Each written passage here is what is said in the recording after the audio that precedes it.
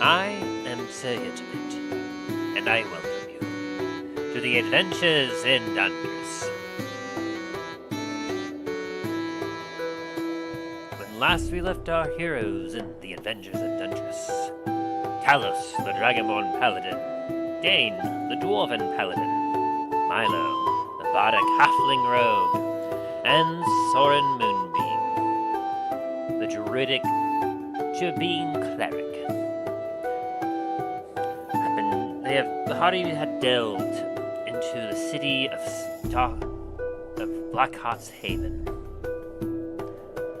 a city plagued with the Black Shore fever, a terrifying disease that seemed to infect rapidly and bring about death within days. Having been summoned there by Varis, who had gone there investigating a potential connection to Maldraxxus, the Lich. The party was shocked to find that Varis is nowhere to be found. After going about the city, helping a mysterious Dr. K, who they came to know as Kessk, the party had many trials and tribulations, but in the end, they found themselves in the quarantine zone, down deathly silence of a crypt. There they stared at the one whom they had been working with. There they stared into the pitch-black eyes of Kessk, realizing that Kessk was the one that kidnapped Varis and had been using the party for his own nefarious deeds. Kessk seemed intent on using this plague as well as using Varis to further his means.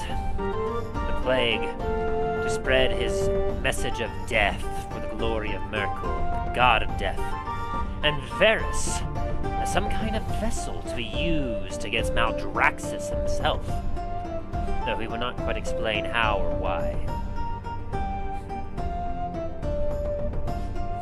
As the party came to realize this, they charged Kessk, and a great battle was fought, in which, as the party was at their breaking point, they managed to bring Kessk down to the ground, and were on the verge of defeating him, but he had one last trick up his sleeve, as he bid a plea to Myrkul himself to decide the fate of what was to come. And to the party's horror, they felt the ground begin to shake. The light outside of the crypt began to darken, and they realized that Myrkul had interfered, and it may likely mean their death. Thinking quickly, they did what they could to brace themselves and prepare, but before they could do much, a meteor struck the crypt from above, shattering the ceiling and laying waste to the party. Fortunately, thanks to their quick thinking, Talos was able to be saved thanks to Dain's magic, and Milo was able to avoid most of the damage by ducking and using his evasive maneuvers to avoid most of the meteorite. Unfortunately, Dain, Soren, and Kessk lay on the ground dying. Meteorite not quite obliterating them, but bringing them ever so closer to death. They worked quickly, Talos and Milo, and they brought back they brought back Soren and Dain. And when they looked at Kessk, they realized that if they let him be, if they let him die, he would get what he wanted. And so, they tied him up and healed him, much to his disdain. The party then went to the crypt, back to the crypt, where Kessk was working, and they freed the enshrined Varis, giving him a special potion that revitalized him. And working quickly, the party made their way back outside, getting Kessk locked away while they prepared a potion, a soup if you will, to heal the Blackshore fever that Varis had discovered, as well as heading back to the temple and reviving the water elemental to ensure that the weather that was going crazy outside would calm down. At the end of it all, the party had succeeded. The town was saved, and Kessk was behind bars. The next morning, after a nice rest, the party went to question Kessk to learn how much more he knew about Maldraxxus. Fortunately, they weren't able to get too much more, as Kessk was on the verge of learning something vital himself, but due to the party's interference, he was unable to get the answers he needed.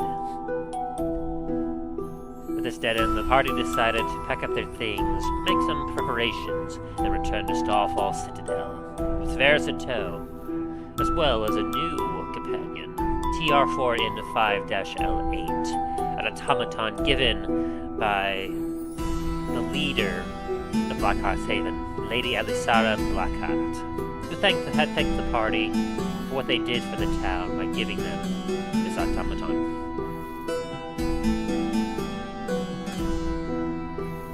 With the party be able to narrow in and figure out how to defeat Maldraxxus, what will they do next? Find out in this exciting episode of The Adventures in Dundras. First, let us meet with our players and see how they are faring.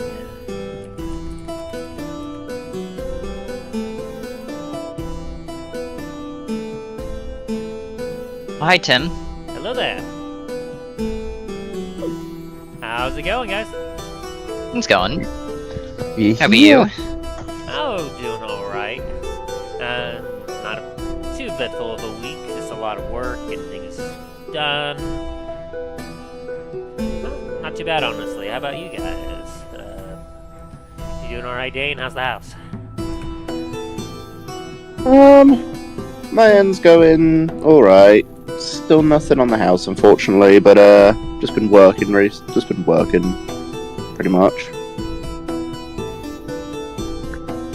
Work and more work. Yeah. I heard about some incident over at Universal from Justin. Has that impacted you and Talos much?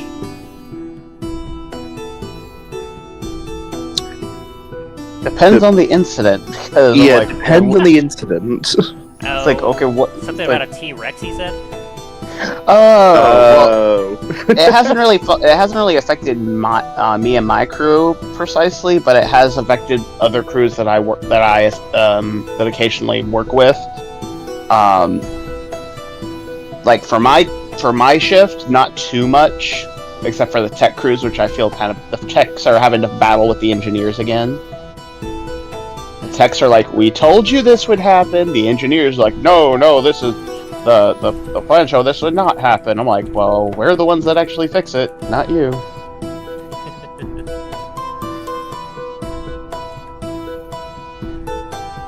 I'm glad that at least, hopefully, the stuff with your house clears itself up soon, Dain. Gotta say, that definitely sucks.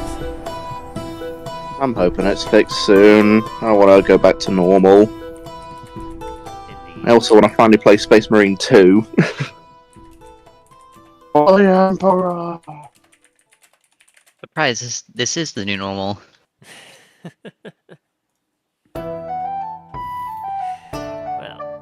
and how about you, Aaron? How are you doing today? You're doing alright. Not really too much going on my end. No more issues with that one ship? Well, no, they left that day, so Ah, at least as far as I'm aware. So we'll see.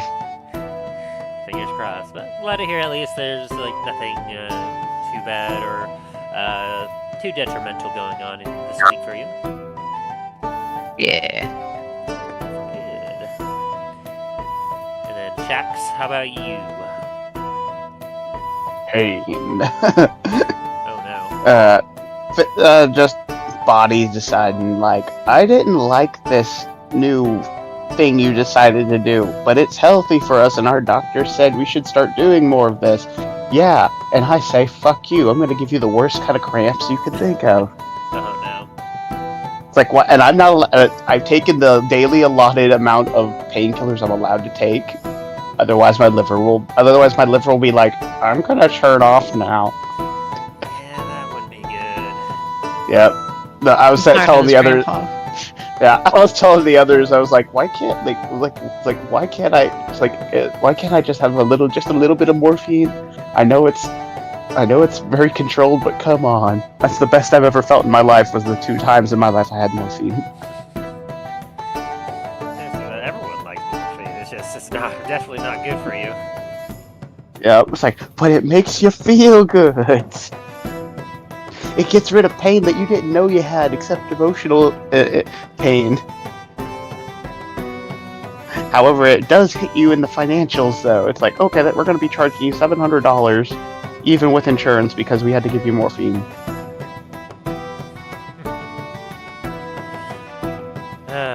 Hopefully you feel better from that soon. I mean, I guess Yeah, it's just, I got those little hot and cold patches on parts of my body right now, so I'm like, I look like one of those things where it's like, what are all those white strips on you? I'm like, they're like hot and cold patches. Icy hot. I guess I'm a little sore myself this morning, but it's a little related differently. Yesterday, my wife and I, we went to the local zoo and did a fundraising event with them called like the zoo run. Basically, kind of jogged a whole mile for the sea otter, not sea otters, it was the sea lions. Sea lions. Yeah, raising awareness for them. You know the whole kind of thing that they do. Yeah. So so my legs are feeling a little sore because normally I do plenty of walking, more so than what I did yesterday. But like,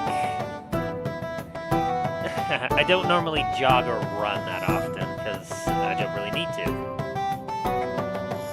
And I can. Cardio. I can go for a good long while. Like, but it's just one of those things where it's just like I don't need to do it. So I mean, I get over like 25,000 steps a day, and all the other physical stuff I do in my workplace, like I get more than enough exercise. Mm-hmm. But still, running. Ugh. Oh yeah, there's plenty of that at my job, that's for sure. Running. It's like the boat don't stop, so you gotta jump off, get on the pier, put that thing there, run back, jump back on the boat. No, we don't go on boats. Too many issues with that. Yeah, because I know there's some people that they have to. I can't remember. It's a weird job. It's the boat. If they're on like one of those. I can't remember what kind of cruise thing it is, but if they need to drop off mail, they have to jump onto the pier as the boat's going off, put it in the mailbox, run back, and jump back on the boat otherwise the boat will leave them. Oh yeah, don't they do that up in like Alaska or something? Alaska, Maine, and parts of Louisiana. The Louisiana one, it's for the fishing and crabbing people. It's like, oh, we gotta drop off payroll. But we can't get off the boat. Because stopping the boat costs money.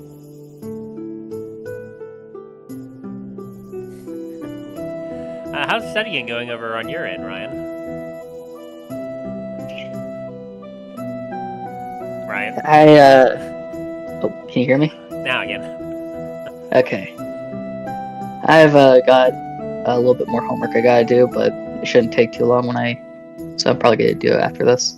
Sweet. But, Study's going well? Studying's going well, yeah. Being in what you're studying for? Right now I'm in creative presentation, but I am trying to go and get into game design. Right, that's right. Yeah. But, other than that, I mean, I had to do something I was trying to avoid doing, recently, so that's kind of hitting me hard. Sorry to hear. Not gonna go too far into that. Yeah, no need to go into it more. I'm sorry to hear. Know that we're all here for you in case you need any help, any support, or anything. Yeah, but really, other than that, my life's been lifing. It's been going. Well, as long as it keeps going, then that's another every day that you keep on going, that's another success. Yeah. But hopefully your studies go well, things keep going well for you all. I'm very happy to hear that for the most part, we all had ourselves kind of a nice, calm, and uneventful week for the most part. Nice change from some of our previous sessions where everyone's all like, everything is terrible, the world is on fire! Oh, the world's still on fire. It's just that it hasn't affected us directly yet. Yeah, we're not in the direct heat. Nope. I'll get back in next week. We'll see how that is. Well, yeah, I mean, it's always constantly changing every week.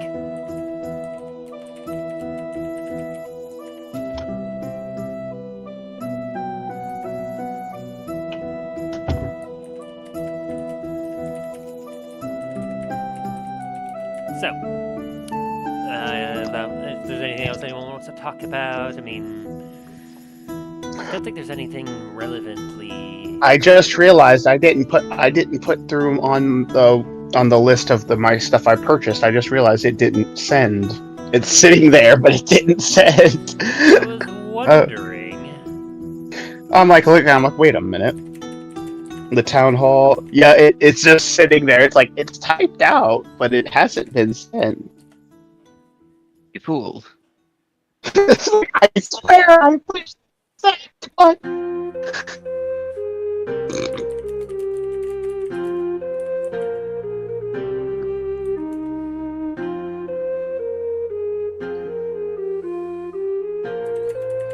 And now when I click send, it says unable to send. What the hell? Oh lord. Maybe just copy and then clear out that message and then just resend it. That's what I'm trying. 1 sec. I'm trying to see if I figure this out.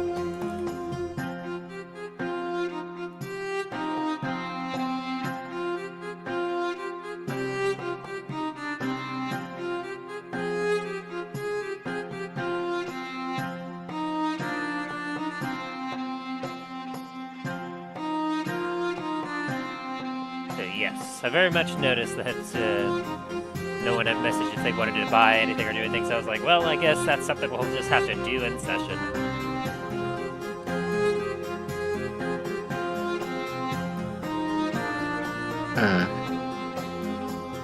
To be honest in mind, because of the work, I hadn't even seen any of the messages, so I didn't even know that was a thing until like 20 minutes before the session.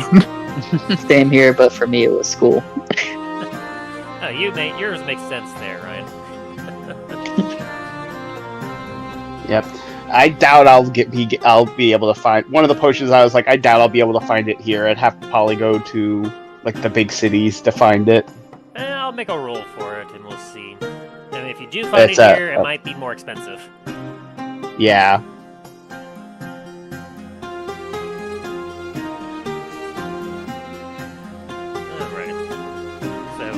And I just said, yeah. My big thing is the potions I used up because I'm like, pain. Oh boy. Yeah. Like that one might be a tall order. Yeah, that's what I said. Talos was like, that one specifically is like, yeah, probably not. But I mean, I don't even remember what you even got the last one. Was it like a? It was definitely loot off to something big, wasn't it? Yeah, I believe so. I would have to look way back in our notes and my notes and see. I'm like, but it's like I was holding on to that for an emergency. This counted as an emergency. Very much counted as an emergency. It's like, why didn't you drink it? You're literally covered in blood and ash and the fuck, dude. It's like, you're more important. Drink. Like, oh, good. You feel better? I'm gonna take an eyes open nap now. Just drop to the ground. I mean, to be fair, like, what you did was honestly, like, unexpected by me. I forgot you had that, and definitely wasn't. I was curious about how you all would handle the situation because, like, without a doubt, like, Varis wasn't in bad shape. Like, he was at, let's just say, half a hit point. No, it wasn't half a hit point. He was at 5 levels of exhaustion. Oh god. Oof. So this potion did the trick. It's like, cure you of your exhaustion, of all your aches and pains. Yeah, you got rid of almost a week's worth of not getting any proper sleep. Like, just for context, there were 6 levels of exhaustion. Oh god. Like, oh, dang. 6 is death. Yeah, 6 is dead. And what Kessk was trying to do essentially was he was keeping Varis between like 4 levels and 5 levels of exhaustion. Because at that point, like, Varis' speed is reduced to 0, his hit point maximum is halved, he has disadvantage on ability checks, attack rolls, saving throws. Like at the point where Varis was at, like, he was literally unable to do anything. Yeah, minus 10 to D20 test and minus 25 feet to speed. Like, Hello. 5th level exhaustion, speed is literally reduced to 0. At 5 levels of exhaustion, he literally cannot move on his own.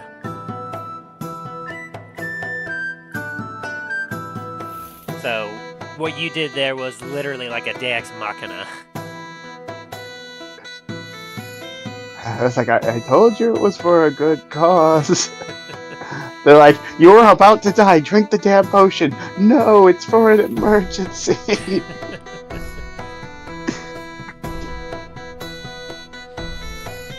You are about to die from a meteor. It's still not an emergency.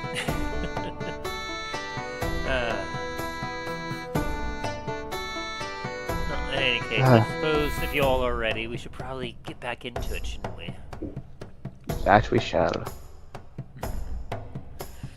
Then, without further ado, let us delve back in Dundras.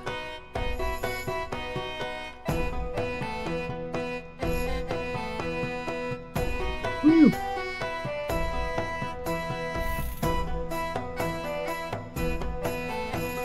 Last time, the adventures in Dundras. Our intrepid band of heroes, Dain, the dwarven paladin, Talos, the dragonborn paladin, Soren Moonbeam, the druidic Gerbine cleric, and Milo, the Bada Cathling rogue, had made their way about in the city of Blackhearts Haven, on the hunt for their long-time ally Varis Brightwood, who had gone missing, investigating a potential link to Maldraxxus and the black shore fever that plagued this place. The party had been working under a Dr. K, or as they came to know, Kessk, an individual who was shrouded in mystery and a dark, evil aura about him. After running a few errands for him, the party realized that he had a direct connection to the disappearance of Varis, and tracked him down to a crypt deep in the quarantine zone of the city. In the deathly silence of this crypt, the party stared at the one whom they'd been hunting, with black eyes piercing through the darkness. Kessk was surprised to see the party there, and asked if they had accomplished their mission that he sent them on.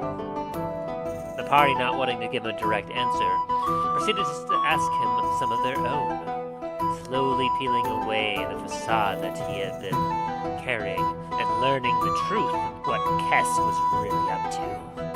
All the while, Soren and Milo quietly worked at the gate that separated them from Kessk, trying to unlock it discreetly. The party had learned that Kessk was helping to make the plague more deadlier and act quicker in order to help it spread and claim the lives of more people all across the continent, all in the name of Myrkul. But this was only a secondary goal, as his primary objective was actively learning about and preparing a means to end Maldraxxus himself. He claimed he had a vessel and would use it to put an end to not only this vessel but Maldraxxus in one fell swoop, giving them both to Myrkul. In horror, the party realized that Kessk meant to use Varis as this vessel and seemed to have him trapped somewhere in this crypt. And with this, Milo unlocked the gateway and quickly made his way behind Kessk, putting his blade to his throat, ordering Kessk to reveal Varis' location. Only Milo was somewhat shocked when Kessk leaned into his blade, and as a small trickle of blackened blood decorated the metal of his blade, Kessk merely cackled, saying, "Nothing would please me more than to meet with Myrkul." And with that, Milo felt Kessk beginning to rise up as he heard some tiny flaps of what sounded like wings at Kessk's feet. As Kessk, seeing as how the party meant to fight for Varis' freedom and prevent Kessk from accomplishing his goal, he laughed as he floated up into the sky and said that he would give them to Myrkul as well and accomplish his goals. And thus, a great fight broke out, with blow after blow, the party fighting with Kessk, who wielded dark and terrifying power. But, thanks to their courage, as well as some clever thinking with a decanter of endless water, the party was able to knock Kessk to the ground and seemed to have him at their mercy. But, at that moment, Kessk made one last appeal to Myrkul, asking him to decide his fate. At which point, the party felt the air grow cold and a shiver run down their spines as the ground itself began to shake, and they noticed that the light that came from the outside was getting dark. Realizing that there was a chance that they were all about to die and they could not escape what was coming, the party made some last-minute preparations.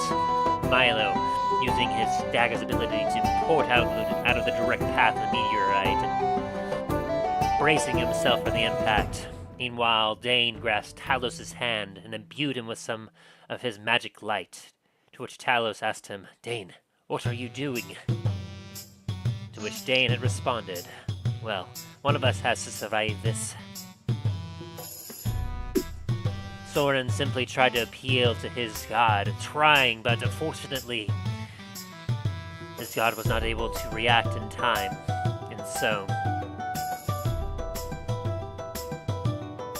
everything seemed to grow silent for but a moment before a loud explosion erupted and a meteor had crashed into the crypt on top of them. The small mushroom cloud of dust erupted in the corner of the city, attracting all nearby who began to run towards where the impact occurred. As the dust settled, Milo and Talos were able to stand, battered, hurt, nearly dead, but alive. They quickly rushed to their friends and healed Dain and Soren, bringing them back up to the brink of death. Meanwhile, they went over to Kessk and saw that he himself had managed to barely survive the impact when he was dying. With a happy grin on his face as he seemed to finally be about to meet with Myrkul. The party quickly tied him up and healed him, much to his disdain.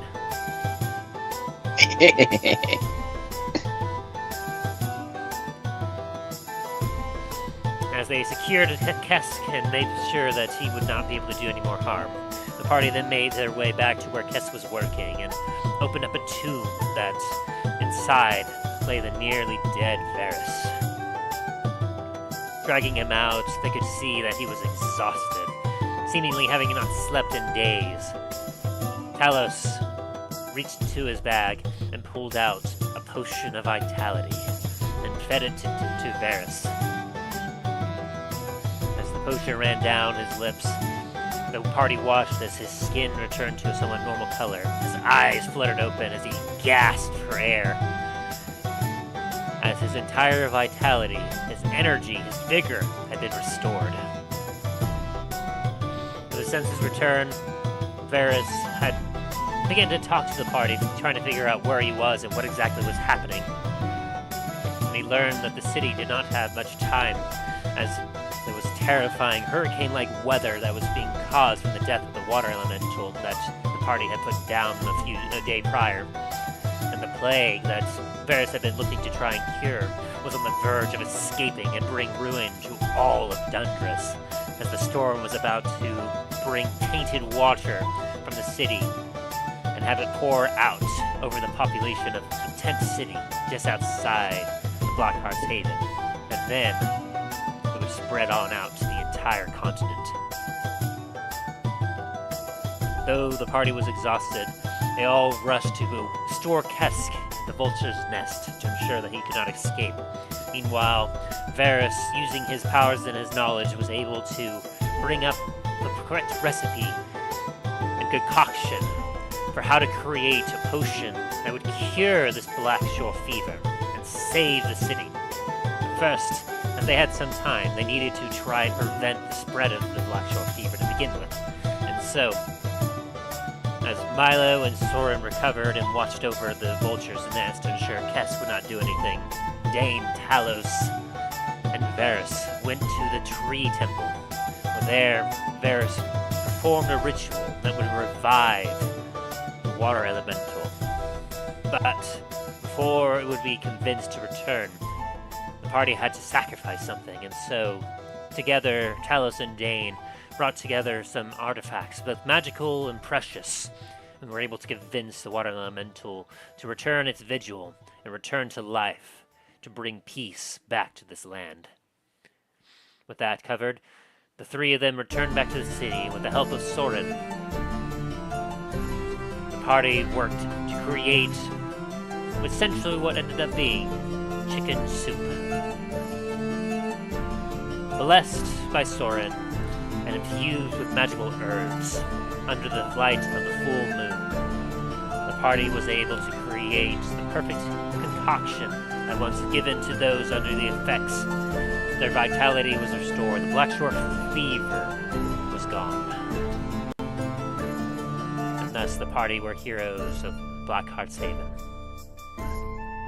After a night of rest, the party returned to the Vulture's Nest with Varis, and all began to ask Kessk some questions regarding what he knew about Maldraxxus.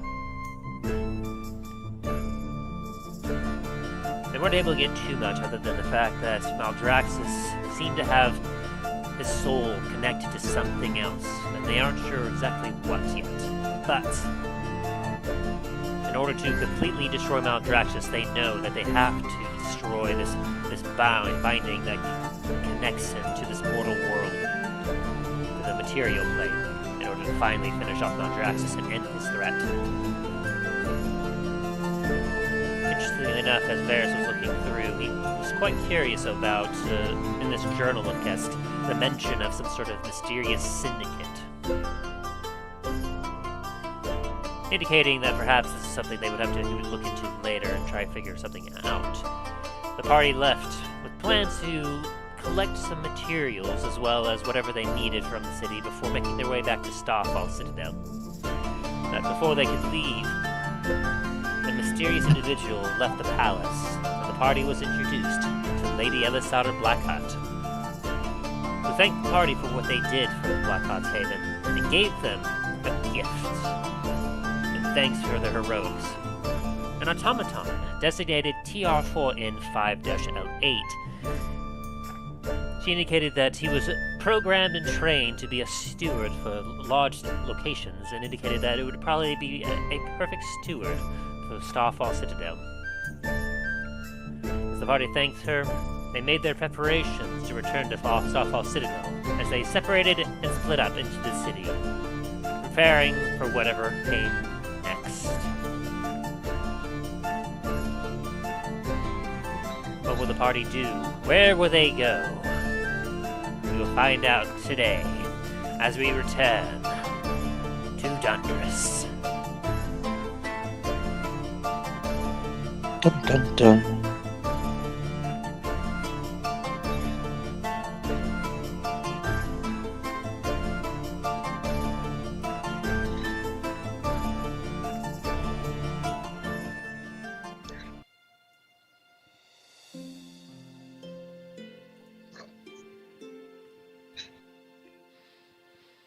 It's late morning, as you all are just outside of the Vulture's Nest.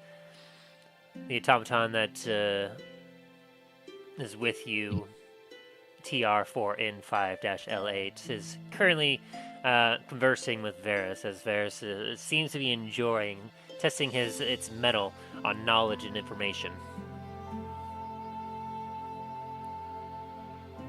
As you all kind of look upon him, you can see that, especially after a good long actual sleep, Varis is looking far more invigorated and far healthier than he did previously.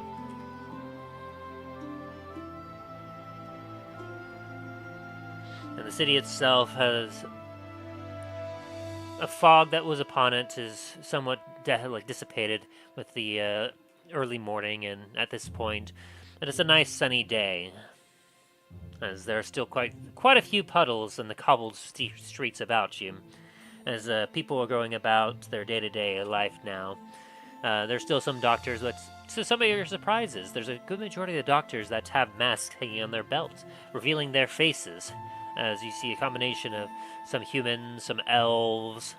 There are, of course, some more Kenku, but not nearly as many as you would think, as there's quite a few students heading to the academy to learn and prepare themselves for life in the future. Soren is currently digging up some dirt in a cobble as he's removed a stone and is currently chilling out in its cool embrace. And the day is yours. to see this city getting back to normal stuff.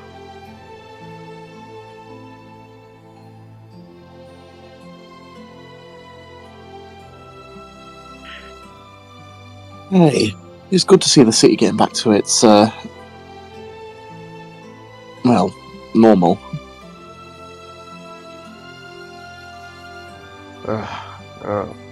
Hopefully they'll have some shops open. I do need to see if I can resupply a bit. That battle against Kessk kind of dropped my stock of healing provisions.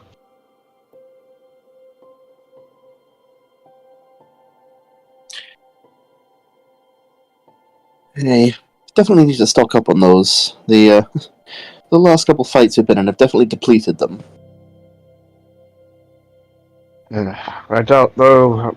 I hold up the empty bottle of Potion of Vitality. I doubt I'll find one of these again anytime soon. Unfortunately. But it definitely came in handy. That it did, and I'm sure Varis appreciates it. What about the rest of you? What do you... do you have anything you need to grab before we start making our way out? No, I'm pretty good. I am good too. You go ahead and get your bottles. Even though, aren't you able to heal yourself? Yes, but it's good to have things for emergencies in case I'm too tired to. Yeah, true. Well, get going. I'm just gonna be here brewing. Alright. Meet back here in about an hour? Yeah, that works. Very well. Let's see. Anyone want to join me? Might as well come along. Let's see if we can find if any shops are open. Start making our way then. Okay. And so you're looking specifically for like an apothecary? Yeah. Sounds good.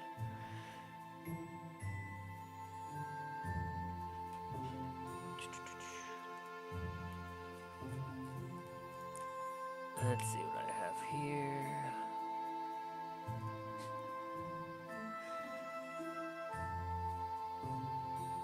Alright, so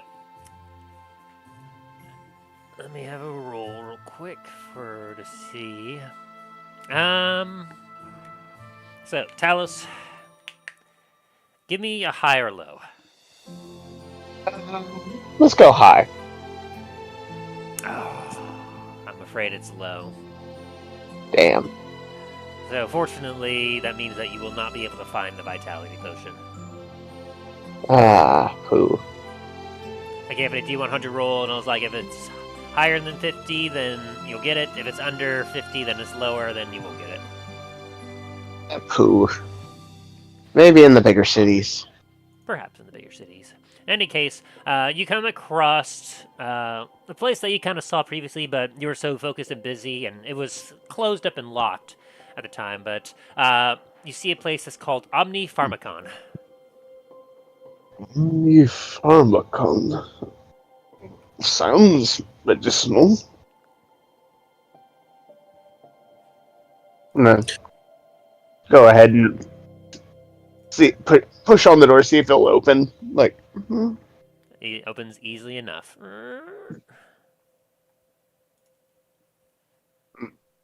I kind of shrug and just go start making my way up.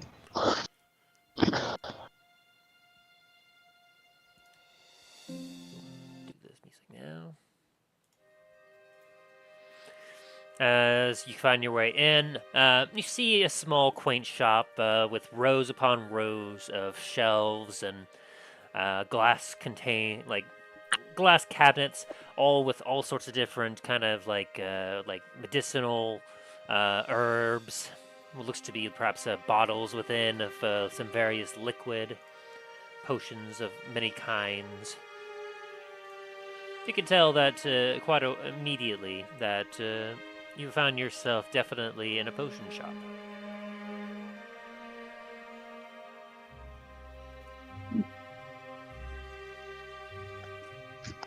Kind of like browsing, kind of look around, see if there's anyone, like kind of look around, see if I know like any of the shopkeepers at their spot. Just checking my notes. It looks like that'd be you.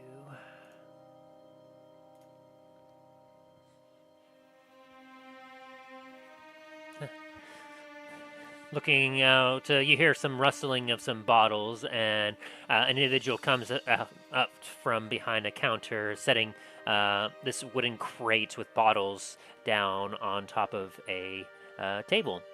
He looks to be about middle age. He's got some long, curled golden hair, some blue eyes with soft white skin. He's got a bit of an anorexic build about him, standing about 5'5". And he's got a nice oval face with a medium pencil mustache. Greetings. Oh, hello there. Sorry, I didn't quite hear the door open. Water Dunlop. Local alchemist. Sorry, I'll need to make sure that he kind of turns his ear so his left ear faces you. I'm a little hard of hearing in my right ear. As he kind of waves to it, and you see he's missing his right ear. Oh, that's no problem. Yeah, so part of the reason why I didn't quite hear you come in. I must have been facing the wrong direction. Now, my good friend, what can I do for you? Yes, actually wishing to see if you had any healing potions for trying to currently resupply myself. Oh, but of course. Well, I am a little limited on stock. I was a bit down with the Black Shore fever the last few days, and I couldn't quite make a good stock, and, well, a lot of my potions got taken up by the city proper for their experiments in trying to help ensure a cure was found. I'm afraid I'm a little low at the moment, but let's see what I have on backstock here. Excellent. Let's see here. So I have here, it looks like 3 bottles of healing right now, just normal healing. I do have 1 greater healing, 1 superior healing, and a bit of a vintage. He kind of picks up a giant bottle and blows a huge thing of dust off it.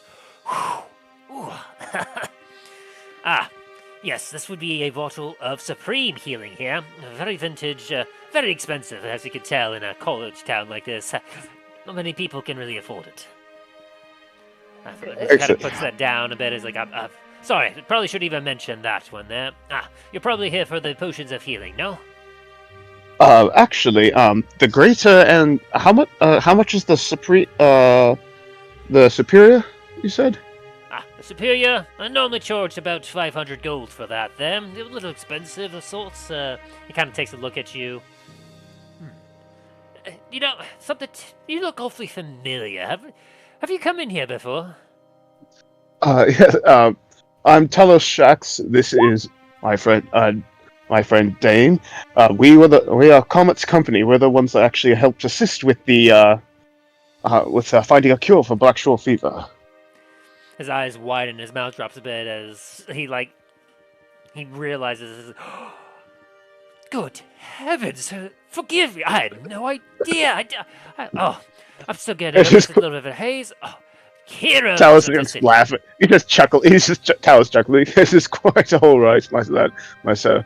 My good friend. We do. One sec. Sorry, 1 sec. Yeah. How are you reacting to this, Dain? Sorry, something's fallen off the counter. 1 second, I gotta clean that up. Oh dear. How are you reacting to all this, Dain, as he's now blubbering a bit? Dain's just kind of chuckling a bit. But from the looks that some of the owls and the crows gave, he's kind of it's kind of slightly expected to see around. It's like, oh, okay. Hi.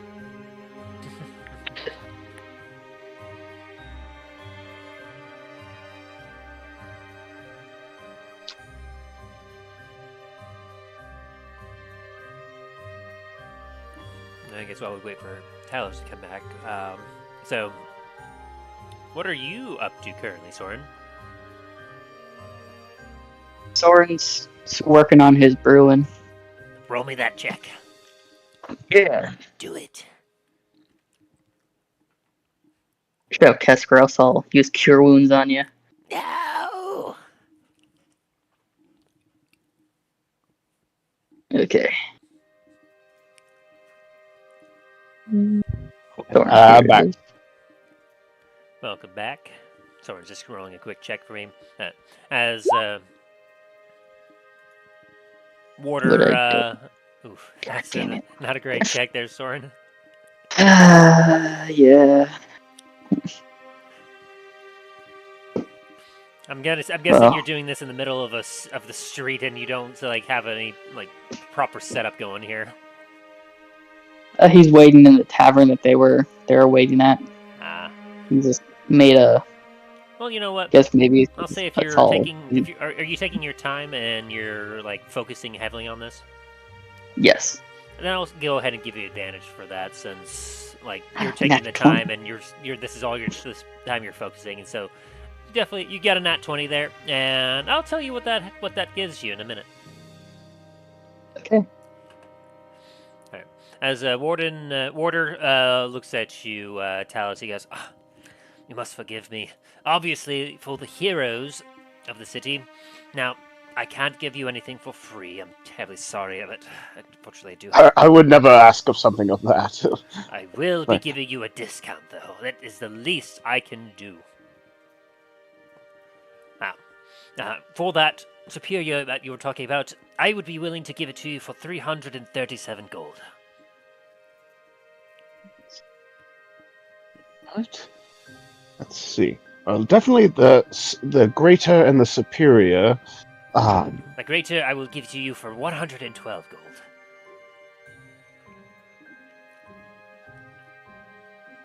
Please, Cecily, like whatever you need. What I'm is more than happy to what support. is the just for quick just as a curiosity? What is the price for the supreme?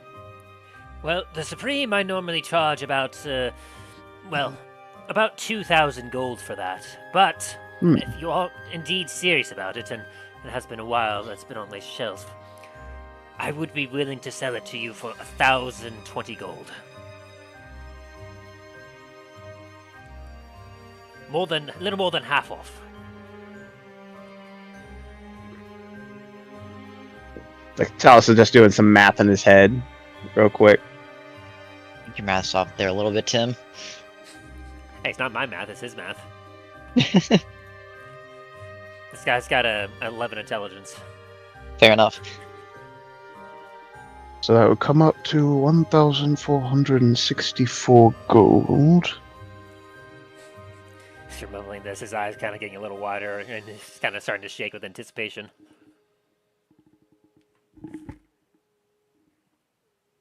If I need it, my family in 3 days. Hang on, let me put my earphones down. I'm hearing something I need to go check on. Oh yeah, it's like me. That was me. I was like, "What is that noise?" And I took off my headset partially, and I heard a crash. It was one of my sister's dogs is staying over, and he decided, "Ooh, this smells really good. I'm gonna try to get it." Oh God, no! Why?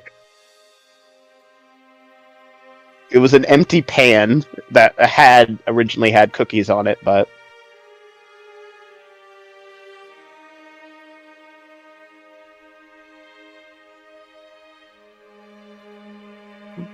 469.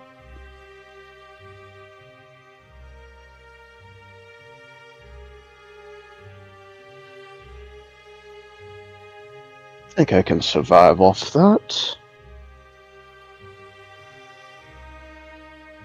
Sorry about that. I'm back now. I thought I was hearing some sort of weird howling outside, and I couldn't quite figure out where it was coming from, but it's not my dog, so... Yo, also here? Yeah, I'm still here. Okay. Anyway, what did I No. miss? Talos doing math. Ah, okay. Yeah, like Talos is like he pulls out like he starts pulling. He like Call it reaches into his abacus. pouch. He. One sec. You pull out, and That's Talos pulls out 1,000. like an abacus. Well, yeah, it's like that's well, it's like he has a little book that like where he keeps like a calculation of all like the of his gold, and he kind of just like looking over it real quick, and then snaps it shut and goes, "Very well," and pulls out the 1,469 gold and stacks it neatly onto the table. Yeah, just like Water just looks down at it, almost dumbfounded. He's like, oh. Not only have you saved the town, but you are saving my store. Oh, thank you. And he takes your bottles and he packs them in very neatly with some paper wrapped around the bottles to keep them from clanking too loudly, and puts them in a wooden crate and hands them over to you. May these save your life as you have saved mine. I made a slight bow as like bow to him. It's like, you are very much welcome, and may health and long life be to you. To you as well, good sir. Was there anything else you were needing? I do have a potion of climbing. I have a potion of growth. I've got some resistance against lightning here, some water breathing. That's about what I have. Unless you yourself are a bit of an alchemist, I could probably supply you with some dried goods for brewing. Well, myself, I'm not quite that of a brewer. Dain, what do you think? Well, I was thinking I might take a couple of those potions of water breathing if you'd be willing to part with them. And possibly... I was also going to say possibly those brewing supplies as well for a friend of ours. Oh, most certainly. Now, I do only have one more potion of water breathing. I'll be sure to give that to you for 135 gold. Very good price there. And as for those supplies, let me take a look at that.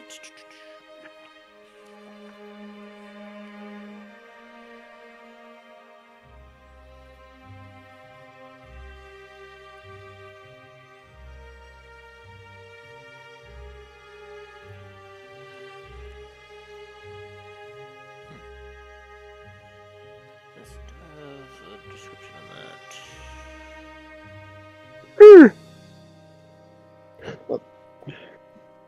Okay. Yes. As for that, I do have this herbalism kit here. Normally that would be 5 gold, but for you, let me calculate that. So, how much cheaper would that be?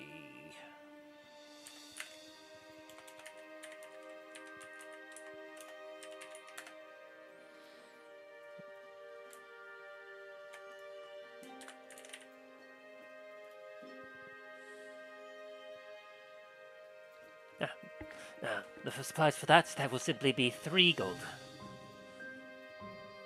Hey. So, what's that? 135 for the water breathing potion, was it? And 3 for the herbalism kit? Yes, 138 in total. Hey, sounds like a fair price. Oh, you sirs are most generous, thank you. And you get yourself a potion of water breathing and an herbalism kit. Hey. Which can describe, it's a kit that provides a variety of instruments such as clippers, mortar pestle, and pouches and vials used by herbalists to create remedies and potions.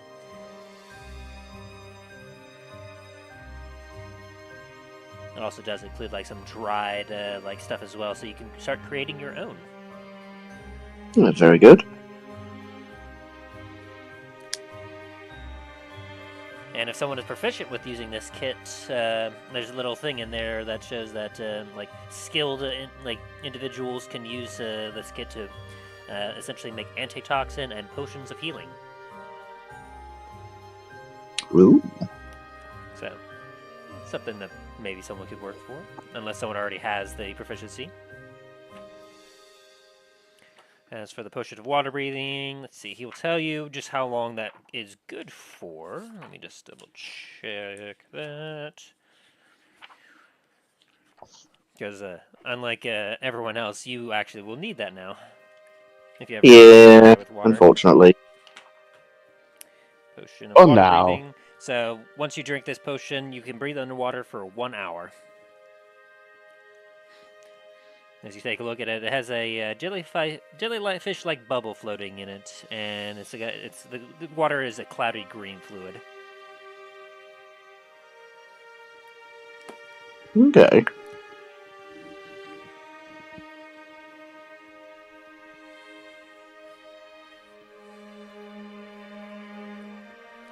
And again, on behalf of myself and on the town itself, allow me to just thank you again for what you did. Please, come by my shop sometime, anytime later, after I've really brewed up a storm. I've got so much work to catch up on.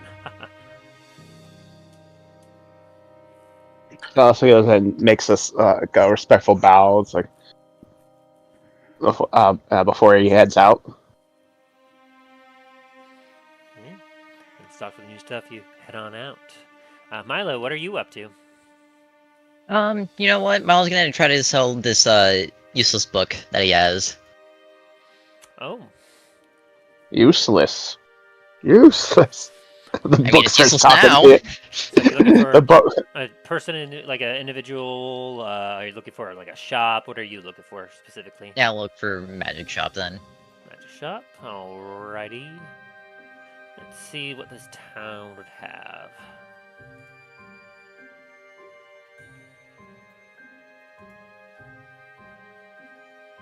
Actually, no. I'll try this for a library, Oh, since there is a college here. So I'm assuming there would be someone willing to buy it there. yeah. Are you heading to the academy's library itself? You know what? Yeah, let's go with that. That'll work, because you have been in there before, and so as you make your way in, the individual, the secretary at the front, kind of looks at you, and kind of goes, "Oh, hello." You see that she actually does not have her mask on like she did previously. You know, that's really not the way you should refer to a doctor, but good day. Terribly sorry, Doctor.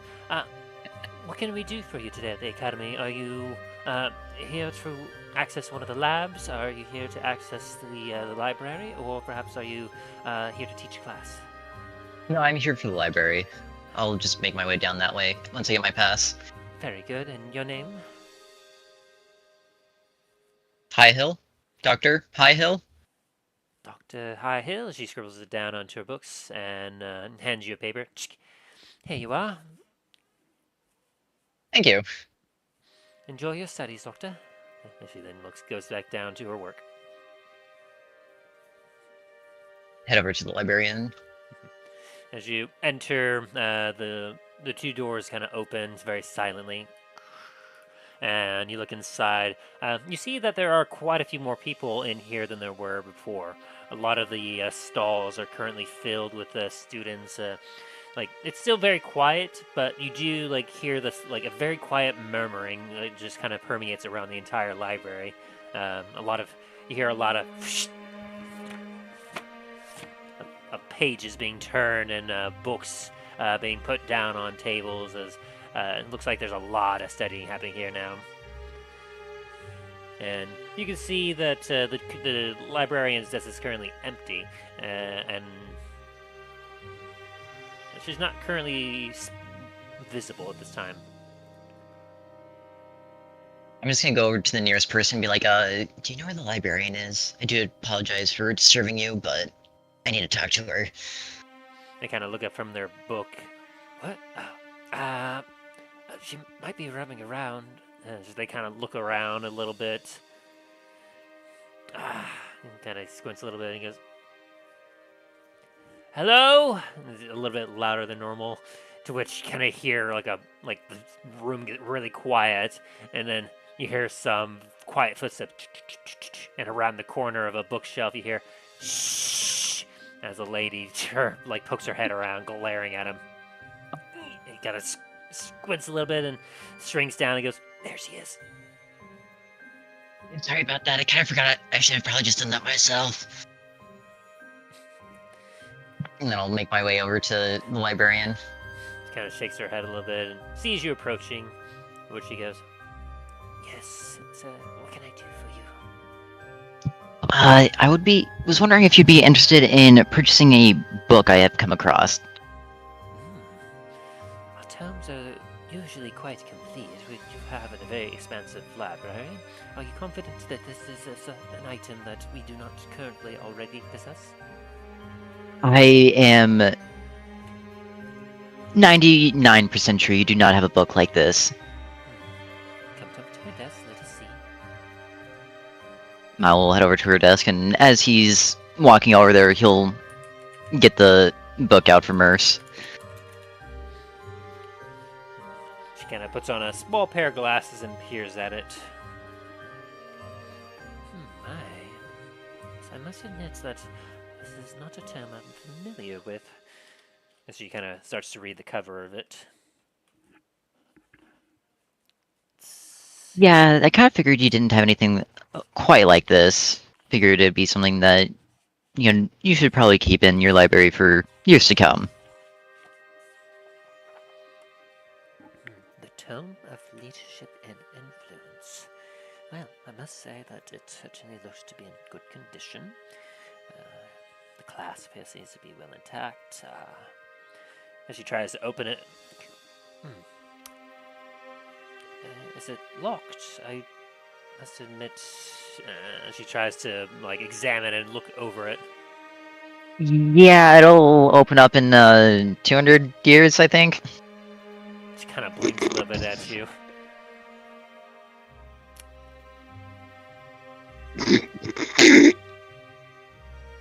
She looks down at the book, looks back up at you. Is this some kind of joke? No, I'm not joking. I kind of wish I was. Otherwise, I'd just have my nose in that book constantly. She kind of leans back a little bit and looks at the book. So, what exactly is this? You remember how I was before? My personality-wise, when I first showed up here? Somewhat. In that... And how do I seem now? Give me a charisma check. Just a base. Which one? Just base charisma.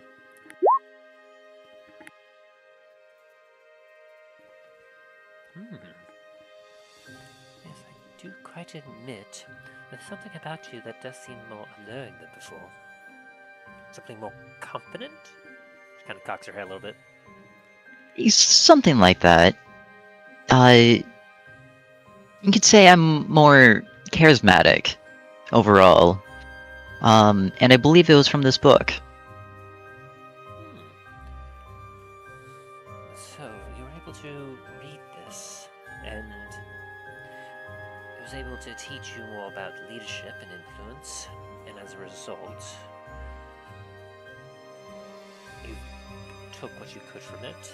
Let me give her a history check to see if she has heard anything about this. Nat 20! Librarian! Came to the right spot. She blinks a little bit and she goes... She looks down at the book, looks up at you, and goes, "Wait, are you telling me this is..." So would you like the book or not?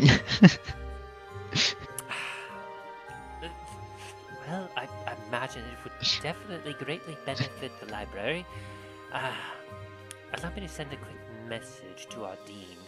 I imagine he will have to approve for a transaction like this. And she watches. She quickly takes a quill and writes up a note, and then holds it up to air, and you hear what sounds like rushing air. Something quickly swoops by and grabs it and flies off. What is it? I want to know.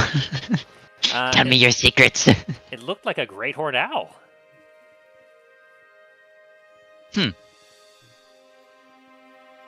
We should hopefully get a response somewhat soon. I explained exactly what this item was in particular. By chance, you wouldn't have come across any more of these, would you? Perhaps like the Tome of Clear Thought, or perhaps Tome of Understanding? No, unfortunately not. This is the only one that I have come across myself. A shame. We would have paid a lot if you had one of those there. Here, those in like are said to have one of them is said to really make you far more intelligent after reading it than before, and the other one is said to improve your wisdom.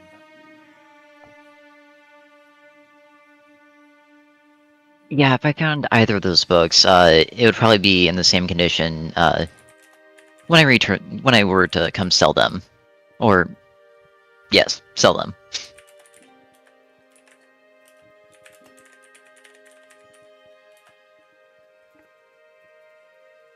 Can you guys hear Tim, or is it just me who can't hear anything? I hope you can hear me. It's like it's like a part, and then it cuts up for like a second, and then it comes back. Oh, just on my screen, all I saw was like the green indication that Tim was talking, but I didn't hear anything come through. Oh, sorry, that might have been me typing, because I'm currently trying to calculate and look up some stuff. Ah, gotcha.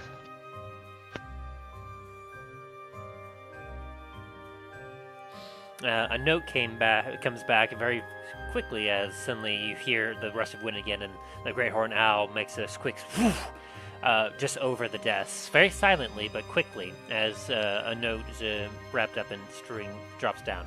Ah, here we go. As she opens it up. Yes, the Dean here says that due to the condition and the fact that the tome has been used recently and will be some time before it will ever possibly be useful again, but due to the fact of just the nature of it and how useful it can be, he's willing to offer 5,000 gold from the Academy's coffers in payment for the donation of this book. Even cheek.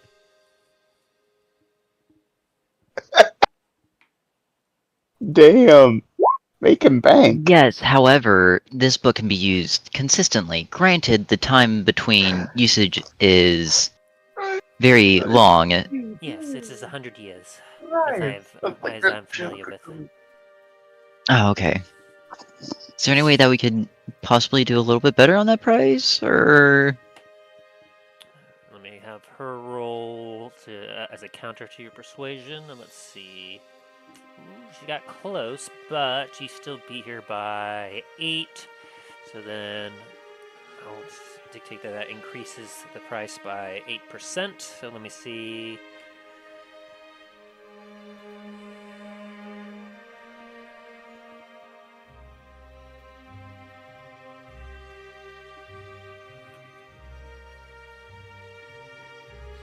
Well, unfortunately, I've only been authorized to give you 5,000 from the Dean.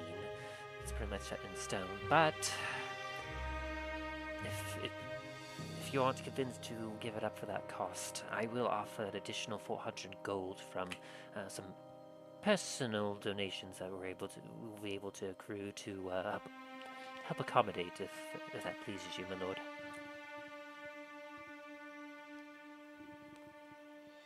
For that price, I think I can let it go. Very good. Give me but a moment to go gather up the funds from the vault.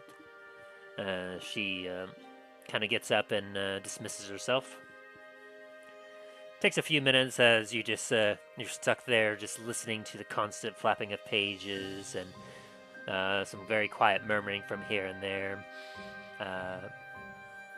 Every once in a while, like the only louder sound, which even like comparatively is not that loud, but it's noticeable, is when someone takes one of the ladders that are up against one of the rails that go across the library books and bookshelves, and they start to roll it down to get to a new area so they can climb up and retrieve another set of books. Eventually, More at Milo standing, he's going to just give the loudest shh he can. And every time you do, like you feel the entire room just shudder, and then a few eyes like turn to you, and then they realize you're not the librarian. They just like, and they just kind of go back to what they're doing. But eventually, she does return with a bag of like a hefty bag, as she kind of hands it to you, and inside that'd be let's see, how much would that be in platinum? Oh, I just put it as gold. It's fine. Okay, gives you 5,400 gold if you want to convert it down to platinum or whatever you can. But yes, she hands you that bag. It's very quiet as she slowly hands it to you and goes, "The Academy thanks you for your donation, my lord. This will likely prove to help out future generations to come. I do hope so. Please, if you do happen to come across the Tome of Clear Thought or the Tome of Understanding, please do try to bring those here to sell if possible. We will accommodate you properly if they do require recharging, but know that if you do bring one of those and it hasn't been used, we will reward far greater for it. Because in my notes, the Dean said that if it didn't need recharging, he would authorize a reward of 50,000 for the tome. I'm sorry, how much? 50,000 gold for if we retrieved any of those tomes that are currently unused and do not require a recharge. Because that means that they can be read immediately and be useful, but due to the fact that 100 years must pass, well, obviously that diminishes its uses for the time being. And how much if it was to be locked? What do you mean, locked? Like right Sorry, that you cannot read it immediately. now? That is why he authorized 5,000, as it is currently locked and unusable for the next 100 years. Very well. In that case, as Milo will kind of just try to reach his hand into Varis and just grab nothing. She kind of cocks her eyes like, do you have it? You said earlier that you do not. Well, I do have this, as he pulls out nothing. She kind of blinks a little bit and then goes, shh. Oh, sorry, I thought that was gonna work, but apparently not. Good day. Good day, my lord. Thank you again. Then she goes back to tending some bookshelves.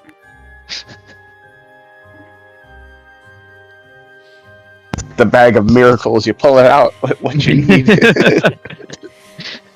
It's like, damn it. It's like my bag of many things. I have no idea what I'm gonna pull out at each moment.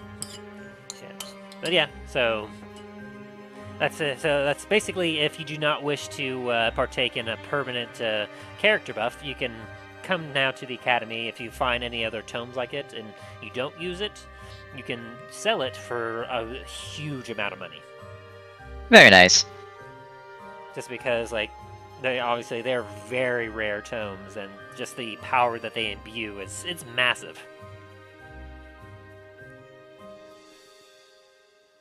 But still, like, even just giving up one that it has been used, I mean, eventually it will be useful, but obviously it becomes less desirable if you have to pass it on to like a grandchild, or if you're an elf, you have to wait 100 years. It kind of, so 5,000 is essentially the reasonable price for it.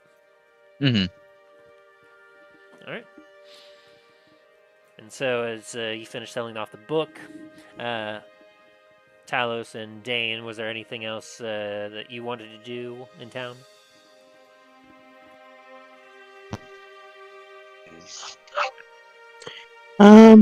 Not so much on my end. I'm just following Talos around at this point. That's cool.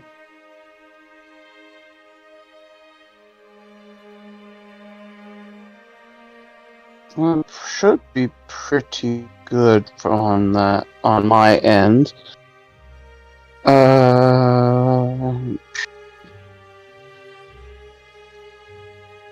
Anything on your end, Dain? Sorry, not Dain. You already said. I meant Milo. Was there anything more on your end, Milo, that you wanted to do after the book? Nope, that's it. Alright. Now I'll say the three of you probably will start to converge towards your domicile, where Soren is currently at, taking the time and solitude and quietness. All of your brewing stuff is set up and good to go. So, what was Soren trying to go for when he was brewing? He's trying to perfect his family's brewing technique, since he's the worst out of all of them. Alright.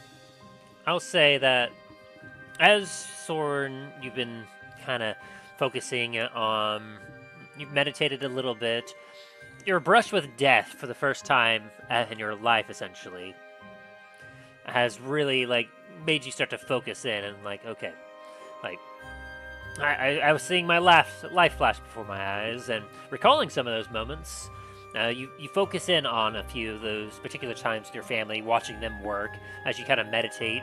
And with almost eyes closed, your hands just kind of go almost on instinct to a few of the supplies that you have on hand as you brew and you hear the burbling and bubbling, and you kind of listen carefully with your large ears, hearing each bubble and burble and counting down the times, keeping everything in track.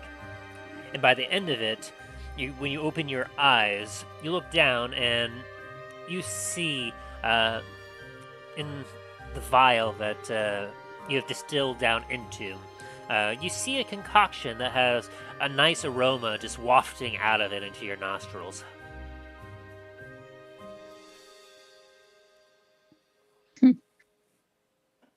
Okay.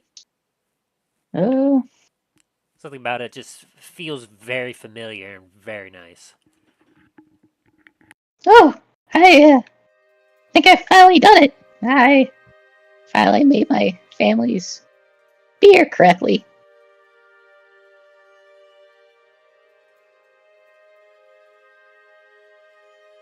Alright, well. The door opens as you kind of hold this up into the candlelight, just looking at the contents as you see that the distilled liquid just swirls about inside this container. I guess Soren's... Oh, sorry. what are you gonna say? No, you go ahead. I guess Soren's gonna take a sip of it, but he's also gonna pour a little bit out into other cups to give that everyone when they get here. Yeah, which is perfect. You pour into some mugs as the door opens as you take a sip, and it's got a very nice flavor going for it. Essentially, how would you describe the Moonberry brew?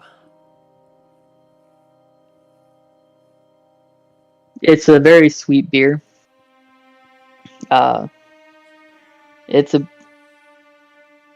starts off very sweet, but it ends with a bit of a pretzely taste to it. Mm-hmm. A bit of that yeast. Yeah. It's got a mixture of he mixes good berries and bread with each other. Mm-hmm. A little bit of ginger. Yes, the moonberries provide a lot of that sweetness. Yes. Yes, it does. And as the doors open, as you finish having a sip, just starting to feel nostalgic from days gone by. Talos, Dain, and Milo, you enter your domicile to also get a scent of this kind of earthy, sweet, scent in the air.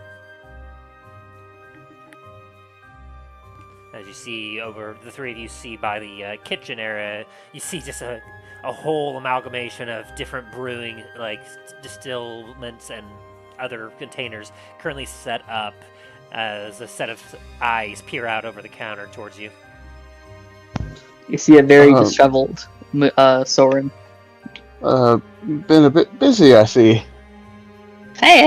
Yes, I finally think I correctly made my family's beer. Ah, excellent. Oh, You guys would like to try it?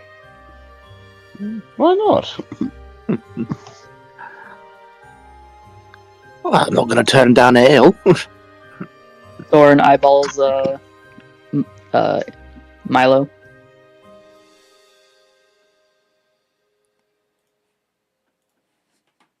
May I help you, Soren? You really gotta start using your words, man. I'm just not. You gotta stop with this, just staring, piercing my soul. He's rather good at that, isn't he? It's like you forget this man has crippling anxiety. Use your words. Come on. He's just vibrating behind the desk. Like the whole table starts to shake as his hands are shaking. So, like you to try it the most, sir. I would like this beer to be served at your taverns. Alright, let me have a cup. Soren gleefully goes over to you and just pours a big pitcher of it. As you all have a nice sip of this beer, you get that kind of sweet, pretzel-y taste that was described earlier, and it's kind of comforting. There's something about it that gives a warmth into your chest and almost brings a giggle to your lips as you have a sip of this. There's something about it that just is very comforting, very homely. You can't help but just feel inspired by this brew. And all of you get 1 point of inspiration. Very nice.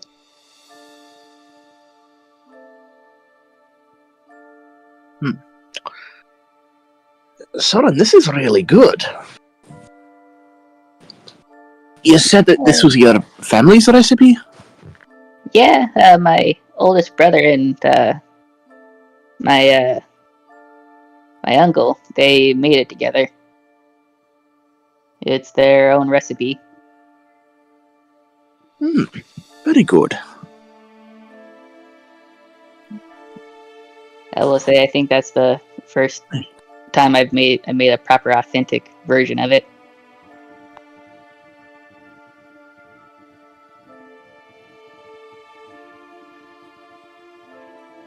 Well, that's Really good. definitely very good. Sword starts vibrating just- violently. Talos is just sitting there, like, quite enjoying it. Soren is being barraged by countless compliments he's not used to. Or be nice to me. What does this mean? I was just sitting there staring directly into your soul, Soren. Soren dies from all the anxiety he gets. Death saving throw. Oh no. Got it. My nat 20. No. It's like, it would be terrifying if your beam players actually had to deal with what small animals have to deal with, because of anxiety. They could literally die. Soren suffered from a heart attack. Honestly, with how he acts with things, yeah, I wouldn't be surprised. The only time he's not anxious is when someone said something he doesn't like, or if it has to do with healing. So, Mr. High Heel, what do you think? You know, Soren, this is a really weird interaction between us. You keep going from, hey, listen here, fucker, to Mr. High Hill. What can I do for you? Well, we're in It's just a life or death metrodome. situations. The other times. Now I actually have to worry about what you think. Alright, Soren, I'll tell you what. You can head over to Antiva when you get a minute and have Lure try it. And see what he says as well. How's that? Soren's eyes just go bulging large, and he just starts violently shaking even more. You won't regret this, sir. Starting to think I will, with how you're acting right now. Oh, he's just excited. give it this. How old is Soren again? He's like very young. I would hope you He's would know. very young. Old enough to be able to drink beer. It's like age and race. Actually, I don't think he's old enough to drink beer. Actually, Like, Sure he just is. imagine being the barkeep, having to have a big old book of different the ages of the legal ages of different races. You have him at age 15. yeah, he's 15 years old. What's the last And manager being? He's half halfling too, so he lives as long as like a halfling does. He's very young.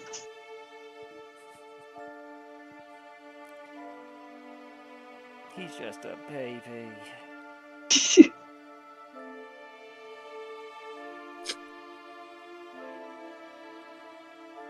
He's just a baby. Yeah, yeah, so he can't drink yet. He can't drink until he's 20. Yeah, Soren still drinks though. He can make the beer. Yeah, but there's a reason why he's the worst out of his whole family, because he's the youngest. And he doesn't have the amount of experience as all they have. Especially because he's done most of his training and healing. Like, it doesn't have to taste good as long as it fixes you. Essentially, yeah, that's how he was going about it for a while. Like, is this mud at the bottom of the glass? Yes. Why is there mud there? Because it gives it an earthy taste. Sacred mud. Sacred mud, yes. But Okay, are we going off now? Or, as Soren like shakily starts cleaning up all the dishes. I believe so. Milo, do you have anything else you need to do before we start making our way back? Nope. Got nothing else between on you guys. Well, let's probably make sure get our steeds all set up and make sure the saddles are all set.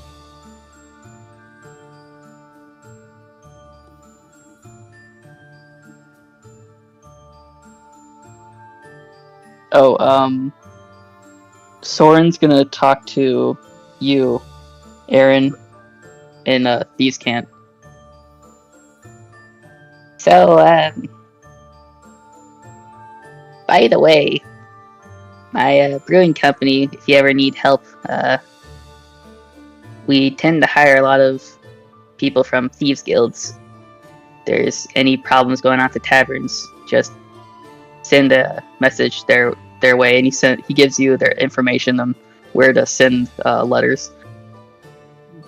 To be fair, I have not said that you are working for me just yet. But if we do, there's another plus to it. We'll help you.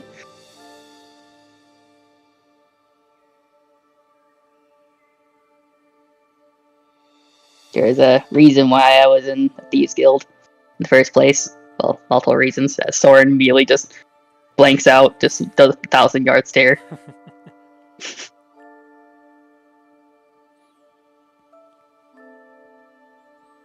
But anyways, that's just a thought.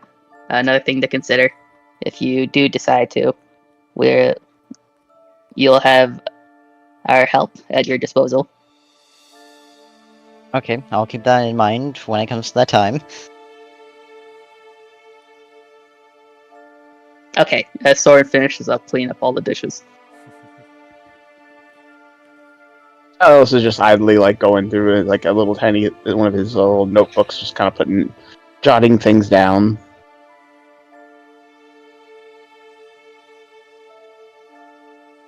Dain, we're gonna give him the thing.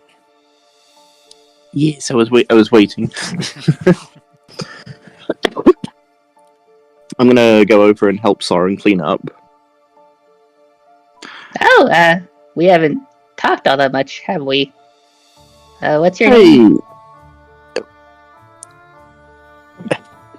Hey, it's. I'm not that drunk.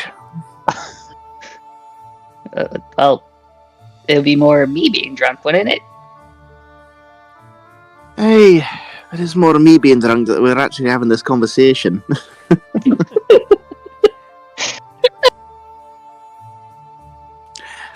Well, to be honest, I don't think we actually have had an actual talk. You've had the actual conversation with this character, so he hasn't really had the chance to get your name. No, that's fair. Wait, who are you again? That's not really how it's going. It's more of first time we're talking. Hey, so I never thought to ask you this. What's your name? It's like, well, Soren, I'm Dain. Dain Blackspire. Nice to meet you. It's nice to meet you too. As he reaches out with his corpse-like hand, I was gonna give it a shake. he holds on to your one finger like it's a handle.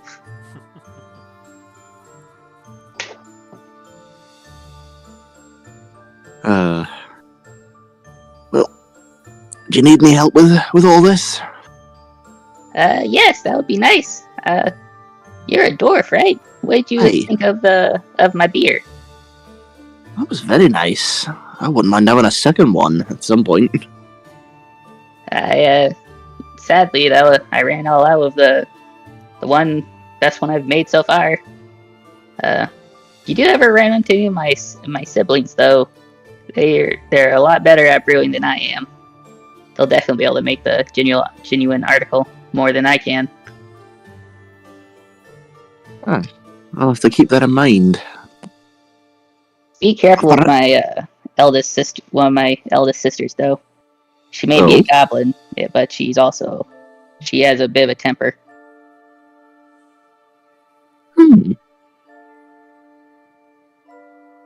Your sister was a goblin? Oh yes. All of my siblings are different races. Adoption. No.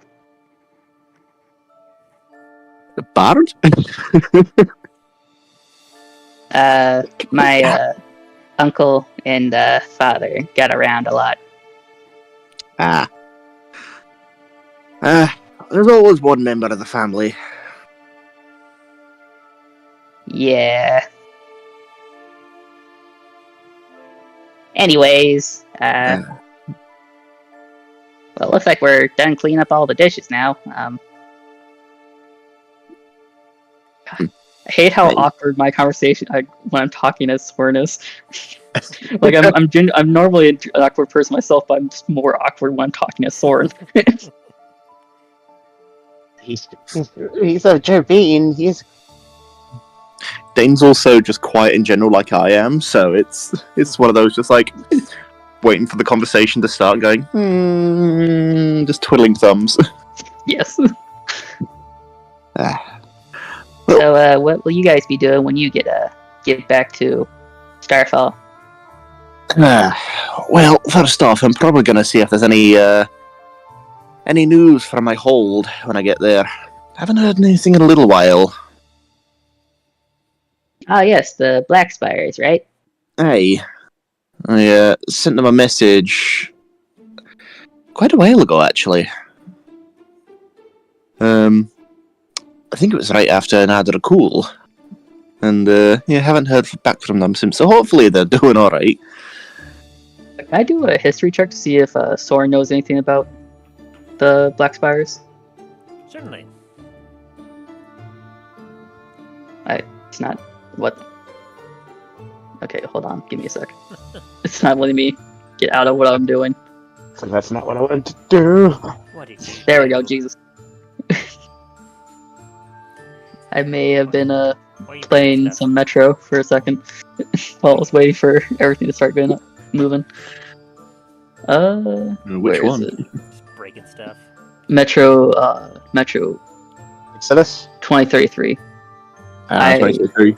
It's probably like my 20th or my 22nd playthrough of the game. I love Metro. It's one of my favorite game franchises. Fair. No. The bears and the freaking librarians terrify me. Oh yeah, the librarians. I mean, I've gotten used to them because I played the game so much. I actually breezed through that segment very easily because of all that. Apparently, librarians are supposed to be mutated gorillas. That's one of the theories. It's also they might be a more primitive version of the Dark Ones. Soren doesn't know anything about the Black Spires. Actually, would I have advantage of that since Soren also is a bit of a brewer? Or nah? Now, the Black Spires and the Moonberries are a bit of a different sort of categories of business. Obviously, like, the Moonberries are more into the brewing side of things. There's a chance that some of your family might have come into contact with the Black Spires, but as Soren is already so young, he would not really know much more. That's understandable. Okay. Well, sorry, but I don't really know much about the Black Spires myself. I think cousin Joffrey would, but nah. Cousin Maybe. Joffrey. To be honest, I'm not really surprised that don't really know much. In terms of Dwarven Hold, it's relatively new. It's only had 1 or 2 generations there, which normally a Dwarven Hold of note has at least like 100 or 200 generations. That's a lot of generations. Aye, it is. Normally we found holds to last for the ages. Nice building things to last. I do miss home. I'm sure I'll get to see it again, hopefully, at some point. I don't miss my home. Bit of a matriarchy over there. All the men are second-class citizens. Sword gives a 1,000-yard stare. Their job is to do one thing: make more babies. It's a good thing that Soren isn't part drow. God. And It'd be double the. Anyway. Oh God. It's like they only care for the drow only care for the pretty ones. Yeah, they also are a matriarchy. Oh dear. And you get poisoned almost every week. especially if you're riding the back of giant spiders. So, anyways, how's the Yanni family back over at your mountain? Aye. Got my grandfather over there. My mother's still over there, hopefully. My father, unfortunately, has passed away somewhat recently. And, was it? Yeah, my grandmother, unfortunately, was killed. Such a armor I'm wearing right now. You're wearing your grandmother's armor? Hey, it's a Fits kind you? of a treasure. It's like, I don't see any tits on that armor. It's more like, and it fits you. Hey, it's kind of a treasure of the hold. Well, at least for the family it is. Found out it's got quite a bit of magical properties to it. Soren's this, oh, sorry, interrupted you. And that's alright. Soren's picturing a buff granny right now. Hey, before I came into possession of it, it was in possession of a group of orcs. Orcs. Yeah. They didn't. Hey. They weren't violent, were they? Soren starts shaking violently. Normally they would be, but we came to a compromise, a friendly one at that. We actually visited them a couple times before coming down here.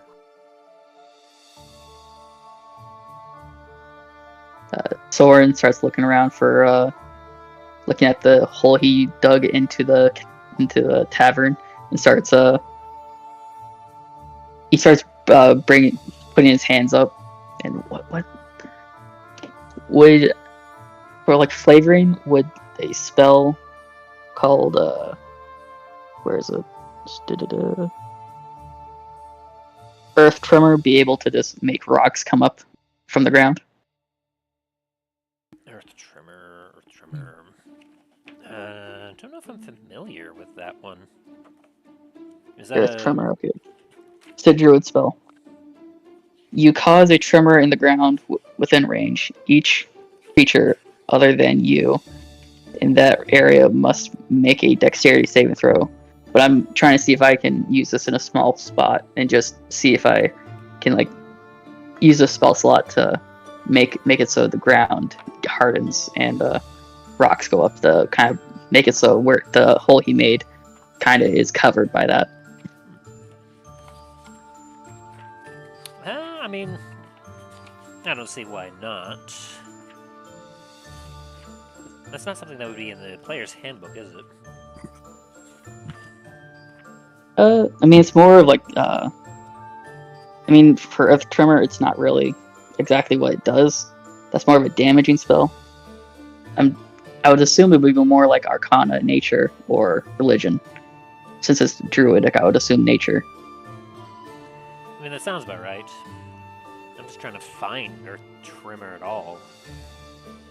I don't think it's in the player's handbook. Let me see. Doesn't look like it. I have It's in the Elemental Evil Player's Companion, page 155. D&D Wiki's got me.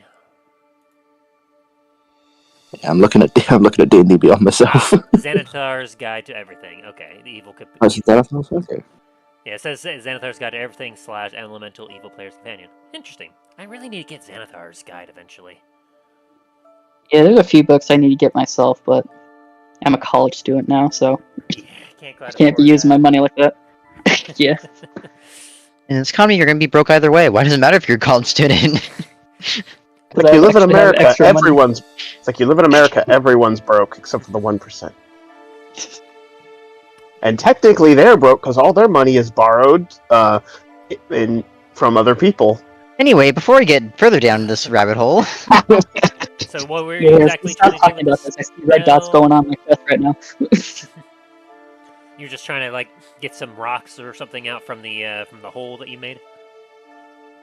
He's more trying to make a harder surface so that the tavern owner, when they see a hole in the ground, doesn't get pissed off. Well, Like it's like covered. You're not exactly in a tavern. You're in a domicile, like a student's domicile. Well, then I guess the student doesn't have to deal with a hole in the ground. So you're just trying to fix what you did. Yes. I would say yeah, because like the area it becomes difficult terrain. So you basically like take the hole and like you can shake everything up in that spot, and the rocks, the cobble, and whatnot that are there on the ground become loose enough that you're able to kind of push things around and get things resituated.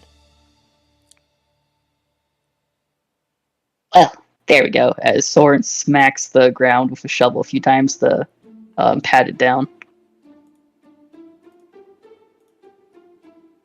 Okay, I'm ready to go when you guys are. Oh, there is, before we disappear, there is one thing, or before we go join the others anyway, there is one thing I've got for you. I found it at the shop earlier. Thought you might make use of it. Oh? Like what? We're gonna hand over the brewing supplies to him. Not brewing supplies, the herbalism kit. Oh, sorry, herbalism kit, sorry. Soren starts rummaging through it. Actually, does Soren have proficiency with herbalism? Proficiencies. Thieves' tools. Okay. Yeah, Soren doesn't have proficiency with that. But you can start trying to have proficiency with making potions as well. As you take a look into the kit, Soren, you see that it has some clippers, a mortar and pestle, some pouches, vials, You can easily recognize that some of your other family members have played around with some of these, as you've seen some of them actually make potions directly, along with brewing like alcohol somewhat. Some of them have taken some of the alcohol properties of what they've been brewing and converted it over to potion craft as well. There's also, of course, some herbs, dried herbs, and other stuff within that you could probably also use either with this, or you might be able to work it in with your brewing kit. I like that. Yeah. Soren likes that too. He's happy about it. Thank you, Dain. Don't know how to repay you. Hold on. Soren starts rummaging through his backpack, and you can see that his whole entire body goes into it. And all you can see is his feet and his tail. Soren, there's no need for repayment. We're a team. Soren gives A you merry band. 1,000 gold pieces. Soren, it's quite all right. No. This means a lot.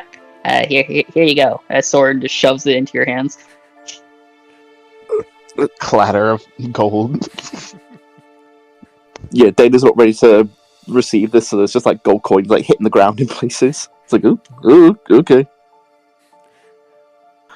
Well, if you insist. You said 1,000 How's that gold gold? madness going? Yeah, 1,000 gold. I had 2,457 gold.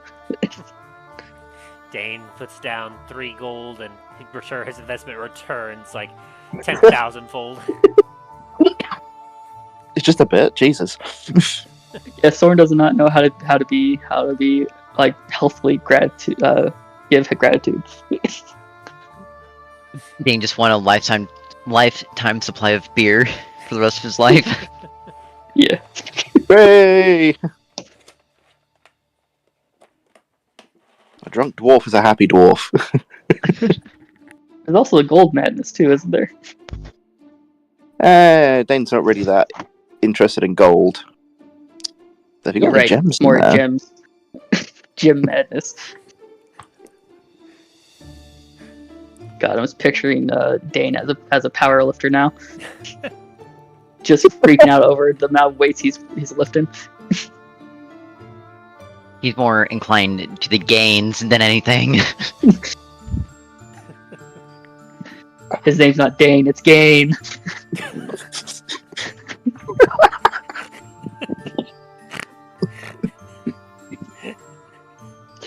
I'm going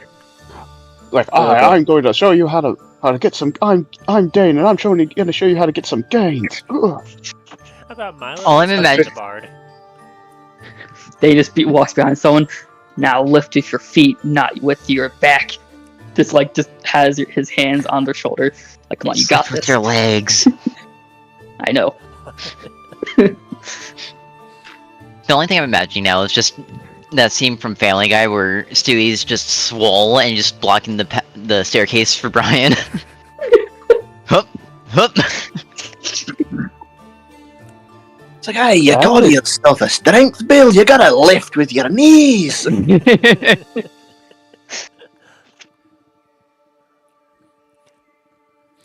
Just like my dwarven ancestors always taught me. You're gonna be carrying around 900 pounds of armor and weaponry. You can't be doing that with them flimsy little things over there. I'll just sit in the corner Soren's, crying. You see Soren's arms this is the size of twigs. You're right. I can't lift shit. Don't you know that due to translation issues, it may sound like Black Spire, but it's supposed to be Swole Spire.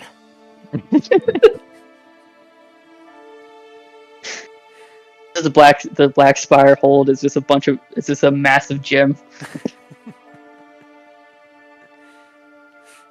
Oh lord, okay. I think we may have gotten a little bit off track here. You all hear a knock at the door. Come in. As Varis kind of steps in. Why, it smells quite delightful in here. Yeah. Sorry, I'm out of my brew that I made.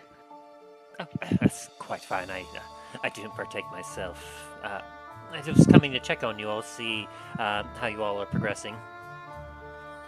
Greetings! Are we ready to head to Starfall Citadel? Yes. Why are you yelling at me? Soren just looks like he's about to cry. That's TR4 in 5-LA, just as it pokes its automaton head into the doorway.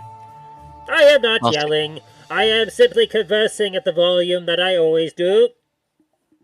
Is there a volume on you or something? Because, goddamn. Perhaps. Varis, if you would like to investigate. Yes, just a moment. As he kind of goes behind and opens up a panel. Oh, good heavens. Mel's just gonna, like, kind of just push Varus aside. I got this, don't worry. No? Wow, he rolled the same as you did. So you both are like, this part here, I believe, controls his mobility. As you point out something. Yes. Wires and things, and I think it's that says volume. Yes, let's see. As kind of takes a turnkey and cranks it over a little bit. Ah, yes, I can feel myself becoming quieter. How is this, masters? There you go. That's a lot better. Very good. Now, are we ready to head to Starfall Citadel? I believe we are. Very good. It'll be quite a few days, probably about a week or so of a walk to get back to Starfall. I'm sure you all remember your journey quite well. Didn't we bring the horses up here?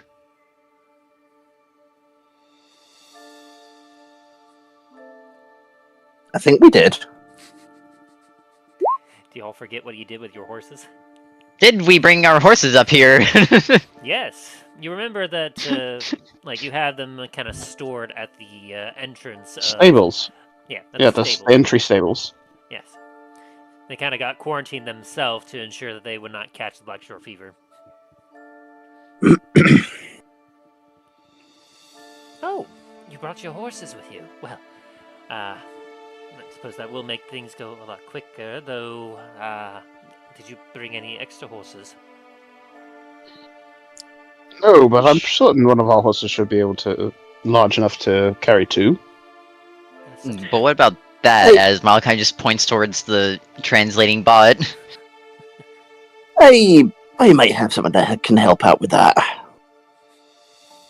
Oh, actually, what am I thinking? I got something for that, as Mel's just gonna go over and just open up Murph's and just put it on his head. Ah, this is most peculiar, but if this makes transportation easier for you masters, I will comply. As Murph just kind of gives you an eye look, Milo. Morph, you've had worse in there, just please do it. Rolls its eyes and then proceeds to... Oh god! Like, Talos is just making the look of, like, trying not to, like, be disgusted look, but it's like it never gets better. It's like, nope, never gonna get used to that. It's like freaking watching Ed eat his bed. It's like, Oh, would you like to go in as well? His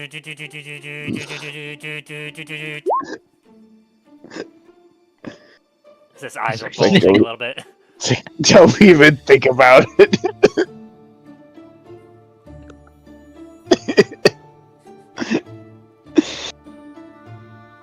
So you complain when you have a robot in you, but when you have a bed in you that's twice the size, it's completely fine. Got it.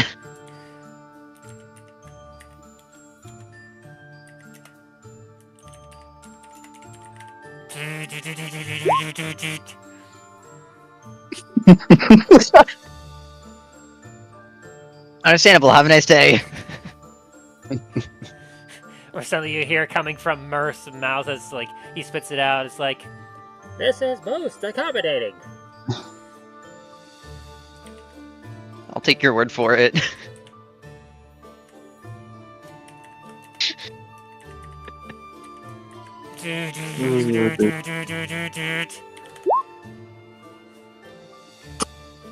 Wrong.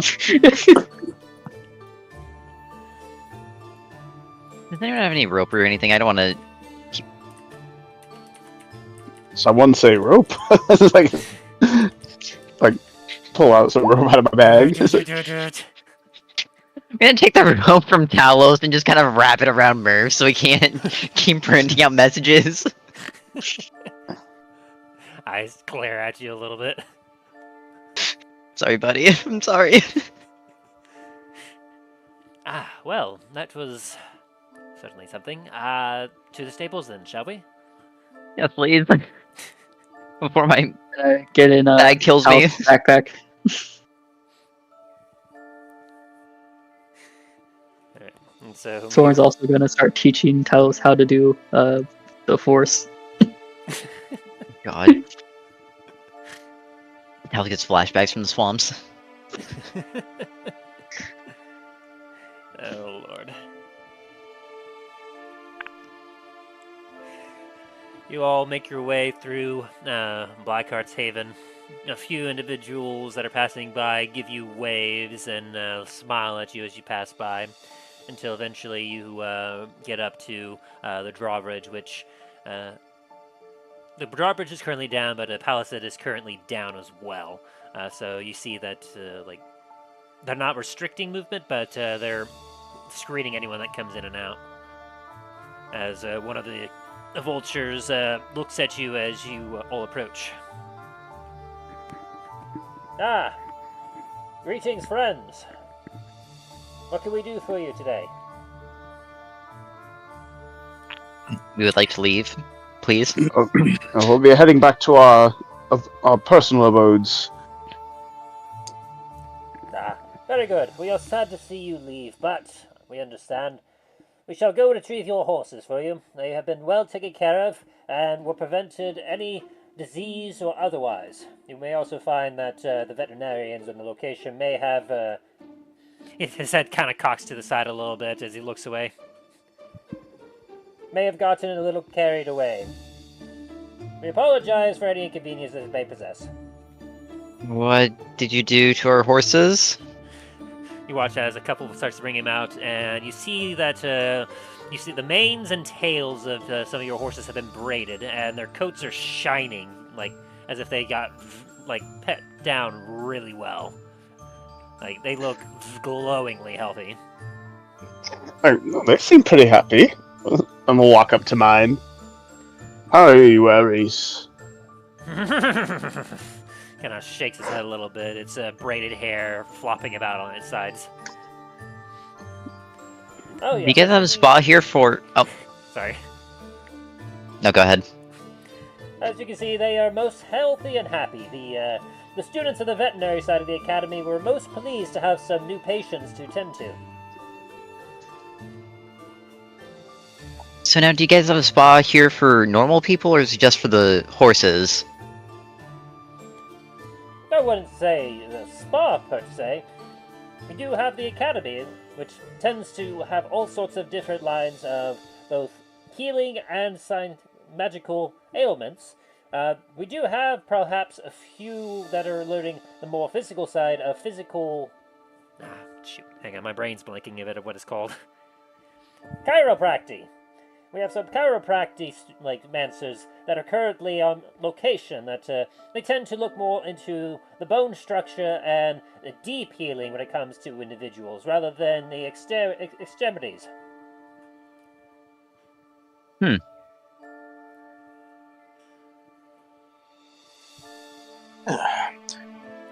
Might have to get one of them over at Starfall for all our adventuring. No kidding. Soren just kind of stares at everyone. He's like, yeah, definitely someone else other than me. Are you a chiropractor, Soren? I did say he's versed in all practical and magical. Very good. Soren, no however. offense, but I don't think you could pop my back even if you wanted to. Soren walks over to you, Tap dancing. punches the back of your back, Athletic and Give me athletics check, Soren.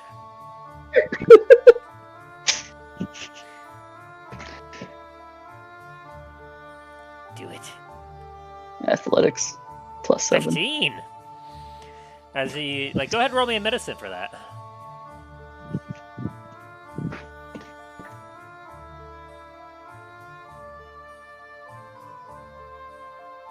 Describe what you do, Soren, to Milo. Soren hops down from the backpack and runs, just sprints to Milo's back, and he makes a fist with his middle finger pointing out to where one of the front knuckles is pointing out, and he just jabs the shit out of Milo's back. You feel like a zipper of up your back as you kind of shoved forward a little bit from this surprising assault from behind. How do you feel? Feel violated. You feel great, Milo. You feel very limber, and your back is it feels nice and tenderized. It was surprisingly effective. Milo's not gonna mention anything. He's gonna say he feels violated. Uh-huh. Oh yeah, do a deception check, please. You have to beat a 19. Excuse me? Insight. Soren wants to know if you're lying to him. Meets beats. Oh, okay. I'm sorry. I won't do it again.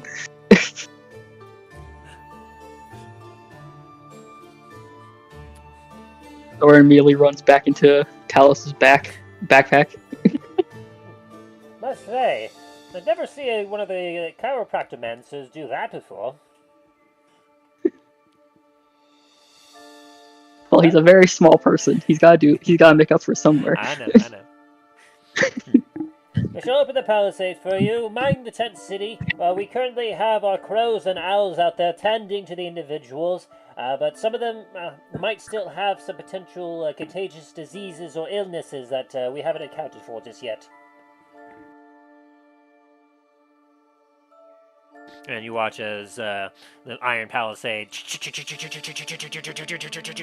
raises up and the drawbridge is open. As four of you mount the three horses. Who's taking Varis? Dain, Talos, Milo? Probably going to be me because I think my horse is going to be big enough to carry. Size-wise, It'd be either you or Dain, because you two have the actual large horses that can handle your weight. Milo's got the pony, because total. I mean, in my brain, from my Lord of the Rings style brain, it's dwarf on a regular horse. Interesting. So Varis can actually use my horse for the trip back. I'm gonna finally do something here. Oh. Dang it, I wanted to have Soren do a staring contest with Varis while he's sitting on a... I mean, you can. Talos can just lead. Well, let's just What? before you do your thing, Dain. Let's say that obviously you won't ride out of the city. You'll lead your horses out, unless, well, Milo, you're small enough. You could probably ride if you want, Nice. because you just got a pony. But the large horses, obviously, Talos and Dain will want to control those to make sure they don't get spooked or anything. As you all kind of make your way over the drawbridge, you see just a single crow now, not a vulture with him, at the drawbridge as he kind of turns and looks at you, mask on, and goes, Thank you all again for what you've done for us. We certainly will never forget it. Please return to Blackhearts Haven whenever you need help or aid.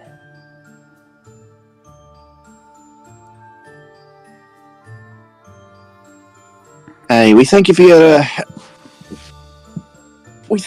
help during this as well.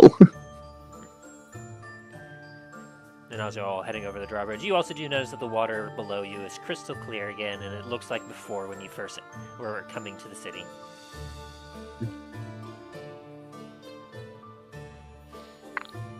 as you all make your way through the path, you can see that it's a lot clearer now. There's fewer tents as you watch as a few of the crows and owls are kind of bobbing up and down as some of them are walking over to a tent, bending down and tending to someone as they're slowly making their way through. You can see a lot of people are looking a little bit more calmer now. There's not nearly as much coughing or sneezing. Like, everyone is everything's starting to look good out in the tent city. I'm very glad to see that things are starting to clear up out here. I was trying to do everything I can when I first arrived and managed to help send a few groups away before I got called into the city proper. But it's certainly much smaller now than it was then.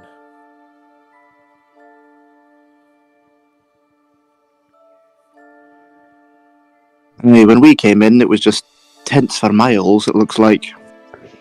There was just people everywhere. I'm glad to see people getting the help they need. Yes, now that Definitely. now that Blackhearts Haven no longer has to worry about that terrible outbreak, especially. I still shudder to think what would have happened if it managed to spill out and affect all these people. Agreed. If they had panicked and fled the city, who knows how far they would have spread out throughout Dundras, and even then, how far that terrible sickness would have spread. As soon as it would have hit a port city, it would be all over.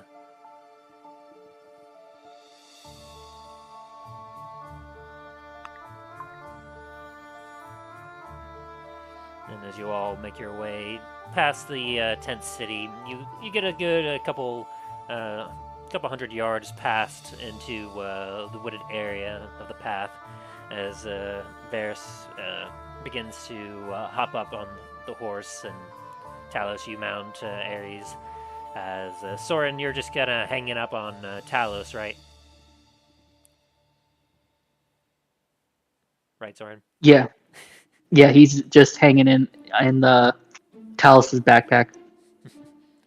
Milo, you're just chilling, just relaxing as you're like, yeah, I'm on a pony. Yes, sir.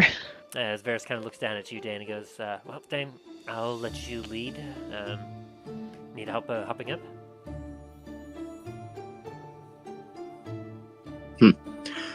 It's alright, Varis. You take my horse in this one. I've got something I'd like to try on my end. And kind of cocks his head and squints a little bit and goes, oh, there's no other steeds around. How do you tend to travel? Well, like this. I'm a slightly flavor it as while we've been walking towards the edge of the tent city. I've been casting Find Greater Steed in the background. Yeah, as you've been walking. Would any of you have been really looking or paying attention to Dain at all? Not really. I didn't think so. It's like Talos kind of tended to his own knitting, as they say. I guess Soren will. He's not walking around, so he's got most of his attention just looking around. Well, as you were as you were looking, you would have seen Dain kind of being enveloped in a kind of a light glow all around him as he was kind of muttering stuff under his breath, and you can see that his hands were kind of doing some slight movements. Sounds like heresy to me.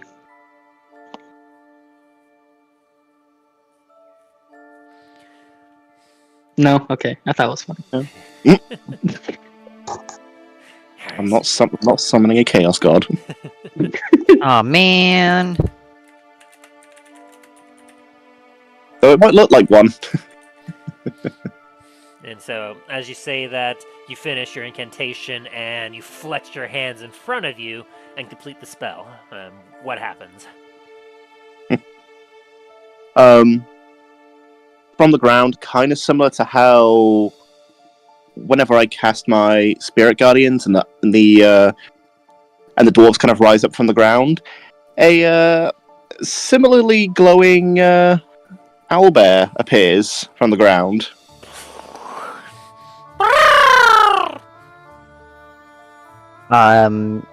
What?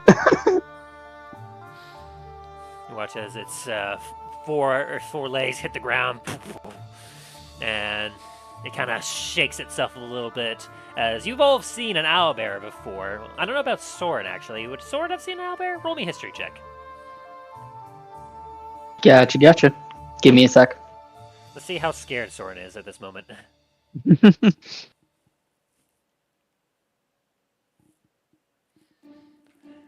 I'm looking forward to this roll.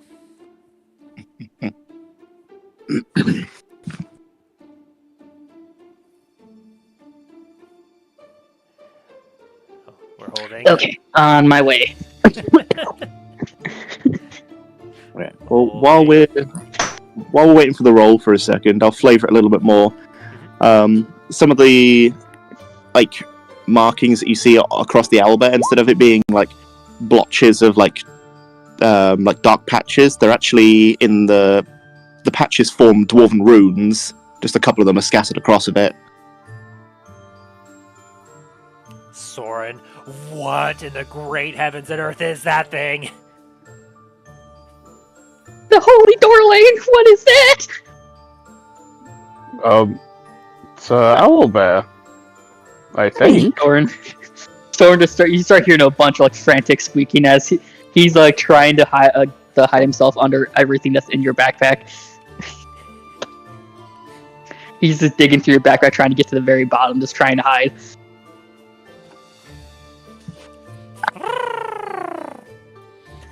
By the ancestor, I didn't actually think that would work. I'm glad it did, though. It's kind of heavy footfalls as it approaches you and kind of nuzzles you with its beak, Dain. I'm gonna kind of just give its head a hug and just fluff the top of its head. Kind of shakes a little bit. Essentially, for those that may not be familiar, you see what looks to be the body of think of a body of a grizzly bear. It's got about that same build where it has its back legs and its front paws, very sharp claws on its front paws, and the way it's built is as such. But instead of a head, where it doesn't really have much of a neck, where its neck and head should be, instead is the head of an owl. There's a giant owl with a piercing gaze and a razor-sharp beak. And it has a combination of both feathers and fur. Mostly feathers, but... except for Soren, the three of you do recall that owlbears have some deadly ferocity to them. They're definitely predators of some kind, and while they're generally more intelligent than most animals.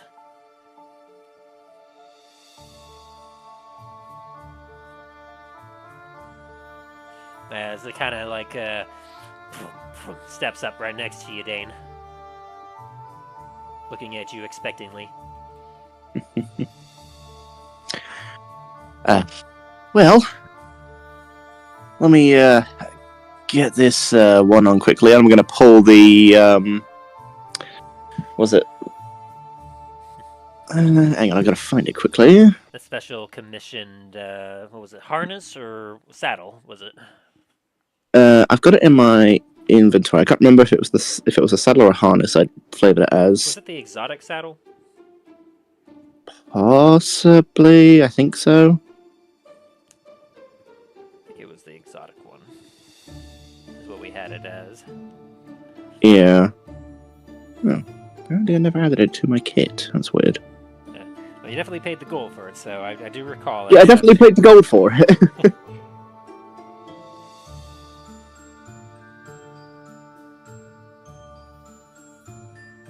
Yeah, so I'll say that it was probably definitely the exotic one because it's required for riding any aquatic or flying mount, and while technically it can't really do either. It's definitely not a horse, so you required an exotic, specialized saddle for this owlbear. Is it like an actual owlbear, or is it like made of like? Well, you would be a paladin, so give me a history check with advantage as you're looking at this.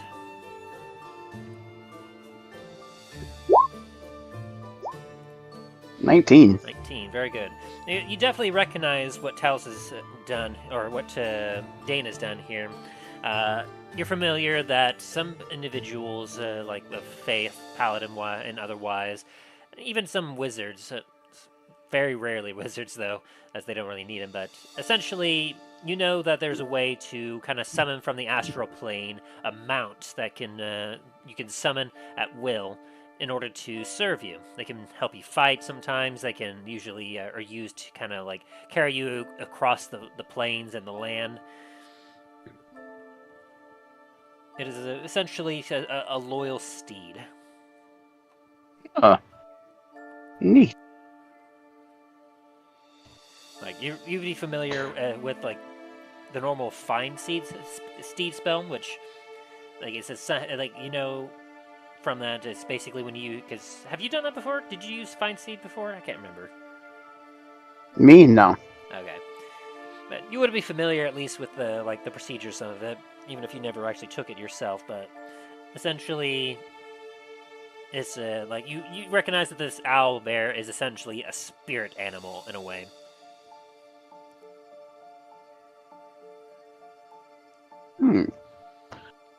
And especially if you're looking at it, it definitely has a celestial glow to it. I'm assuming. It's very useful. I'm assuming you chose celestial, Dain. Yes. This could have also done Fey or Fiend. Yeah, that's why I was kind of flavouring it the same way as my angry dwarves. It's kind of got that same sort of light yellow glow around them. With the owlbear, it's kind of fours. And around the edges of the feathers. Yeah. Stuff.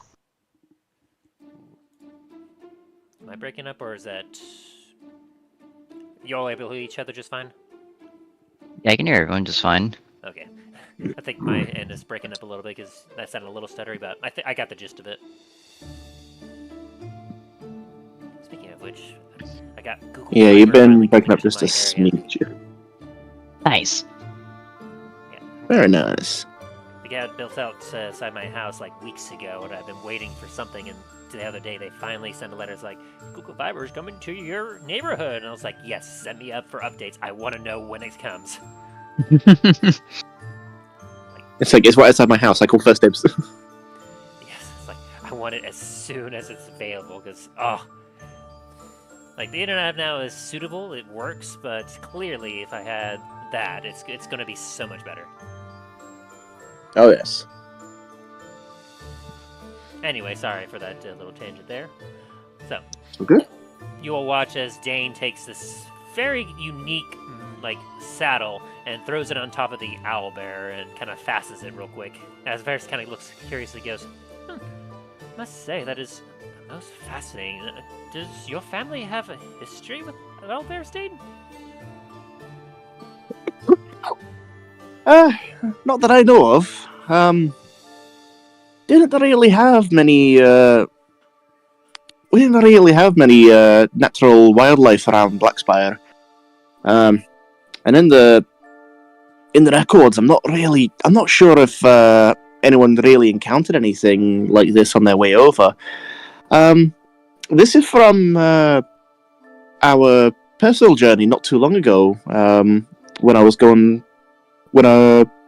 I found the armor, we found an owlbear cub, and its a very angry mother not too far behind. And it kind of inspired me a little bit. Wow, I must say that is most fascinating. And certainly quite a steed that you've you found yourself with. I mean, by the They say you could use it to intimidate anyone. That if we run into some bandits, so who won't be wanting to face off against someone riding an owlbear. Hey. And unlike normal owl bears. This one is unlikely to go on a bit of a rampage. I was gonna scratch the back of its neck. As it kind of ruffles its feathers a little bit and almost kind of gives a bit of a purr. That's always a plus. Hey. As you kind of hear in your head, Dain. I am ready to go whenever you are.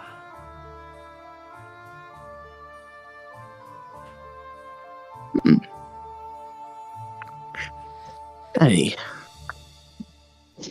As Well- you remember that so long as this mount is within 1 mile of you, you can communicate with it telepathically Yes. while summoned.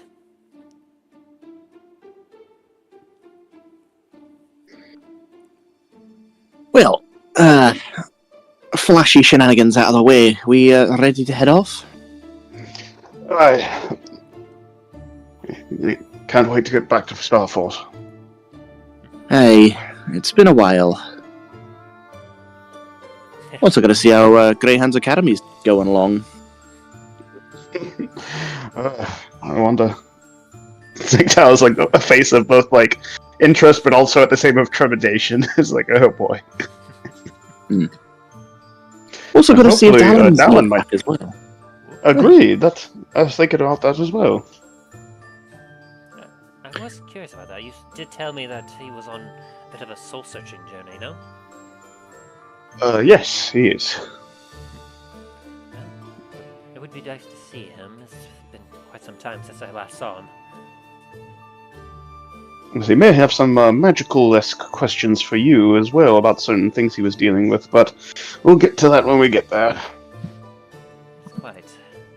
After all, I think the last time I saw him was before you all left for Trickle. Yes, we've had quite a bit of things happen while on that journey.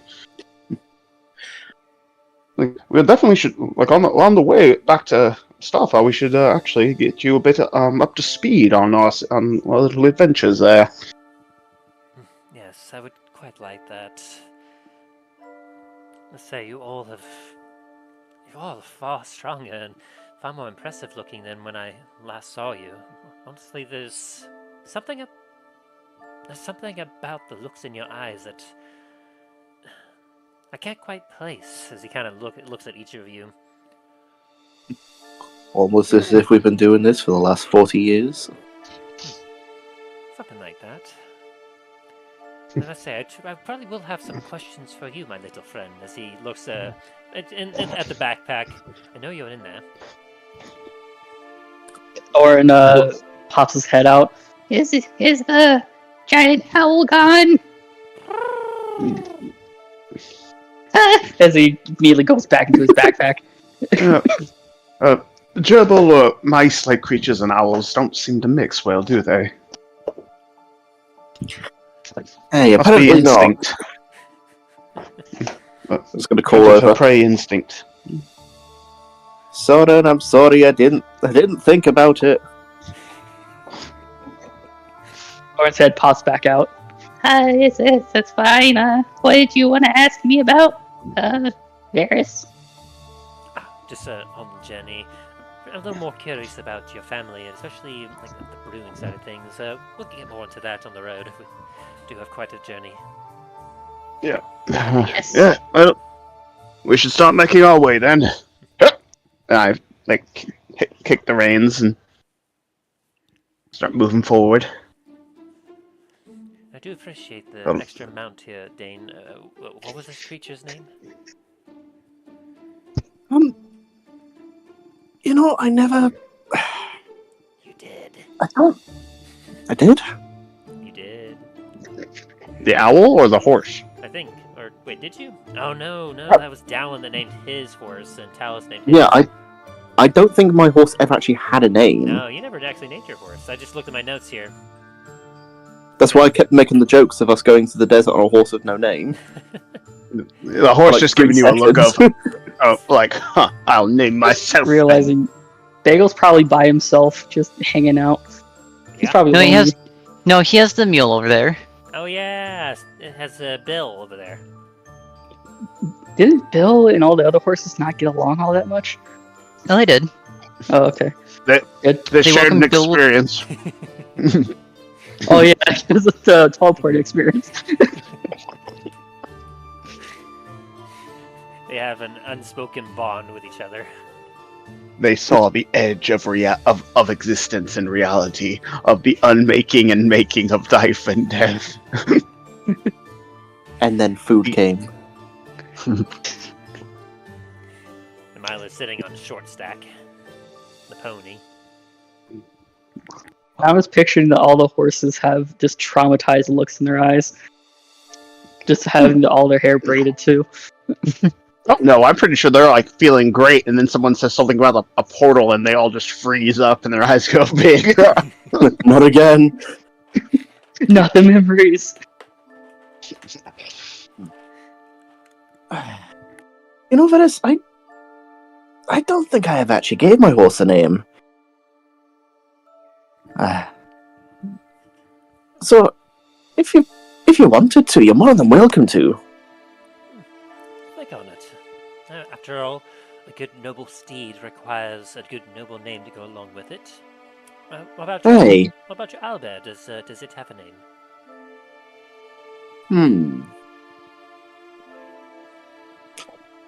I'll have to think on that one. You know, unless it has a desired name that it would like to be called by. In your head. There are no names or titles I go by. I await one to be given to me.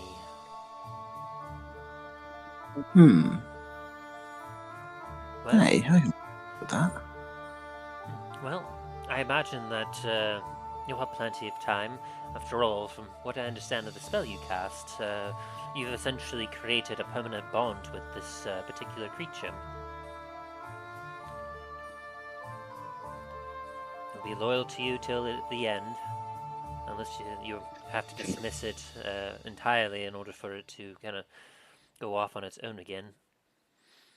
But until then, it is under your command. Hey.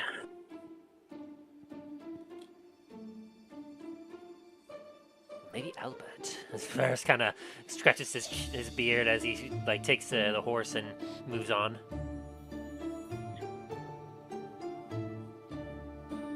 His eyes are just locked on the owlbear, making sure to know every single movement it has. Your owlbear kind of lays down on its belly, giving you the proper distance you need to hop onto it.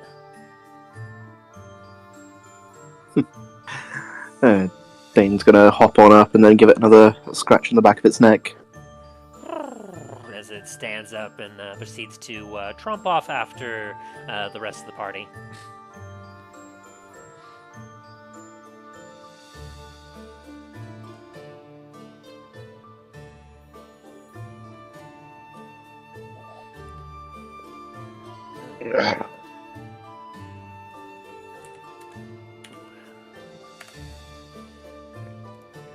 After a few hours of traveling, you make your way down the road until you eventually hit the crossroads that you found that one individual at. As the pathway you could take either west or south.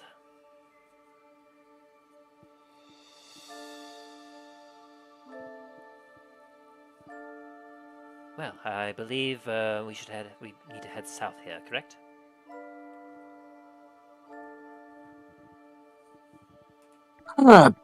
Believe so. Alright. I'll let one of you lead the way.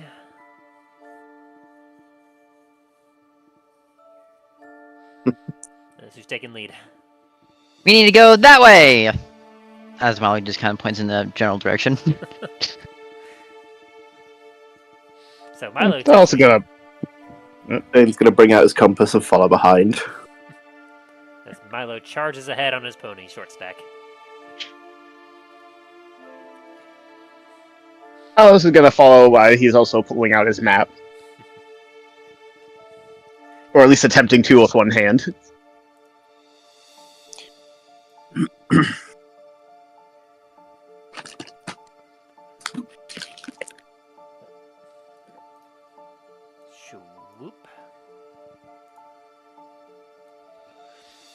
after another couple hours, like you left about early afternoon, and so by the point you get to this point on the map, right here, night is falling in the woods.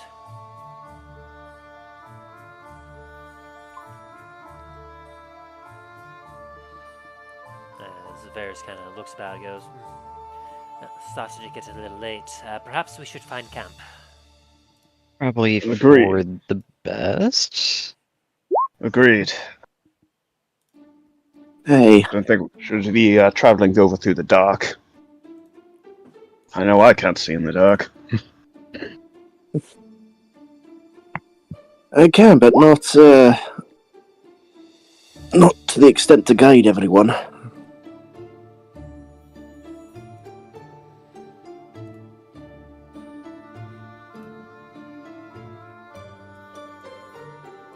Alrighty.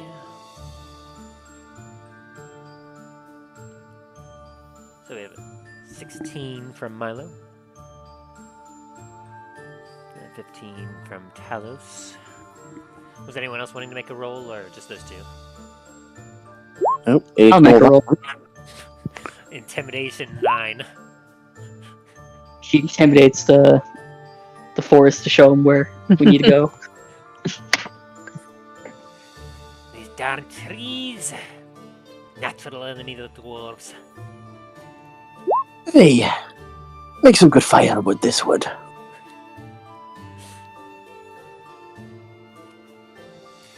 Ooh, Soren. Oh, dang. You're locked in here.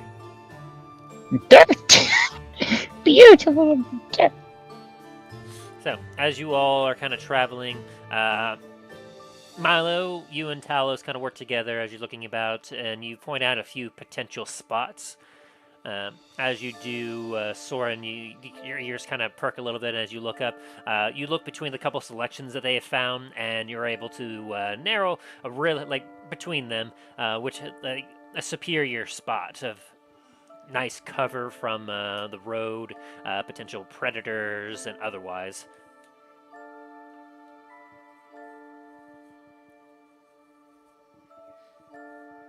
Couldn't have found a better location myself.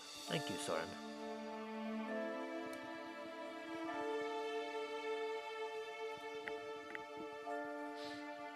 And so you all head on over and tie up your horses to some trees as you all proceed to make camp. Hold up. So by the way Soren finds this is by he casts speaks with plants. Oh, okay. Yeah. So he communicates with all the plants to see where the best spot is to go. All right, you want to kind of flavor how that would look to the rest? So Soren starts making hand gestures, like I said, like gang signs. And as he's doing it, a foggy cloud starts going through starts showing up where his ears are, and it seems to have like celestial bodies in it. As he then looks at all the plants as start hearing like all the plants start rustling as he says, "Over there, that's the best place to go sleep."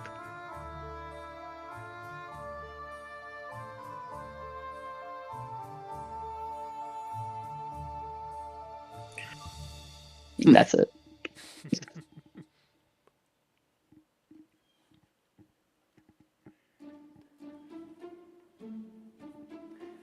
Alright, and so you all proceed to settle down and get your tent set up. You don't have to worry about tying up your owlbear to any trees, Dain. Nah, he's just gonna chill out. Mm-hmm. Soren's gonna steer far clear of the owlbear. Its eyes just glowing in the dark. Oh, they're just transfixed on Soren. Oh, that would be horrifying, just seeing like two pairs of glowing eyes just staring at you the whole entire time. Technically, its whole body would have kind of a celestial glow to it. Very faint. That's not as intimidating, but it's still a massive owl thing that Soren does not know what the fuck it is. All it just sees are bird. Big bird, scary. Need run now.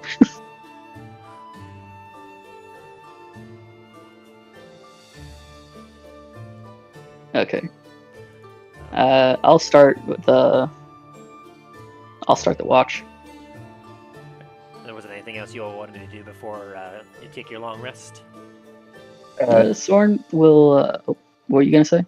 No, go ahead. Soren will try and brew again with his new supplies. Sounds good. You can roll for that. Oh, nice. 23. Ooh, very good. Anyone else doing anything? Talos is going to. He's gonna first do some quick things in his notebook, in his own personal journal, and then he's gonna just send message to his sisters, just checking up on them, telling him do a quick message of in as many words as he can of how the situation in Blackhearts Haven has been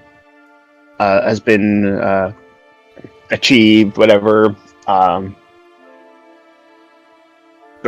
He will for them to send it to either for any other longer messages, send them through letters to Starfall Citadel, and that's where he'll be currently heading back to Gotcha. with the sending stone. And anything from Dain?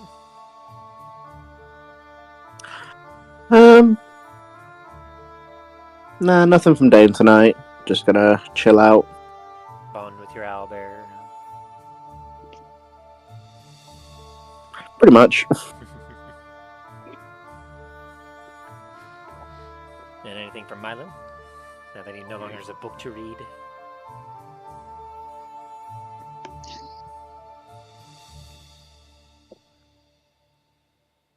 Nothing from Milo? Nope. Sorry. Alright.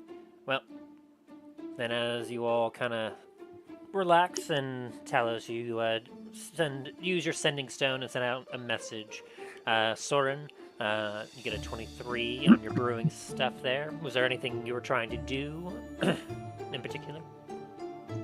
He's trying to recreate what he did last time, seeing if that was his chance or if it was, or if he actually is getting better. I would say, thanks to the resupply that you received from Dain here, you were actually able to recreate exactly what you'd done, that warning, having already done it so soon afterwards.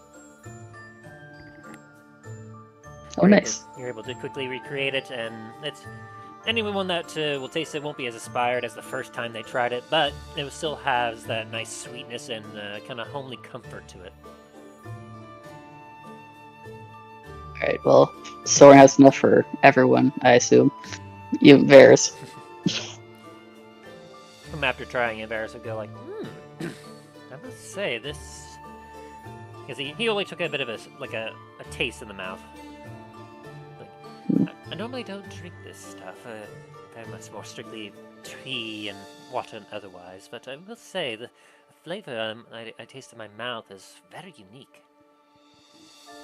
It would be I use bread, ginger, and Good berries, good berries. Yes, good berries. Yes, I thought I recognized the taste of good berry. It's been a while since I've had one. Yes, as Soren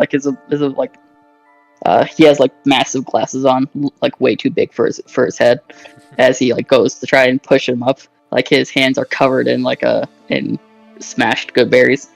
Yes, it takes me a while to make them, to ferment them. Imagine so. I must say, I'm surprised that one would use good berries in such a manner. Normally, I only have seen them be summoned to be immediately consumed to sustain a person for a day. Never thought to actually use them in a brew. Yes, like I told Dain and Talos and Milo. It was the creation from my eldest brother, I mean, and my uncle. Quite ingenious, I must say. Quite indeed.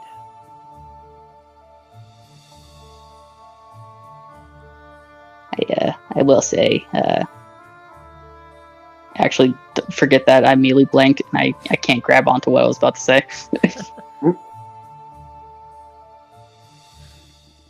That's all right.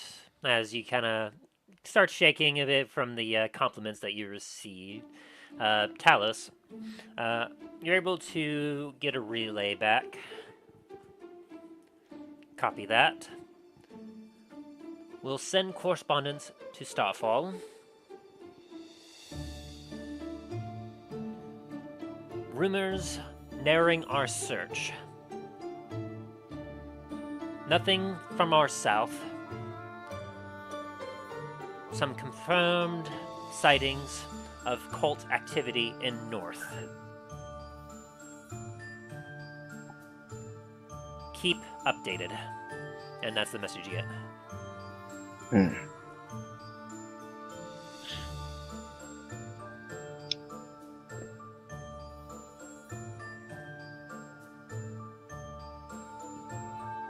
Talos has a little bit of concern, but he kind of just nods and like, okay, like just kind of. And before he goes to bed, or before he starts settling down, he makes a little silent prayer to Bahamut to protect and watch over his sister and guide her on her journey, on their mission.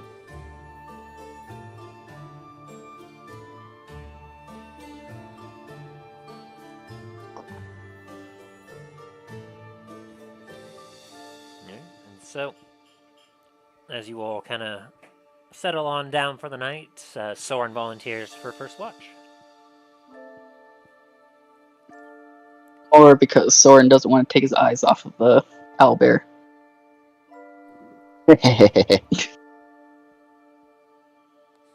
Alright, perception. It's like, oh, he don't bite. Yeah, it do. Let's try to actively swallow you whole. Like, oh. 13. As you peer around, as the night gets darker and the trees are closed around you, you feel fairly confident in the positioning of what the plants have informed you. And so, as you continue to look around, you don't see anything, you don't hear anything. It seems to be a relatively peaceful watch. Alright, who's next? Who wants to go next? I'll go next. Dain will. Soren goes over, tries to shake Dain awake.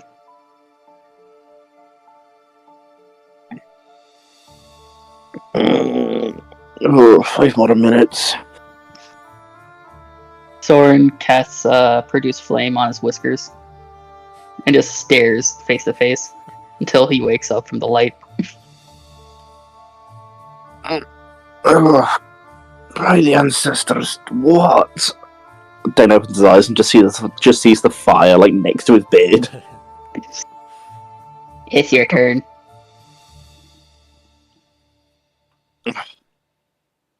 You see there's massive bags under Soren's eyes. Soren, go get some sleep. Also, don't you know it's bad luck to try and burn a dwarf's beard? I wasn't trying to burn your beard, trying to wake you up. Hey, fair. Alright. Go to bed. You look like you're about to drop. Soren actually just drops. Just falls asleep.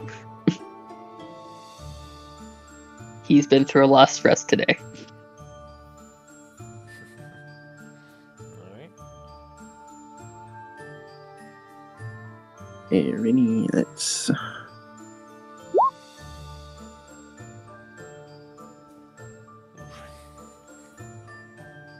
It's a shame it's not with advantage. Indeed. You tend to kind of focus more on your owlbear this night, as you weren't sure this would work, and as you kind of like look over, you have a quick once-over around the camp, making sure everything is fine, but you then proceed to kind of like sit down with your owlbear and kind of telepathically communicate with it as you kind of attempt to learn more about it. Okay.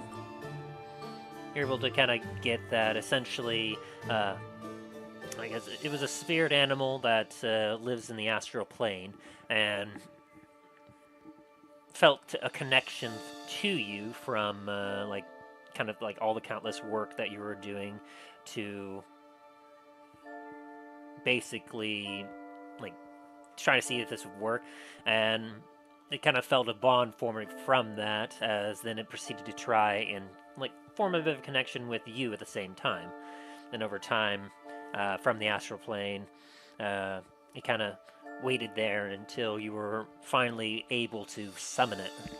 And so, as a result, it is here with you now. It kind of in a previous life, it's obviously lived as an owlbear quite peacefully, just hunting, living as an owlbear does. Give me... Let me have a... I should have a check for me. Kind of check would this be?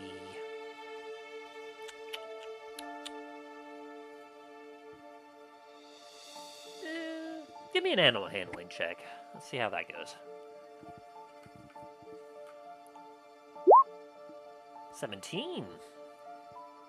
I'll say that from this interaction, while your night watch doesn't go as cleanly as you would have thought, you definitely form a bit of a stronger bond with your owlbear, and you learn quite a bit more about some of the behavioral and like kind of thinking that owlbears kind of have in a strange animalistic way. Okay. Which perhaps could help you out with some future checks later when if you have to work with your owlbear on something, or if you come across any owlbears. Nice. Very nice. And the rest of your night goes off without any activity, as it's time for the next watch. Okay. I mean, we never actually set up who was going to go next. So I'm going to go nudge Talos.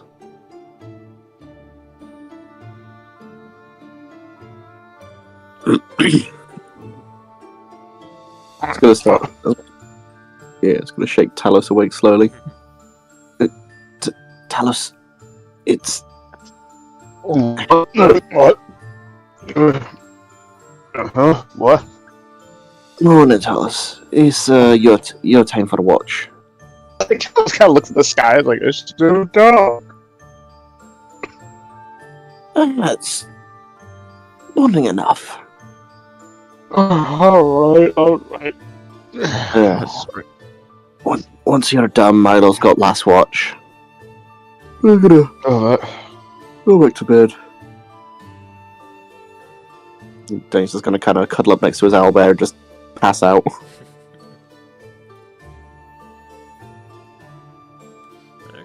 Yeah, Talos is gonna get up and start moving his. Gets like a little yawning, but he's gonna like get his drift globe out and put it on lantern light setting and start doing a little circuit around the area. Sounds good. Go ahead and roll your perception check. All right. Perception. Ooh. I see all. I see all.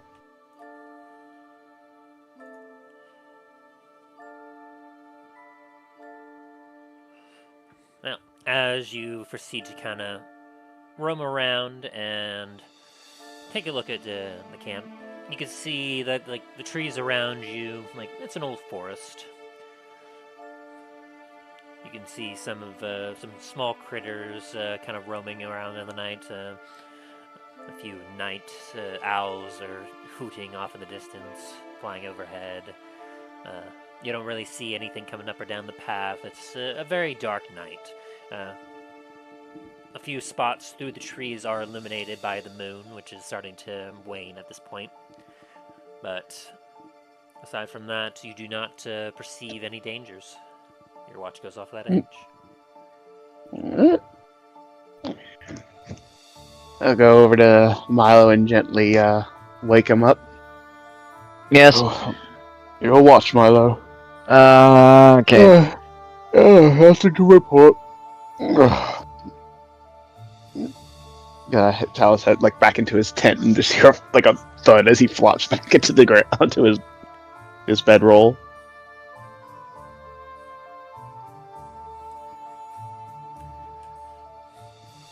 You get jarred a little bit, Milo, by the sight of the owl area. You're like, ugh.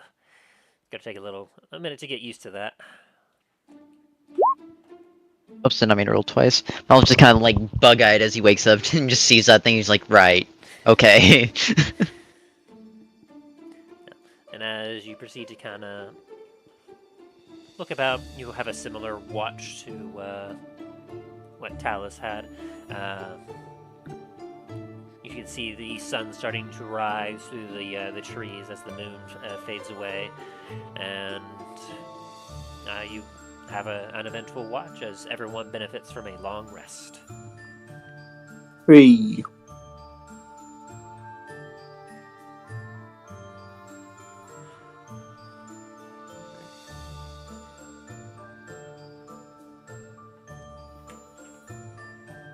It is now the 7th of Alliant.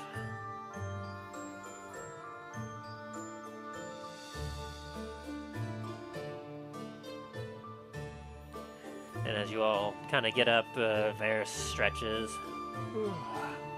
and proceeds to pack up his stuff in his bag.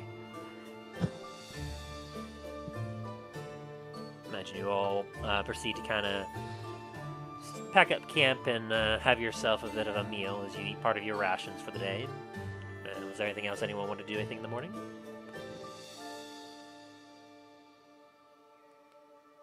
I'll take that as a no. Good. As you all pack up your campsite and get back on the path. Mount up on your steeds as you proceed to head off for the day.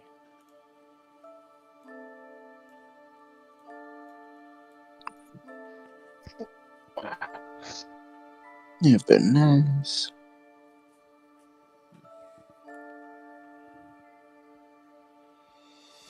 One of you roll me a D100.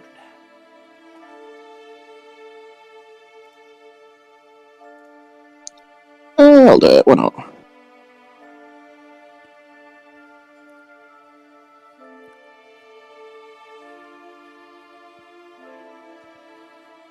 Do it. Oh. Oh god. Oh no.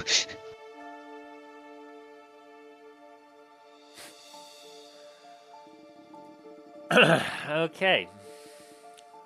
I don't think I've ever actually got a 1 on a D100. Natural ones are following me. Congratulations. Congrats, you win another meteorite to the face. You summoned a dragon. God. Okay, let me see what I got here. No, that's 2. That's not right. Ba-ba-ba-ba.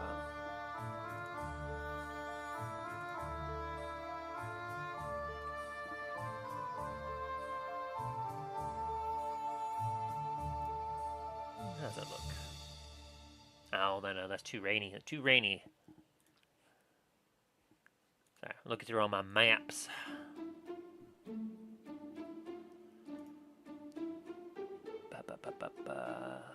How about you? That'll work. Alright, so, as you all are on your mounts, just kind of going through the pathway, heading southward. Just slightly adjust this a little bit. Ow, how can I rotate?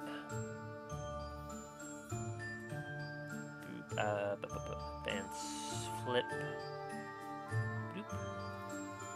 And loop. No, that's not it. Loop. Dang it, I just want you to.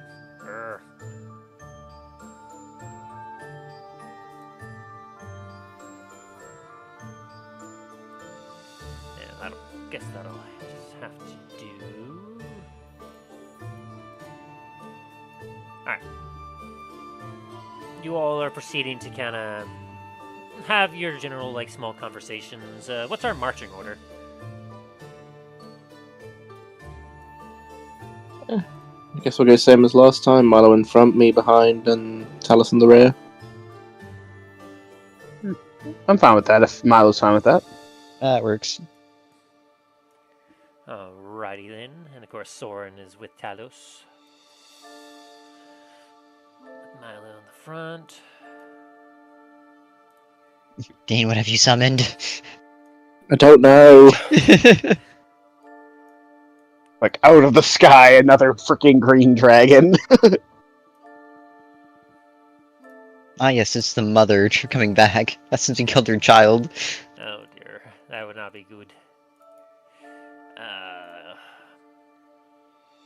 is limit field of vision on? That's not what I want. It's not quite dark enough for you all to have your visions limited on this particular one. Boop. Let me just fix that real quick. Anyway, have some conversation, character talk while I fix this up. Well, I think it's best to start giving a little more intel on what we've been through for you, Varis. Well, for starters, another cool. Well, it's no longer probably you probably knew it as a Fey forest. Well, that's no longer the case. Turns out, sometime in the past, a war between the Fey Elven people there and red dragons broke out, and the end result is turning a whole section of the continent into a vast desert.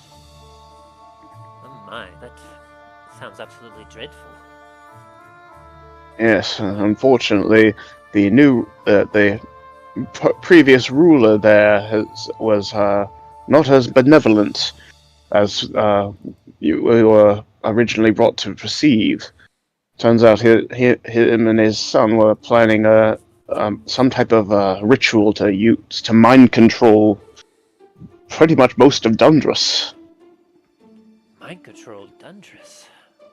Yeah, these are type of obelisk things and a type of ritual to use to put like an enslavement spell upon everyone. The same thing that they did with a lot of their citizens in the city that were in the castle. Many of them were kidnapped and bought as slaves. So the big surprise was when we our first true engagement with the usurper leader there. We were a bit yes. The initial battle was quite intense. It turned out to be using a singing sword. A singing sword? Yes, it did take a couple times worth. Dain here it turned him against us temporarily with its powers. I said I was sorry. Magic is a thing it's hard to fight sometimes. Aye, that it is. Well, it was Milo, I believe, that got the final blow on him, if I remember correctly. The coup de grace, as you would say. Honestly, that's been so long ago, I don't remember. You don't say. But it turned out after that very harrowing battle and breaking the crystal that was empowering the spell, which gave us all a bit of a boost in our strength, surprisingly, we found out very quickly that wasn't the true Lord Thanatos. It was in fact his son. My goodness, what an incredible twist. Yes, and you think that's bad. The real Thanatos suddenly appeared before us, and He was not happy. He wasn't really what we were all expecting him to be. What do you mean? Well, At first glance, he looked like a failed polymorph between a man and a drake, but turns out he's actually an ancient red dragon. An ancient red dragon? Yes, apparently during his war with the Fae realm, they attempted to turn him into a human, and it only partially worked. He still has many of the features and powers as his dragon form, but he's in a humanoid form. Scales, wings, the whole horns, the whole lot. How did you survive? I mean, ancient dragons are said to be immensely powerful. The skin of our teeth. Luckily, one of our new allies of the native people of the land, the Circle of the Sands, or the Druids, was able to use it. While we held him off, we were able to use a spell to teleport him deep into some type of trap they laid deep in the desert for him. And unfortunately, he's still out there somewhere. But at least nearly all of his allies and his supporters were either captured, slain, or banished. So it'll take some time for him to ever try to take over the lands again. Most definitely. And as an ancient red dragon, once I realized what he truly was, as well as being a servant of Bahamut and of my own metallic heritage. Like I see like a bit of like a glow in my eye and a little small crack of spark of lightning out of my jaw as I'm like speaking. It's like you can tell that, as some of the young youth would say, it's on sight, as it were. Absolutely. And so you've heard no more word on his location or what has happened to him since? Not that I know of. I kind of look over at the others. Hey, nothing on my end. Last I recall, he basically got shoved into the sand somewhere. He's in some sort of tomb deep under the sand, so it's going to take him a while to get out. You know, if it doesn't get taken care of beforehand.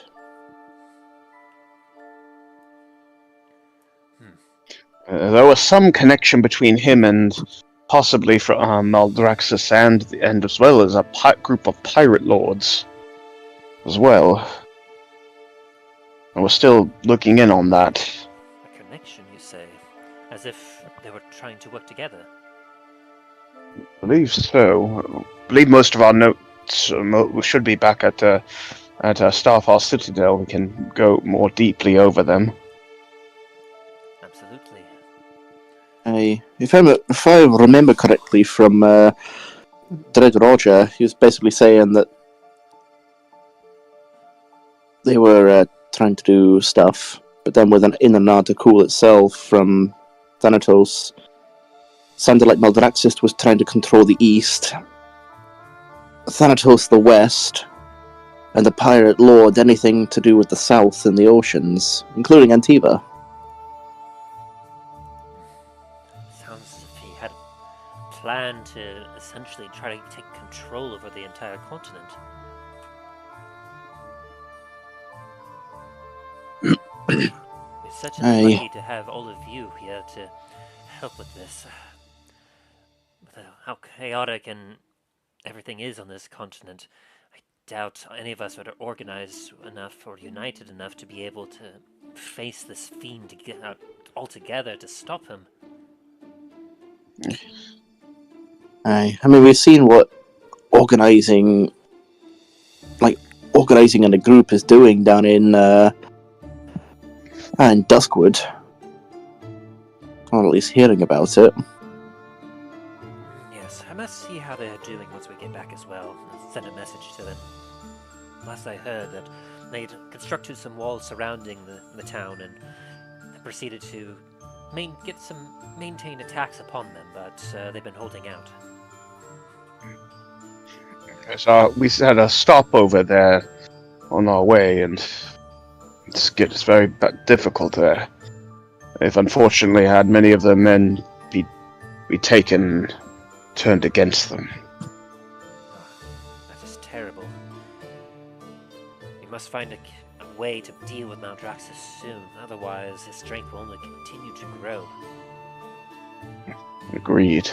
Aye. Well, we've at least put some sort of stop in gathering little bits of power here and there. On our way from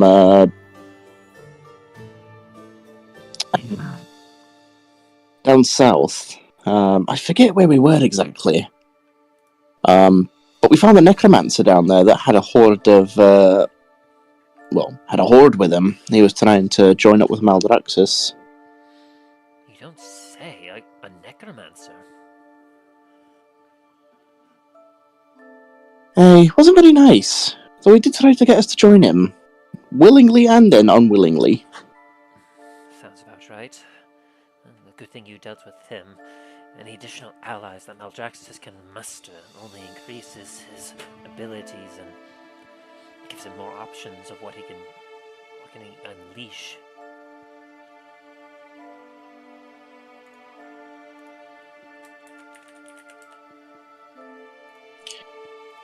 Aye. The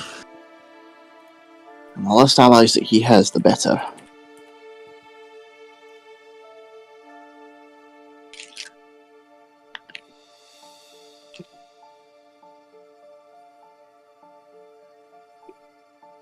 And as you're all kind of, let's see. I guess Milo, give me a perception check.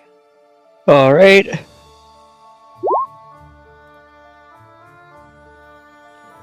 have them do that.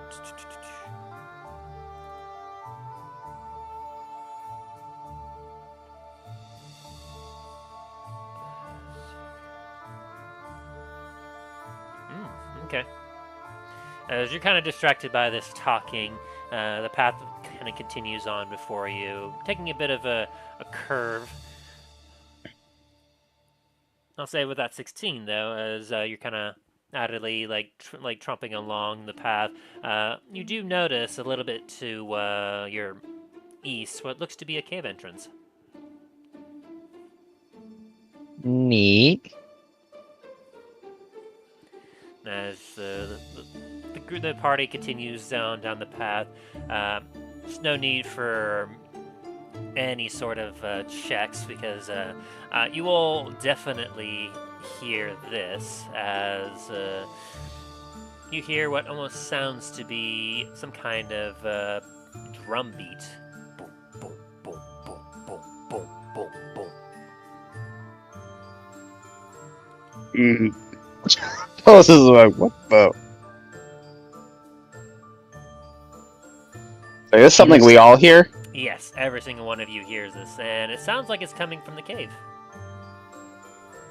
Dain, is that one of your long-lost mines that the orcs have taken over? So, like... I don't think so. At least not that I know of. I don't really know of any dwarven settlements out this way.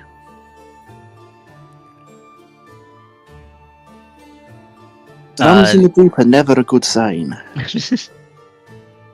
Miles gonna get off short stack for a minute and kind of try to sneak over and see what's going on. As you get off the short stack, you actually feel the ground beginning to shake a bit.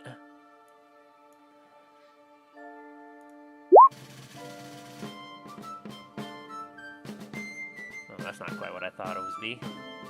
I was gonna say, that's definitely not the type of vibe you were trying to go with, I don't think. Definitely not. I just saw, like, drum, and I was just like, yeah, let's do that.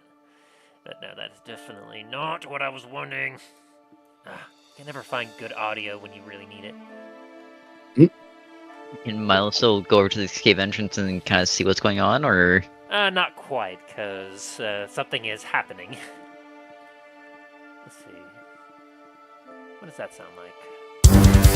Ooh. That's... man, it's so loud when it's like when I'm trying to listen to it here. But you know what? I like that initially. Let's try and get that going here. Turn down the volume so it doesn't blow out your eardrums. Turn off the ambient music and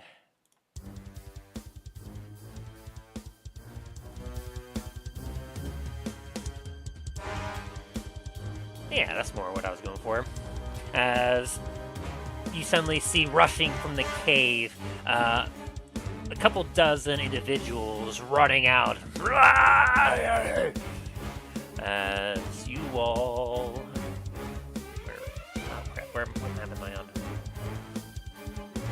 Oh, there you are. Boop! Ah, darkness. My old friend. No! Dang it. Ah! Darkness invisiting me. That's fine, this is fine. Everything is fine. Settings. Darkness invisiting me. I think never horror. We'll turn it off. Just make it easier. Boop! As you see a bunch of, rough skin, leather, roaring orcs running down the path towards you.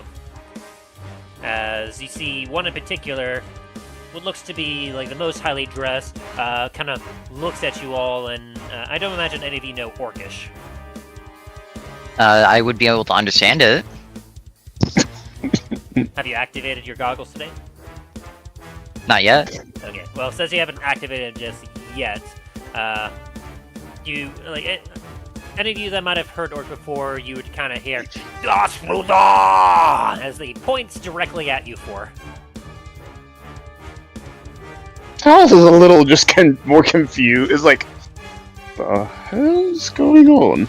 Then you watch as several of them, like the group over in the middle here, are currently charging down the path. The ones on the side have split up from the path and are currently drawing arrows and pointing them at you.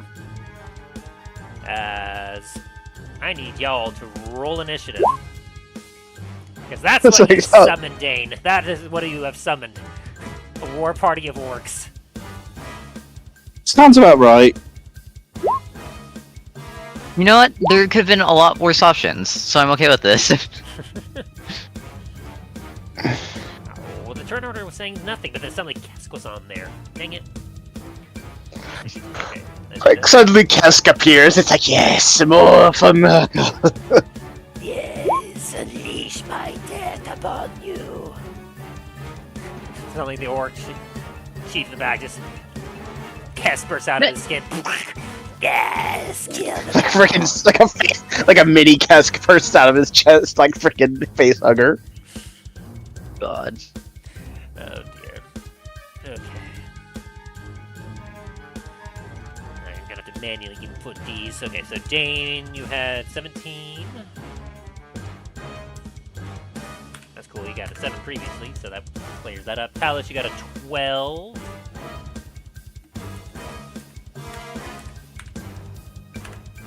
And Soren, you got a... Good lord, Soren, you got a good roll there. Yes, I did. Are you sure you're a cleric? Clerics never get that good a roll. I am, well, I'm multi-class, so. And Milo with a 13. I guess I'll have him roll for all of them. Boop. He got a 7. Wait, did I add him to the turn? Oh, this thing is broken. Does anyone else see anything on the turn order, or it's just me? Yeah, I don't see anybody on the turn order. Oh, yeah. My wallflower doesn't see that either. Oh no, it's all broken. That's fine, I'll relay it to you all. Or wait, is it because I'm on the map? Is that why? You'll see it? No? Okay. I see a giant sigil of like my character on the field for some reason. Oh no, why is everything broken? Oh no! Hang on. Put this up to idle real quick. Give me a moment. We're experiencing some technical difficulties. Tim, what the fuck did you break? Roll 20. Roll 20 Everything is struggling here. broken. What did you break? A random encounter, okay? I didn't do anything. I mean, I did everything, but I didn't do anything. Okay. Yes, right, and I didn't steal the gold from that one person. Okay.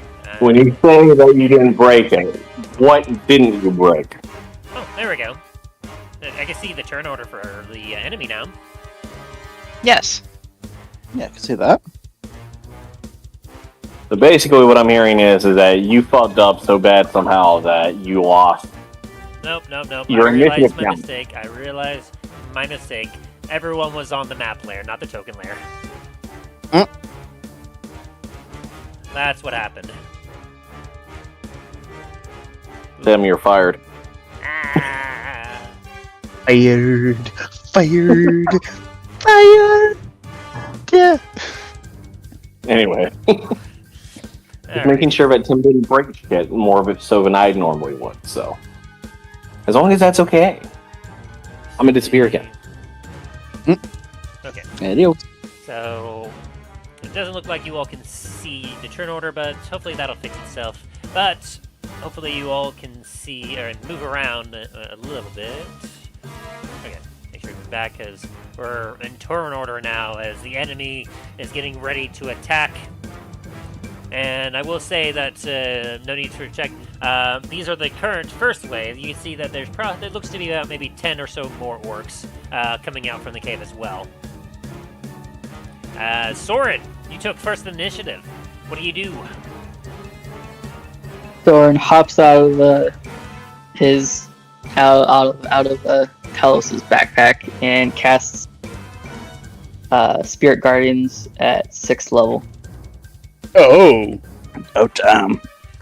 It's like they almost died.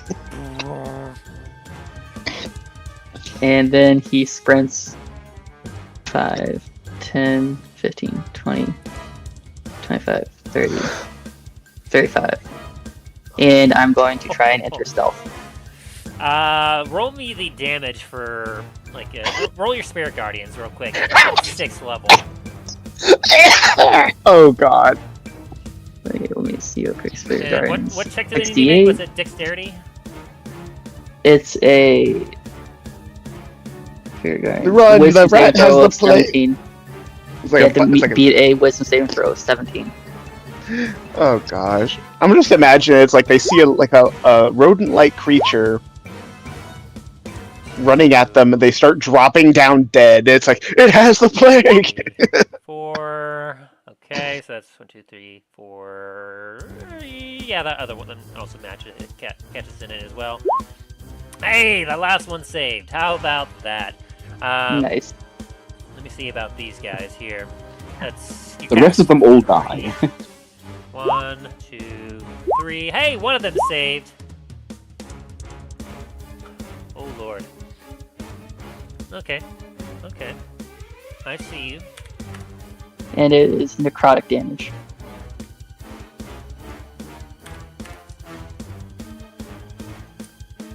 Yes. Yes it is. Okay. Give me a moment. I'm just gonna put out my stealth there.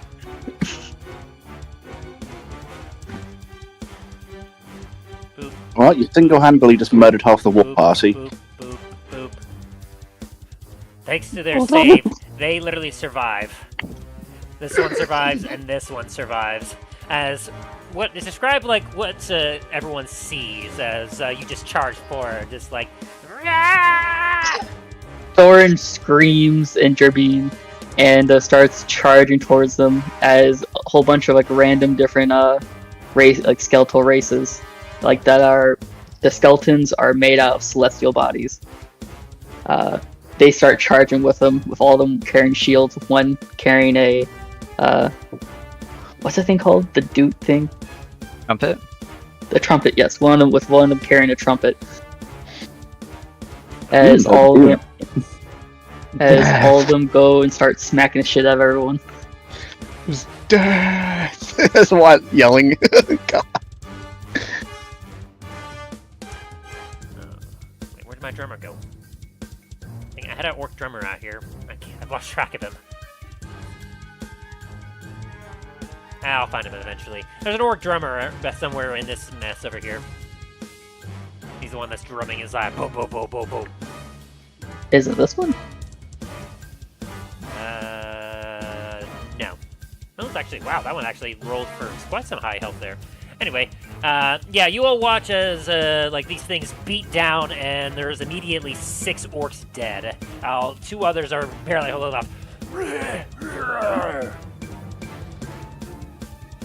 As the skeletons are starting to try and pick the dead bodies.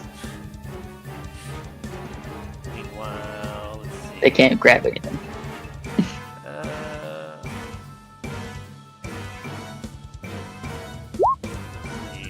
He does not see you, and I'll just say if he doesn't see you, the rest aren't going to see you.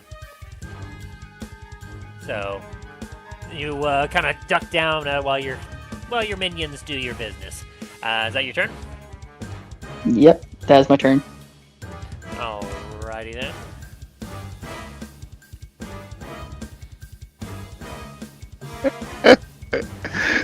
The morality of these orcs is probably like, what the fuck just happened? Dain, it is now your turn.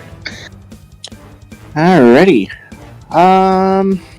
You watch this. They're still like about to draw their arrows, and they're getting ready to, like, there's still a bunch about to charge and attack.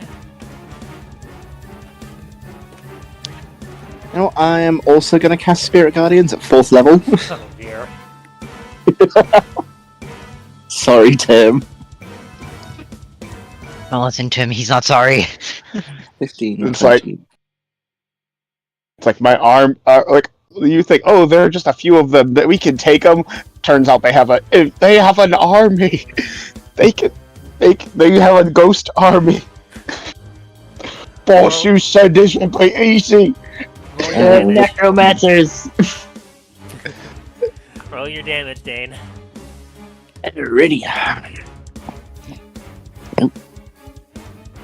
Oh, were they really like that low? Like maybe like 1 or 2 health? 1 hit point. Oh my god. 2 of them were 1 hit point. Even if they make their save, they ain't surviving. Ooh, 20. Yeah. And they got him. Instantly dead. And they got him. Alrighty. Let's see. What were you? So you're an archer. Wisdom saving throw, was it? A 15, yeah. Yeah, he's dead. You won't get instant kills anymore from the rest of these ones that you're nearby, so let's see right here. We got Brigand. Like dead. Wisdom from Brigand. Hey, he saved, so he took 10 damage. How about that? What a showing from the Orc Brigand. What about the Berserker? Not for long. How's that Berserker looking here? Where's my Berserker? Ah, there you are. He takes the full 20, but he's still doing okay. Oop. Easy, and he still got 2 more with that, so...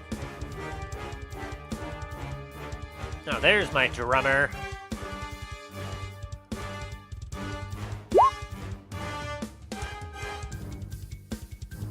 He dead. Not the drummer. Oh wait, no wait. Oh, he had the same token looking. No, he's just outside of range, so he's fine. Huh? It's that raider. There we go. How's the raider doing? Oh, he's not dead, but he's definitely hurting.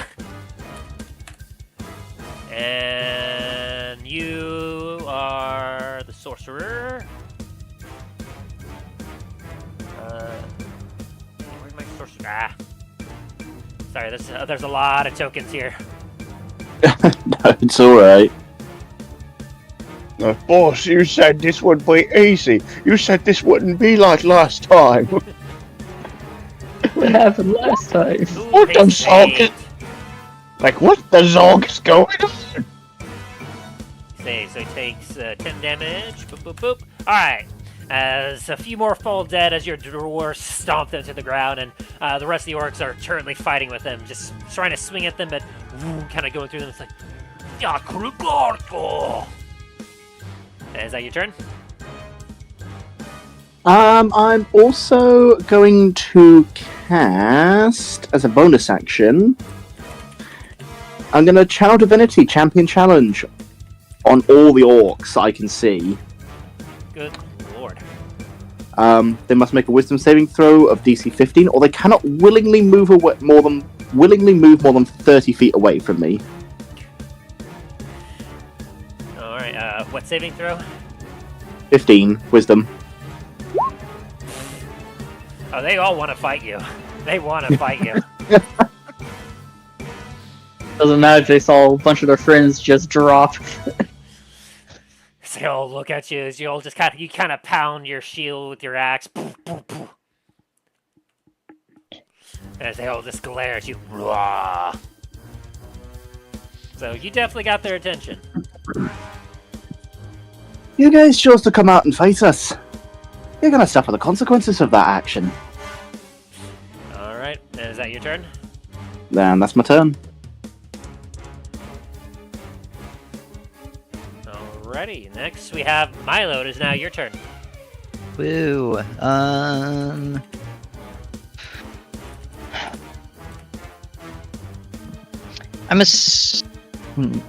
Never mind. Crap. How far away? First off, was I able to stealth before the fight or no? You got off your creature. Go ahead and roll.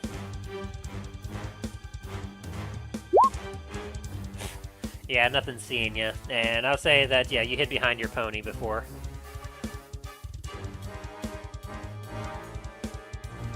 Fair enough. Boop. Does a 26 hit? Very much so, yes. Okay. How do you kill this thing? I was just gonna kind of run up and just kind of like dig his blade through the gut of this archer here.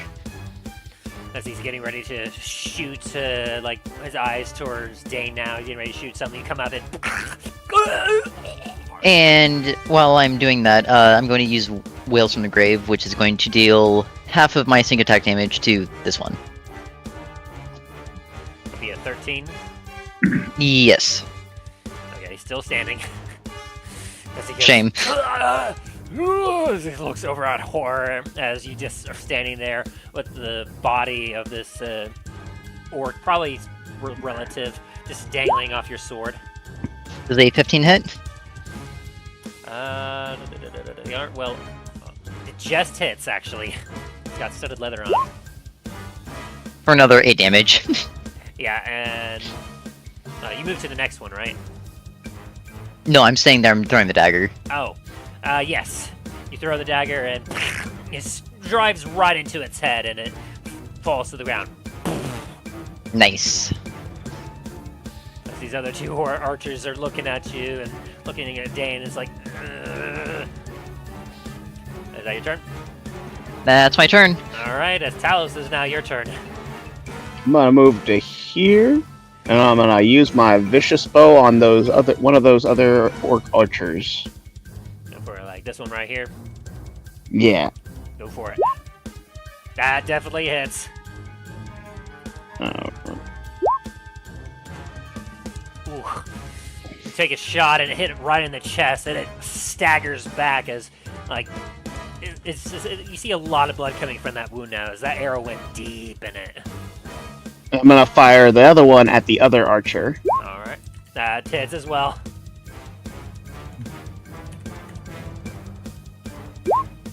Oh.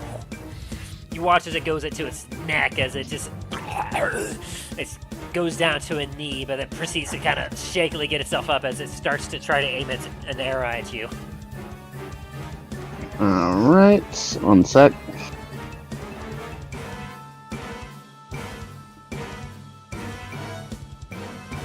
And as a bonus action, I'm going to activate a Shield of Faith on myself. Alrighty. So that makes me 28. Alright, then that's it. Alrighty. So that it is their turn now, finally. And so your challenge there, Dain, it was just so they can't move away from you, right? Yeah, each creature of your choice within 30 feet must make a wisdom saving throw, or it cannot move willingly more than 30 feet away from you. Perfect. Alrighty, so they're charging, so they're gonna charge at you. Let's see, they start since they're starting their turn in both your and Soren's, essentially. Both of you roll me damage for, roll me damage. 24. Necrotic damage. And you... 13 radiant. 13. So then, let me calculate real quick. So even if they took half, that would be 12 plus 7. That'd be 19 if they... Yeah, okay, he instantly dies. As he gets beaten to death by dwarves, as well as your shovel-wielding, servant, Soren. He falls immediately. This one also falls immediately as well. They charge in. And the drummer's gonna hang out back here. He's just drumming more furiously now, just like... Then I will do my duty. I am a drummer. Okay, this guy, he could survive. He might survive. The Berserker. Let's see. But will he survive? That is an excellent question. The answer might surprise you. Or might not surprise you. He does not. As your dwarves just beat him to a pulp. You know, as one of Soren's guys comes in, just whacks him in the back of the head with a shovel, and then tries to loot his pockets. Now, this guy will survive. He's just at the bare edge of your attacks there, Dain. Sorcerer. Wisdom. Boop. And he's going to take your 13 points of damage. As your dwarves are just beating him on the edge. He's going to... Let's see here. What can he do? Because he knows that... Oh, wow! You can actually do that! That's neat. I don't like the sound of that. You can only do it once. So... I need both you and... Let's see. That's a... What is it? A 30 feet radius? So... Yeah, he's gonna lob that sucker. I need a point of reference. Let me get a token out. What's it? Oh wait, don't I have a thing for this? I do have a thing for this, right? I got magic. Yeah, go ahead. I believe it'll be you, Soren, you, Dain, and you, Talos, that needs to make dexterity saving throws for this. Saving Oh, throws. that's an overlay. I don't need overlay. I need explosion. Probably not animated. Unless... Oh, that's tentacle, no cloud kill, no stinking. Nope, that's not it. Darn it, I have too many tokens now!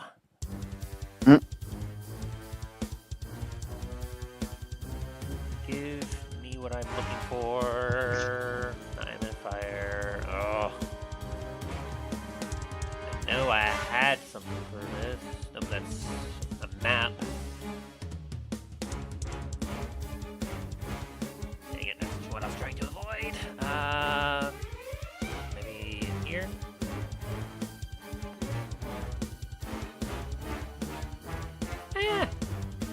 Yeah, that'll work. Oh wait, that's a 10-foot. Wait, how big was Fireball again? It says 150 feet. Oh, that's just range. I was talking about its radius. Oh, okay. Was it I 30? believe it's 20 feet. 30 or 20. 20-foot radius sphere, yes. There you go. I found my 20-foot radius sphere template. So, boop. Oh, Right on Soren. dang it! It didn't grow to the size I wanted it to. Grr. No, that's fine. Let me Stretch it out. 20 red. Boop. Okay. Oh wow. So yeah, that is what that is. Right on Soren. Boop. There we go. Oh, Damn. hi. Jesus Christ. Yeah, he's throwing that right in the middle of that party there. Especially considering that everyone else is dead, so he's all like, "Ugh."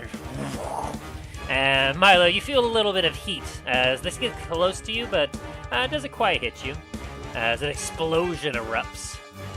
There we go. Alright, yeah, right there. As he unleashes a fireball. And any of you that rolled under 13, which looks like Soren you did, and Dain you did. Talos, you made your save, so Soren and Dain, you both take 32 points of fire damage. Talos, you'll get about 16. Ouch. As this fireball goes off.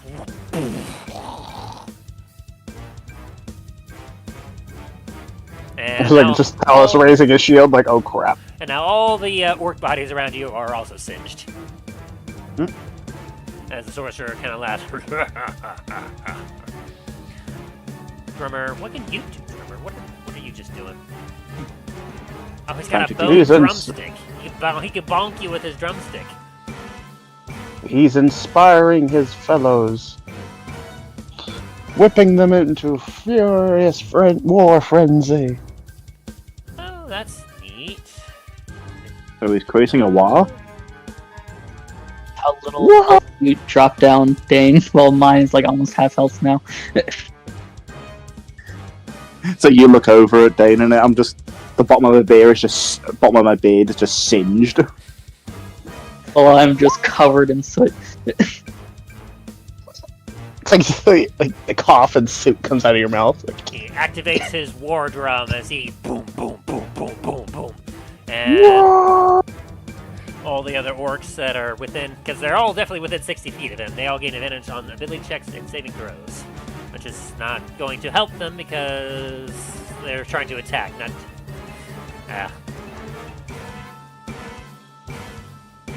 So that's what he's actively doing right now. So for his actual action... there we go. He's going to rouse his ally. As he's going to... Oh, by the way, for Soren and Talos... Or Soren and Dain, I need you both to make Constitution saving throws. Because you took damage. DC is 16. Oh no! Like this is all I hear. Like when I'm thinking of the orcs getting all rallied up.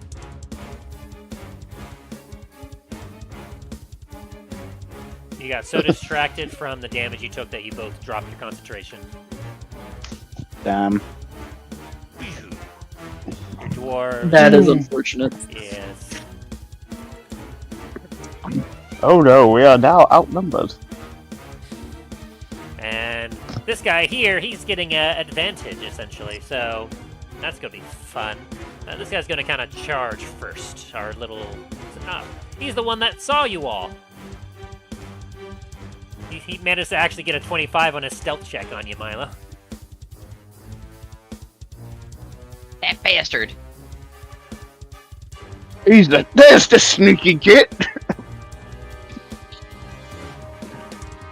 I got some snaky gits, boss. 15. He charges up to you, and he actually, due to his unique ability, he actually gets an advantage on his attack roll, as he's going to strike at you with a scimitar. Does an 11 hit you? It does not. He clang against your armor. Oh? You watch this, he just kind of like... I just slowly turn to him.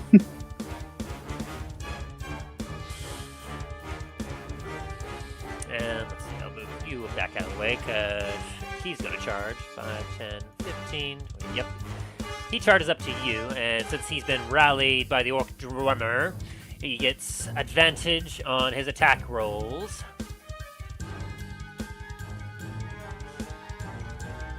As he looks at you, and he has himself a great axe as he, like, marches up to you.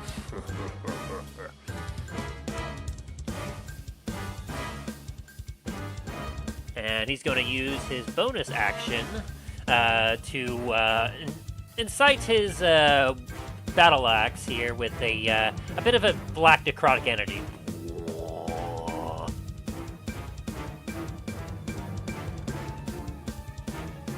And he's going to swing at you.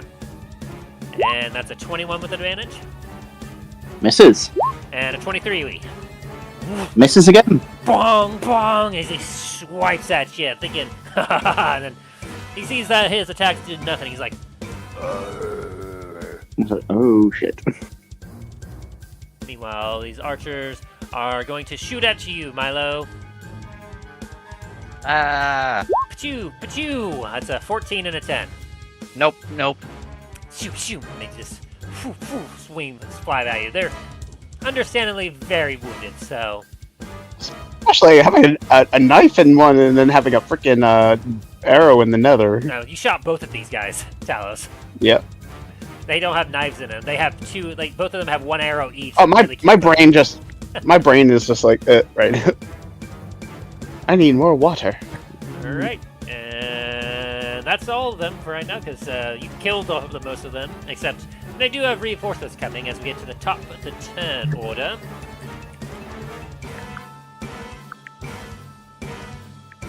Let's me put those here in place now. So, 1, 2, 3, 4, 5,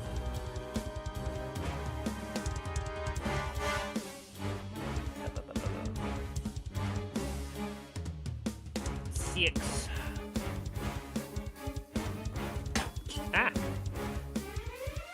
Sorry, something fell. It's fine. Everything's fine. 6. And 7. 8.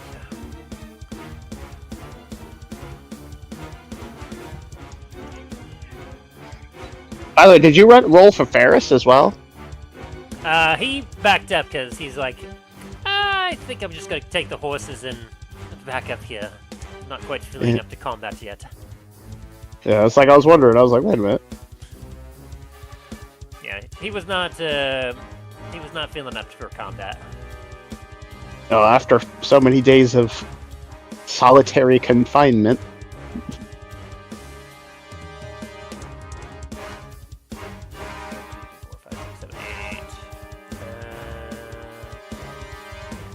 9, 10. Boop. Here we go. The reinforcements have arrived. More More of them. As the drummer goes, boom, boom, boom, boom, boom. These should look like they are the last of them. As Soren, it is now your turn.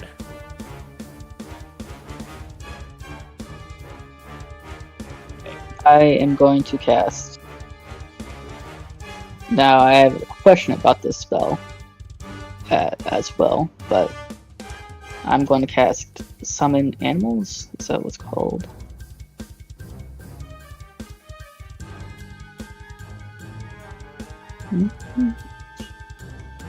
Conjure Animals. I am going to cast Conjure Animals. Oh boy. And what are you conjuring? Now, with this, am I allowed to conjure swarms? Let me double check the reading on the spell.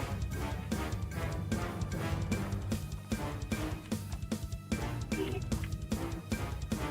see, it's just conjure animals. Yeah. There we go. You summon Fey spirits that take the form of beasts and appear in unoccupied space that you can see. Choose one of the following options for what appears. You can choose one beast of a challenge rating of 2 or lower, 2 beasts of a challenge rating of 1 or lower, 4 beasts of a challenge rating a half or lower, or 8 beasts with a challenge rating of a quarter or lower. They're considered Fey, disappear when it drops to 0 hit points, or when the spell ends. They are friendly to you and your companions. And you have to roll initiative for the summoning creatures as a group, which has its own turns. They obey any verbal commands you issue to them, no action required. If you don't issue any commands to them, they defend themselves from hostile creatures, but otherwise take no actions. Are you casting it at its base level 3? I am casting it at 5th level. 5th level, oh boy. Cast a spell using certain higher level spell slots. You choose one of the summoning options above, and more creatures appear. Twice as many with the 5th level slot, so 3 times as many with that. So essentially, you can have 2 beasts of a rating of 2 or lower, 4, 8, and 16 beasts, depending on what you want to do. Like, how tough do you want these things to be?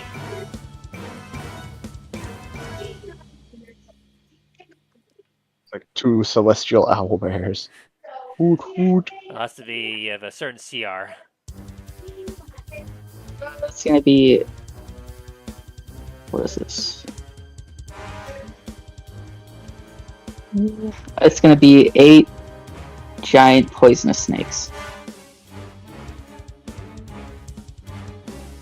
8. Giant to a gerbine. Oh boy. So giant poisonous snakes. Yes. Alrighty, giant.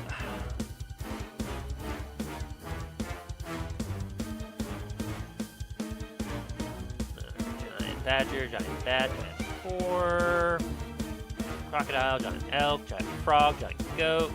Actually, wait. Owl. I want 8 giant bats, not 8 giant poison snakes. Oh, okay. Bats. 8 giant Yes, bats. bat. See, their CR is a quarter, so that will do. You're summoning 8 of them? Yes, I'm summoning 8 of them. Oh boy.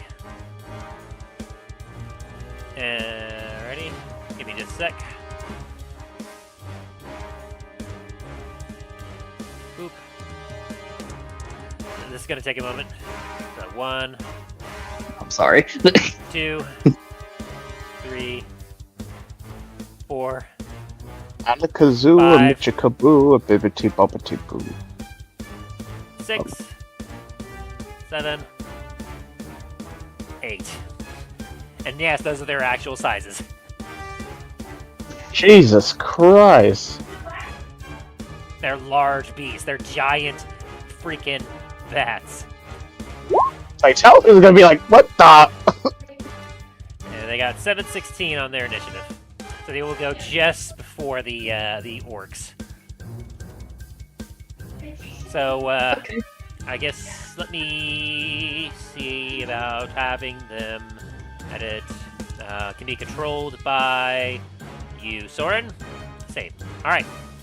They can go to any unoccupied space that you so choose. So, and they're flying. So, have at it. Okay, and Soren shall stealth again. All right. So that's your action. That's your bonus action. Is that the end of your turn? 5, 10, 14, 20, 25, 30, 35. Yeah, there we go. Okay. And then, since you summoned conjured animals, you have a range of 60 feet. So basically, you can place these bats anywhere on the map that you so choose. So, so it's your turn. Why don't you go ahead and move those bats wherever you so want? Meanwhile, Dain, it is your turn. Alrighty. As a bonus action, I am going to cast Staggering Smite at 4th level. Wait, did you say 4th level? 4th level. Yeah, staggering smite can be done at 4th level, which That's is your only- terrifying. That's your only 4th level spell, isn't it? It's the only extras. It was my last slot, yeah. I had 2 4th level slots. Good lordy, because you spent the first one on your Fair Guardians. The second one is on the Staggering Smite. Alrighty. So is that a bonus action? That is a bonus action. Alrighty. So you have your action. Alrighty. I am going to smack... Oh Jesus, there's bats everywhere. We're gonna smack the champion down below me. Yeah, the leader, he's just staring at you, just like with his blackened axe. He kind of looks at his axe where it has chips in it. Go ahead and swing. Yeah, that hits.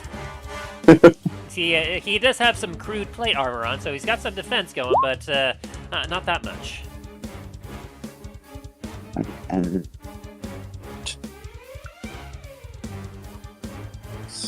roll 4d6.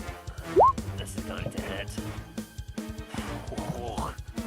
So that's essentially 31 points of damage. I think so, yeah. 20, 27. Yeah, 31 points. Oh, and he also has to make a wisdom saving throw of 15. Or he's knocked prone. No. No? Wisdom. Yeah, wisdom. You got a 6. So he got a 6. So he now has disadvantage on attack rolls and ability checks, and can't take reactions until the end of his next turn. Ah ha ha! Yes. Since he's had advantage previously, and still, in fact, that means he's now strolling straight. There. But he's like shaking. He's like. Like he has a concussion, eyes in different directions. Ooh. A 16? Yep. That misses. Misses. As he takes the kind of the handle of his axe and sees you coming, he just blocks it. As the ground shakes as as your axe collides with it.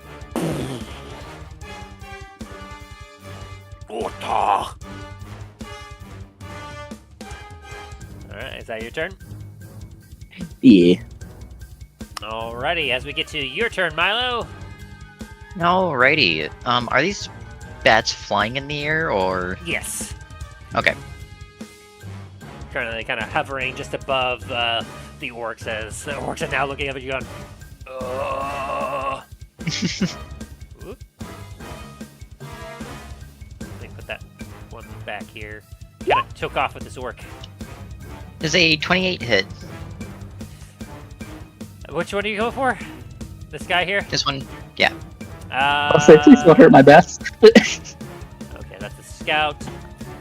Yeah, that definitely hits. Okay. Just a bit. How do you finish him off? As Dain's gotten busy, Miles just gonna come up behind him and just... I don't know, slit his throat. Ran out of my train of thought there. You have so much aura menace coming. He's like, gonna slit his throat. As the orc just and flops to the ground. And because sneak attack damage was dealt, using Whales the Grave on the drummer here for half my sneak attack damage. Any wisdom or anything saving, or that was No save. All right. 16 damage. His drumming halts for a moment as he and then as he takes 11 damage there. Expect that he's dedicated to his craft. Oh, that's an action. God damn it. Alright.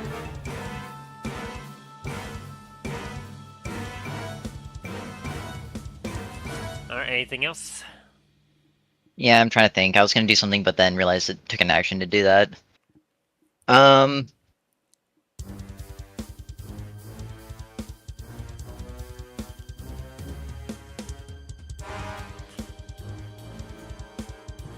Yeah, I'll just go ahead and throw another dagger at Drummer Boy over here. That definitely hits.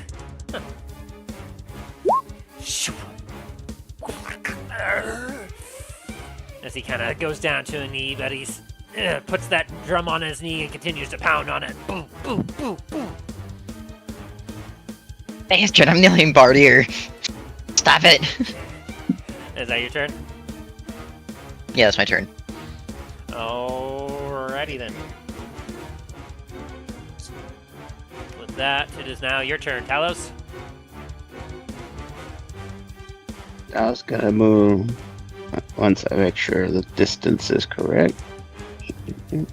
Oh.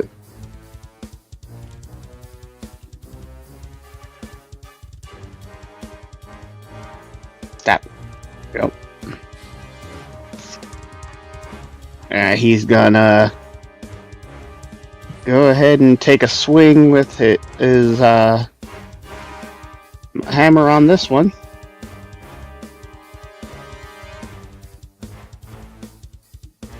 Swing, bada bada. How do you kill him? Just like it's like as I run up, it's like that like slide to a stop, like the baseball batter up, and straight to the dome. You cleave his skull in half as whoosh, Home run! as the body just falls to the ground.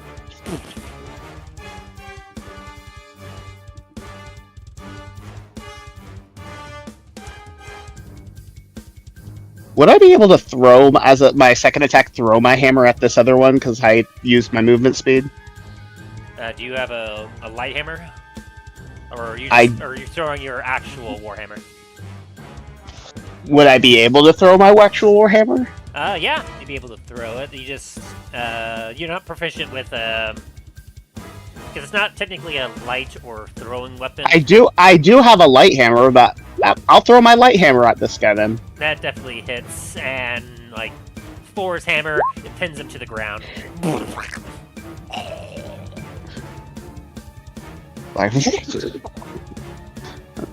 That's gonna be my turn.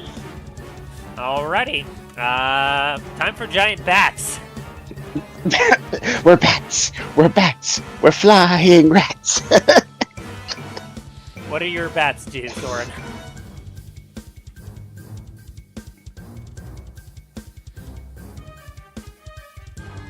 They have bite attacks, basically.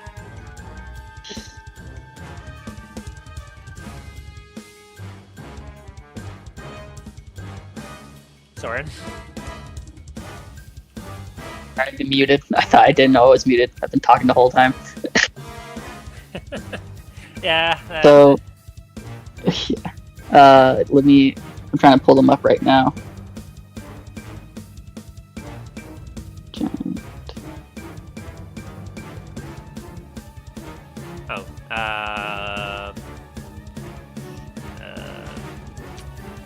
You should have access to them, right? Are they in your journal? No. I have rat and black bear. Hang on. Let me edit. In player's journals. There we go. Boop. Alright. They should be here in journal now. There we go. So you should be able to pull it up and just unleash your powers, oh Ratman. Yes. Okay. Which one's that going to?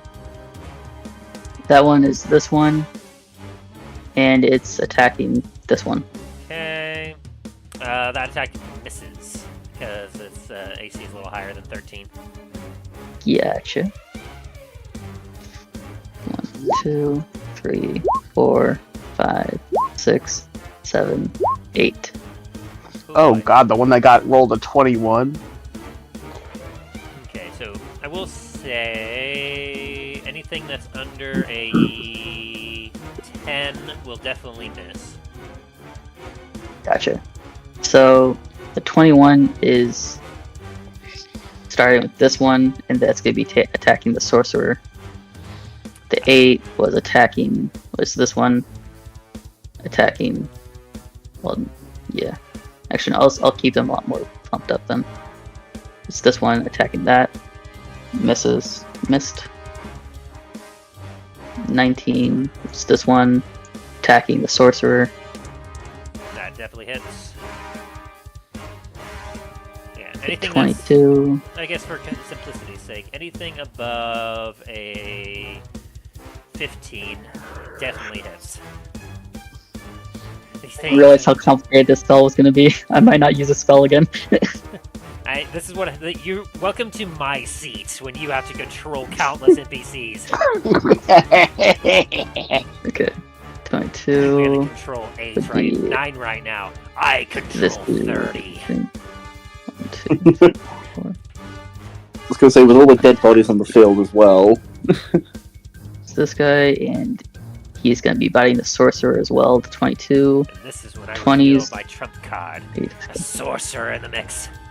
No, not a sorcerer, a necromancer.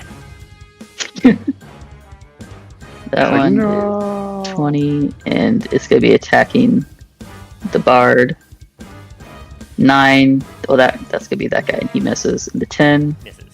It's this guy, and he's going to be attacking him. So go Does ahead. a 10 hit? No, it does not. Go Okay. ahead and roll damage for the 21, the 19, the 22, and the 20. Okay. You just hit the attack word on each of those boxes, and that'll do it.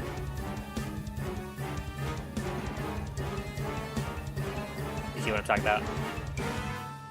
Yes. Yeah, so eat the It's word 21. attack, and yes, there we go. Oh, Okay. boy. Okay, so remind me, which one was the 21? 21 was this guy, and he was attacking him. Alrighty. That was he 8 takes piercing damage. 8. As it arr. Alright, and the next one would be the 19. Yes, the 19 is this guy. He's attacking the sorcerer. He takes 8. Then it's this one attacking him. Was he the 22? Yeah, that's the 22. Takes 4.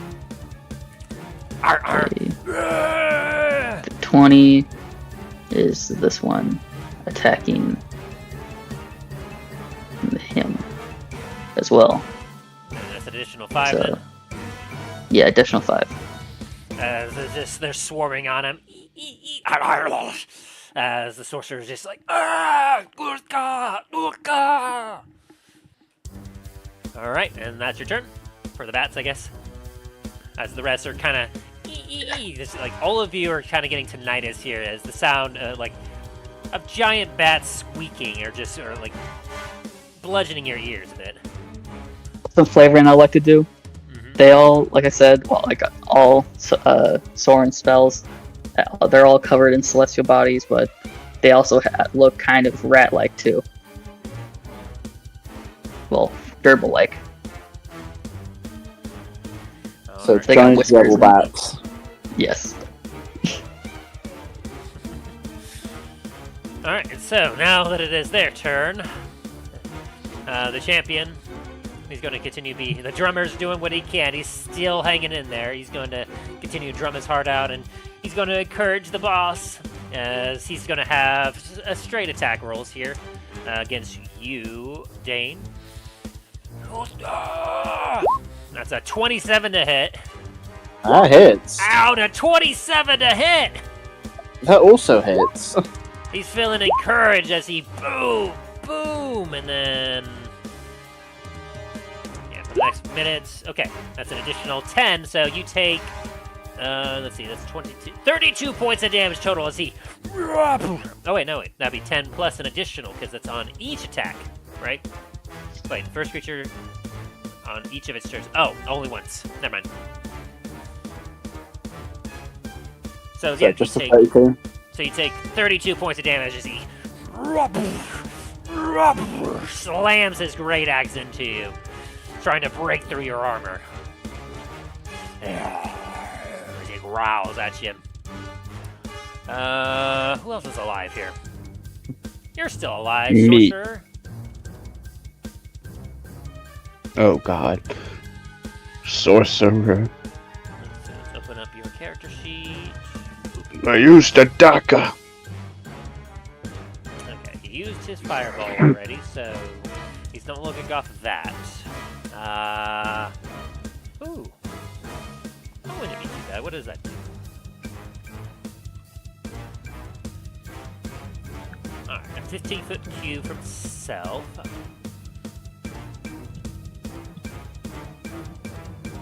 Alright, so a 50-foot cube.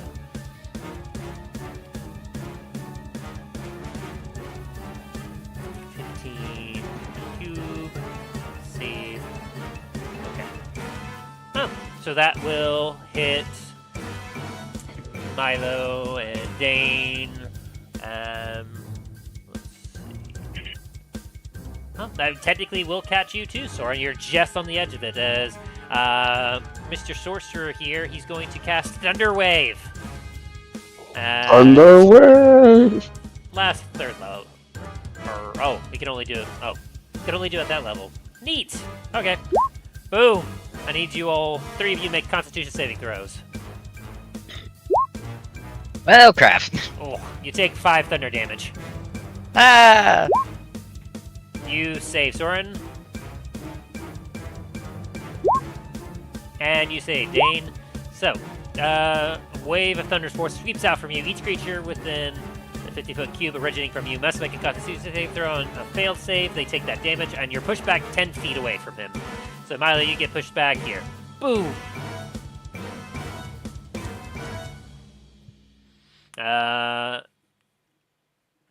In addition, unsecured objects are also blown 10 feet away. With all the dead bodies just roll back 10 feet. And the bats. Oh, that's right. There is a bat in front of him too. Yeah, no, I just roll for the bat. Yeah, roll. Wait, if let's say for the bat. will it work if they're in the air? Technically. Yeah, it will. Yeah, I'm like, wait a minute. I'm like looking at it. I'm like, yeah, this. I guess it's a Constitution. Since it doesn't give me the choice to do a save. Oh, it also takes 5 points of thunder damage and is pushed back 10 feet. So 5, 10. Wait, what happens if it has keen hearing too? It definitely would hurt. Has advantage on the rely on hearing. I guess it would have disadvantage on it, I would say. I gotcha. So Okay. it's 6 anyway, so it takes 5 points of damage.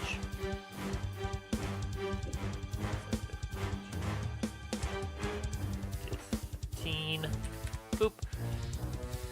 Milo, your ears are ringing. And Dain and Soren, nothing happens to you. You just get some tinnitus. As this thunderstorm is audible up to 300 feet. And all we just hear is, as a bat flies by. Oh, boss is in it too. I guess I have to roll for him too. Mizek, Constitution. Sorry, boss. He's fine too. You zogging get. No, he hasn't had to make any saving throws, I guess. Oh, wait, he did. Oh, I should have used that. Never mind. Too late. Okay. You also fly 10 feet. And you fly 10 feet. As, yes, the bodies hit the floor as... The bodies hit the floor. As the sorcerer pants. The drummer, he did his action already. He's drumming to the end of his days. This first orc here, and he's going to swing his great axe at this bat. An 11 does not hit as he swings. This one here is a berserker, so he's going to also swing. Oh, he's got 2 attacks as he swing. Oh, second one hits. As he swings up at this bat next to him, he deals 10 slashing to this bat right here.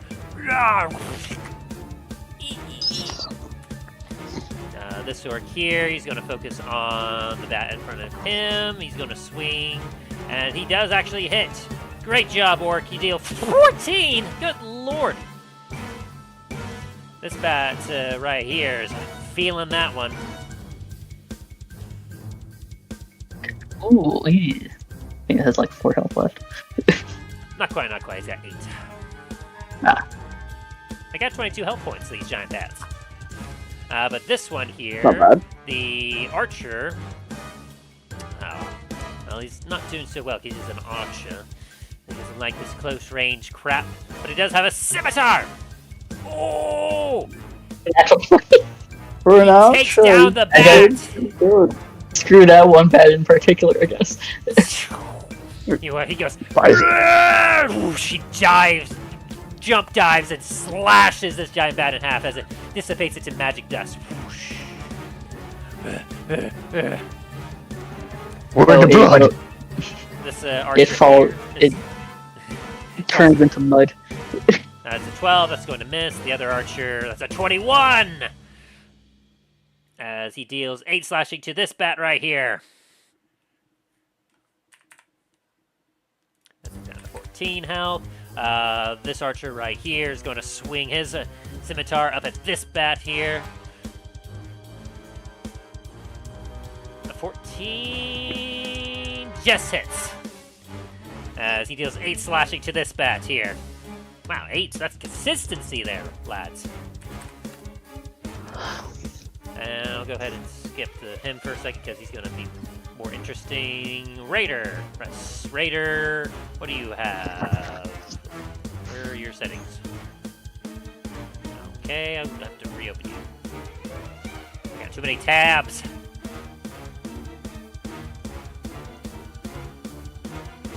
There you are. Okay.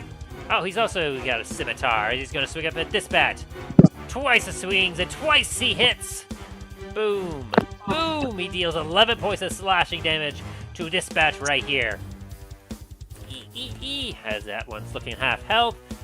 And we have now finally the shaman.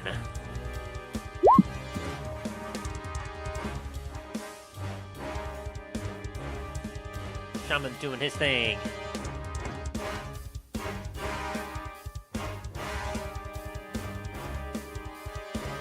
Alrighty. What do you have, Shaman?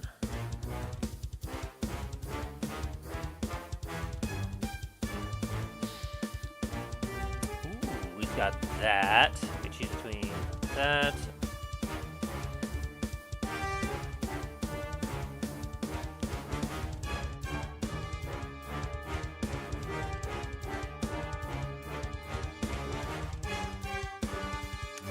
That's not nearly as fun.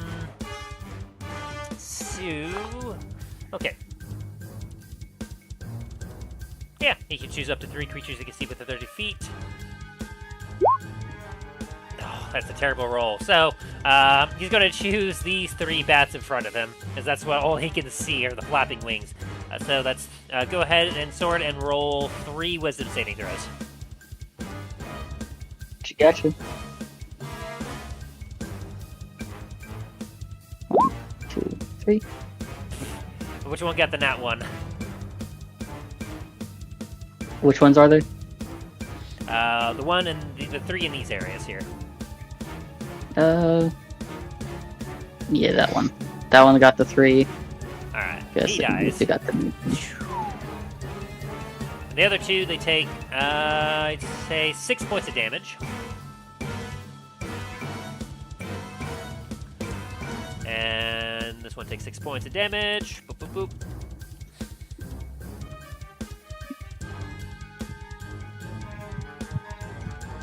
Alrighty.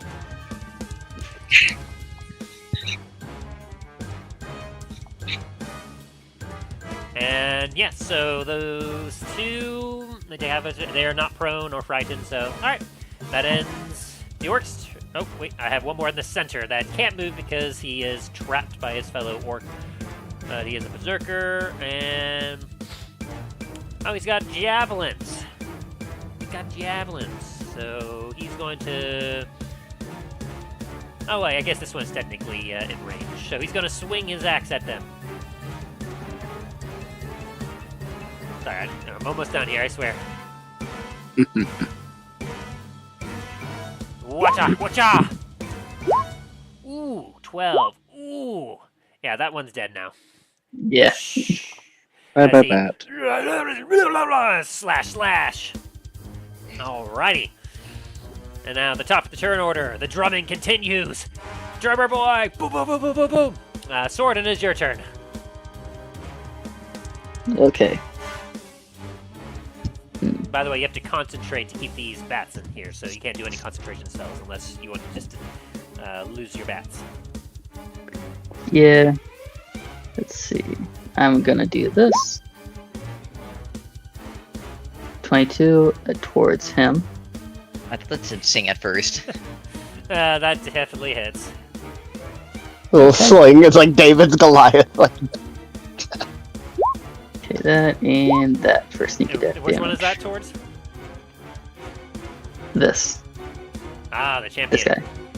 Yeah, he definitely takes that. So that's 12 damage. Boom. strike him in the back of the head.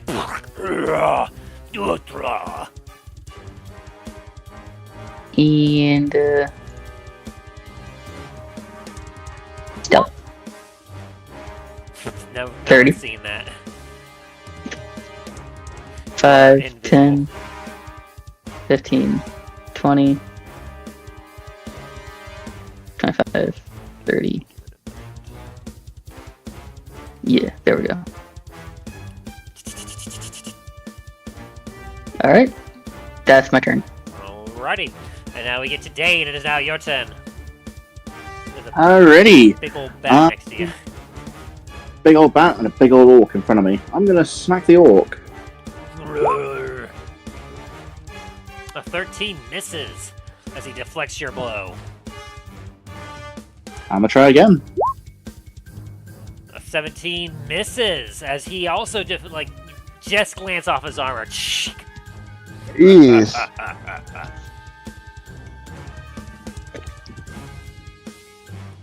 Well then. He's defying you. What are you gonna do about it?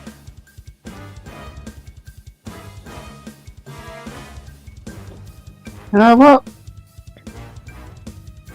And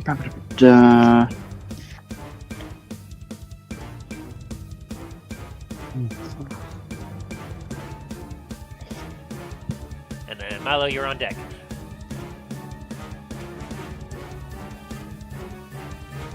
You know what? As a bonus action, I'm gonna shove him backwards with my shield. Ooh. And you need a competing. What was the check?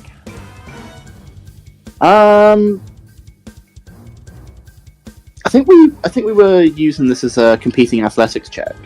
That sounds about right. He got a 14. And that's 5 feet back? Yeah, 5 feet back.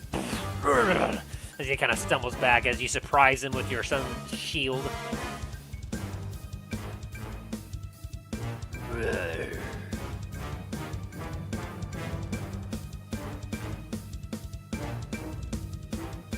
I'll just spit on the ground at his feet and then go back to a defensive posture. And that is my turn. Alrighty, as Milo, it is now your turn. You know what? Fuck this drummer. Piss me off. Say 26 hit. How do you kill him? How do you finish him? What do you do to him? You know what? Just for the added touch of this, Milo's gonna like cake the drum that he's using and just stab him in his arm and just let him bleed out on the ground.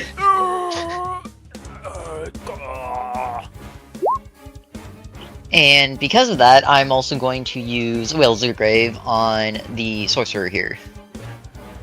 So he takes 17 points of damage as well.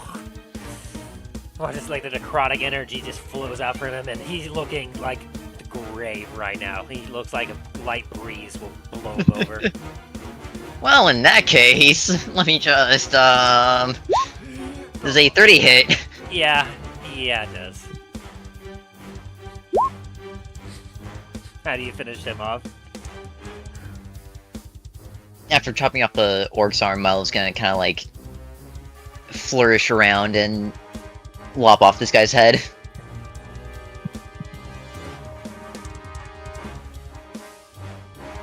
Alrighty, he goes down like a sack of potatoes. Nice. And that's my turn. Alrighty. With that, we have Talos. It's now your turn. As there's still a band of orcs in the back, relatively untouched, and the champ and the chieftain still in play. What do you do?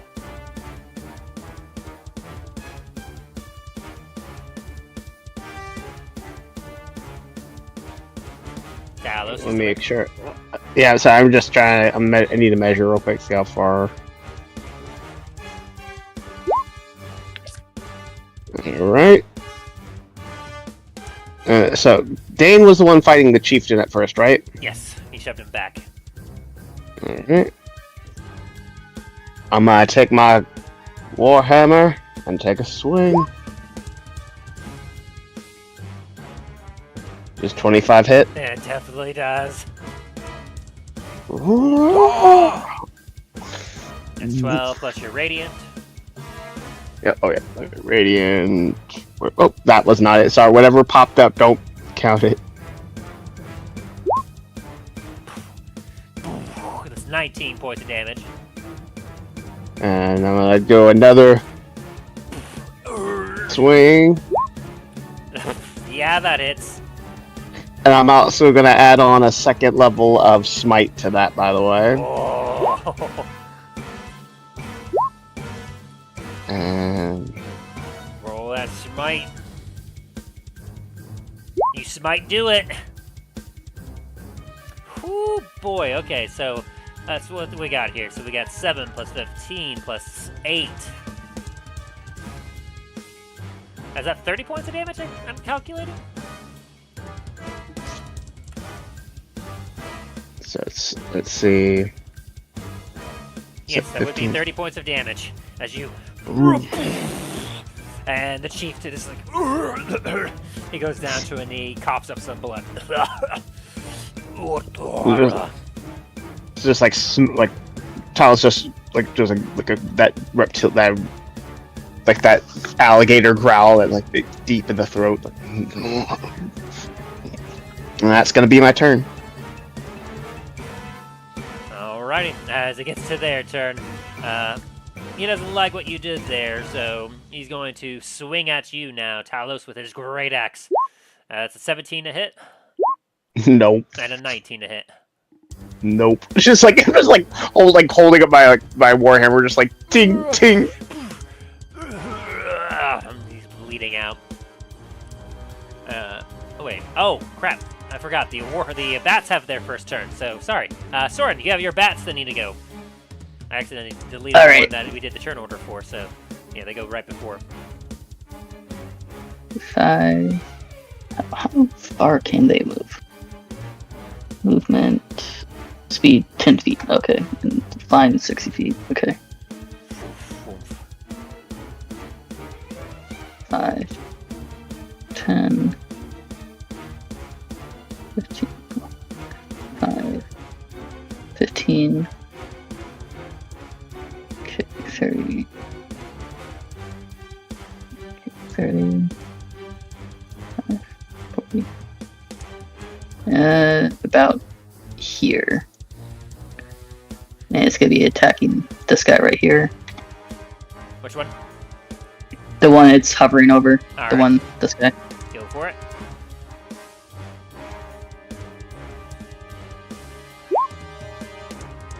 Definitely hits. Or piercing damage. Alrighty, he takes it. Good It God. definitely did that way, so how I did the first time. That was so much more manageable. Doing this one. It's gonna be attacking this guy. Alright. 14 to hit. Definitely hits. 8 piercing damage. This one goes here. Ooh, spicy. To bite. Uh, Does that hit this guy? It does not. I bite. I bite. Gotcha. Alright. This one going to go over here. It's going to attack him. That's going to be... I hate how it keeps on going away the moment I press something else on the screen. Yeah. Oh, that definitely 22. hits. Which one was that again? Is that really... It's this one attacking this guy. Gotcha. Yeah, that definitely hits. 4 piercing damage. Nice. Solid. Now it's this one. Attacking the same one. Yeah. Yep, that hits. 8 piercing damage. Ooh, jeez. Yeah. Yeah, he's hurting now. That one is hurting. Okay. Alright. I'm gonna move this over so you know that this guy's here. Yes. And is that the bats?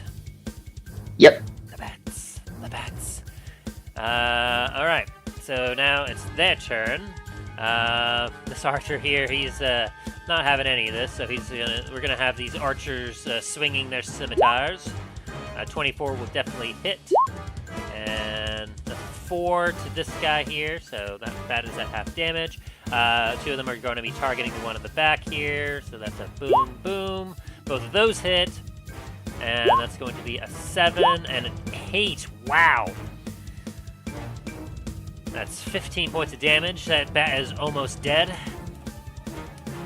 And this one here, he's got some room finally. He's going to take out his bow and he's going to shoot it. And that's not going to hit anything, because he's too darn close. This middle guy here, he's going to swing his axe. Let's see, is that the Berserker? That is a Berserker. Berserker swings his axe. Ooh, this one's dead. As he my baby and cleaves.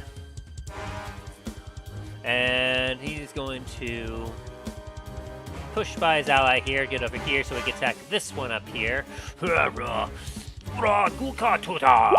a 23 to hit, as he deals 13 and kills this one too. He's berserking. He uses his bonus action to charge up to this one here. Alrighty.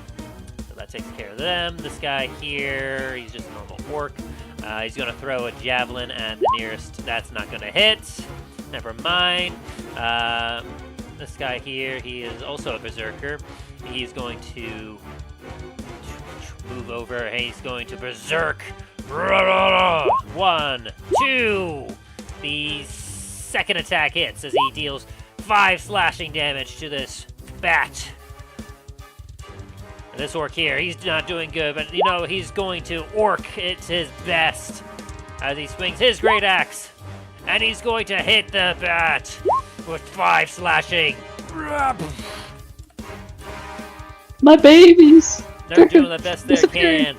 As this raider's got his eyes on this one here. As he's going to swing his scimitar, and he's going to hit it twice with a slick and a slash. He deals 13 points of damage and almost kills this thing. Like, every time you say when they go berserk, I hear this sound of. And the shaman. Let's see, does he get his spirit wolves back? He does indeed! He recharges it. So he's going to pick all 3 bats to see if they can handle spiritual wolves. They all need to roll a wisdom saving throw.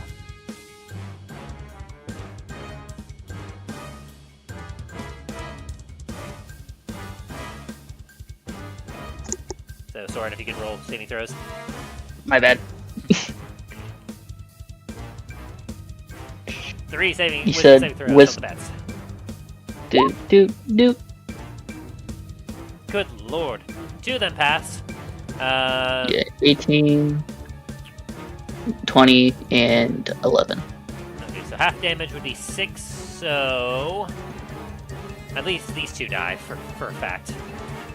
Because they don't have enough to even take out half damage, so special rules jump up and drag them to the ground, and they both disappear in the spectral dust. This one, on the other hand, he takes half damage, so he takes 6. That brings it down to 11.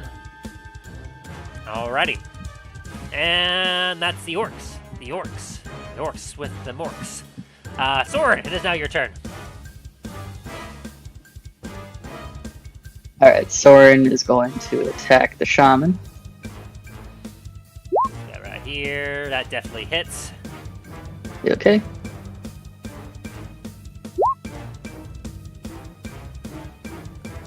That's 13 points of damage. 5. You crack into his skull, but Is that guy still standing?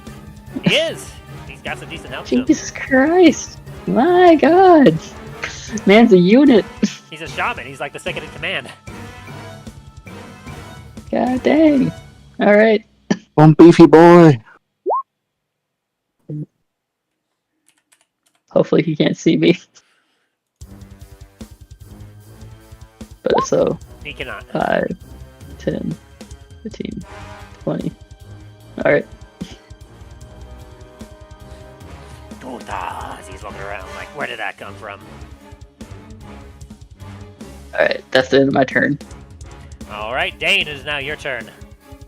You see, Alrighty. before you, Talos has weakened him up for you. He's softened him up.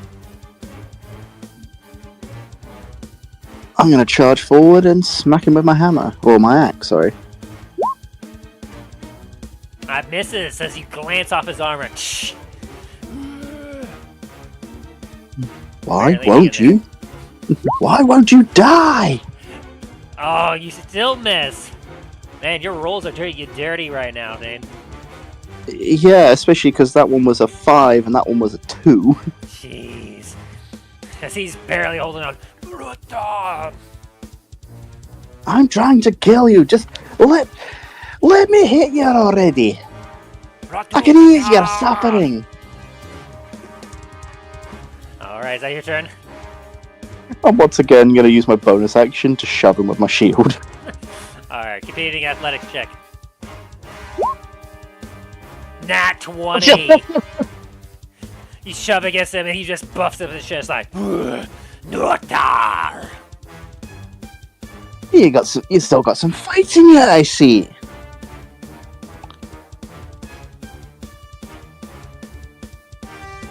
I Alright, was is that gonna your kind turn? of turn around and be like, hey, do you need some help? Because it is your turn, Milo. I'm done. To reiterate Milo's question, Dain, do you want some help? I'm fine. As soon as we take down this bastard here, we'll come over and help you with those lot. Unless you Very end well. up killing them all beforehand. As Milo's going to attack this one. Alrighty. He's berserking. Yeah, that hits. You're stealth, right? I am not stealth, but also because of this bat when I have advantage. He is an ally. How do you kill this guy? As Milo's just gonna kind of like run between his legs, have the orc be super confused, and Milo's just gonna shove his sword through his gut, and just kind of let him flop on the ground right next to him. And also because of sneak attack, Whispers of the Dead on this one as well. I'll So- just do the 24, just to make it easy. Okay. That'd be minus. Oh, it definitely almost kills him. I'll tell you that. Well, I mean, in that case, 24 plus 25... 25? Total? Yep. Halved? Yep, and like I said, it almost kills him. God damn it! Well past half health. Alright, fine. I'll do it again! That definitely hits. Oh. He has 3 hit points left. God damn it. If you stab.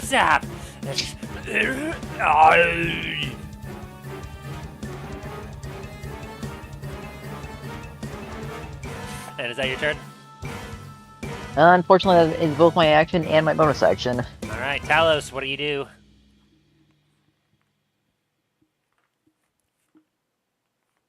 Talos? You got real quiet all of a sudden. Sorry, my mic got unplugged. I'm gonna move there and take a swing at the chieftain. Okay, how do you kill him? Just- Nothing surviving a nat 20 with his health. I just do a swing, just like overhand, just like with like. Bah.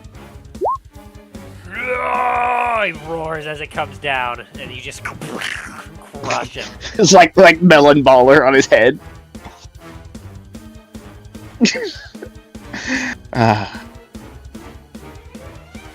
Good kill, but damn it, Talos. Sorry. I'm gonna turn and use it, and I'm gonna switch over to my bow and fire at. Now, why won't it let me? This guy here. Alright. currently get not my taking any damage. vicious bow.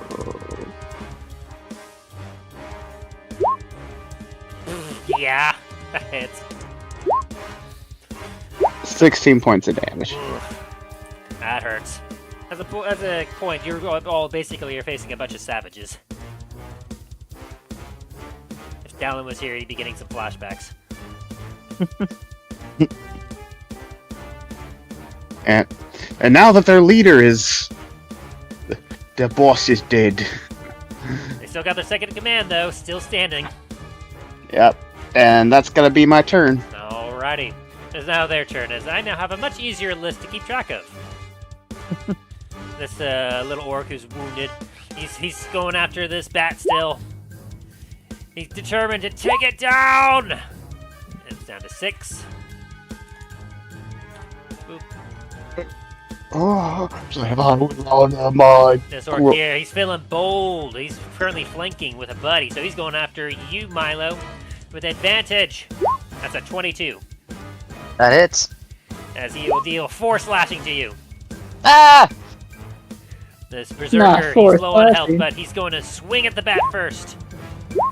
He's going to take it down! Bastard! He's then going to turn Oh, it not my you. babies. There are no more bats in the field. He then turned at him, and your concentration drops, by the way, Soren. Yeah. He looks at you, Milo. He's going to attack with advantage. 22. Yep. As he swings and hits you for 11 slashing. Gonna half that. Nope, not yet. Oh, okay. And that takes care of those. The archer, he's going to shoot at you, Milo. Grota! That's a 19. That hits. Really? Yeah, my AC is 16 Oh. since I've using the defender at full that- attack. That's it. I was like, I feel like I've seen you survive like hits from them before. You take 11 piercing. Good lord. God damn. All right. That was a heck of a shot. Great googly moogly. All right. Is that it or? No. I still have Mr. Raider here. He's got no more targets. So... it's not affecting anything. He sees that you're being handled by those. He's going to 5, 10, 15, 20... Hang on. There we go. 20. What the heck? He got bigger! There we go. As he's going to charge at you, Talos. As the Raider, he's going to swing at you with his axe. Or scimitars. Never mind. Scimitar, he doesn't have an axe. That's a 19 and a 12 to hit you. Nothing. He just glances his scimitar off your back. I have 3 archers. Who are the archers going to go for? I guess, yeah, they see Talos as a juicy target, so Talos, prepare to get shot. 1, 2, 3. That's a 17, 24, and 7. None of those hit. 3 arrows shatter against your armor. The Orc Shaman, does he get his thing back? He does, but is he going to use that? You know, he's not going to use that, actually. He's going to look at you, and he's going to cast Stormbolt! I'm imagining if he who? hits no one. Yeah, it was flying at you, Talos, and basically a little bit of electricity just crackles at your feet. Yeah, plus plus my resistance to lightning, so it's like... Not tickled. Yeah. Anyway, Soren, it's your turn. It's like, was that supposed to do something? 5th level Spirit Guardians. Oh, dear lord.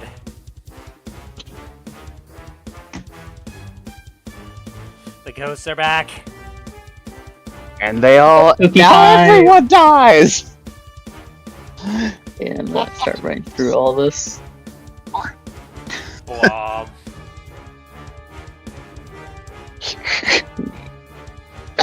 I'm just There we here go. in my head a freaking little gerbil shriek, run forward, and like a bunch of skeletons pop out of the ground.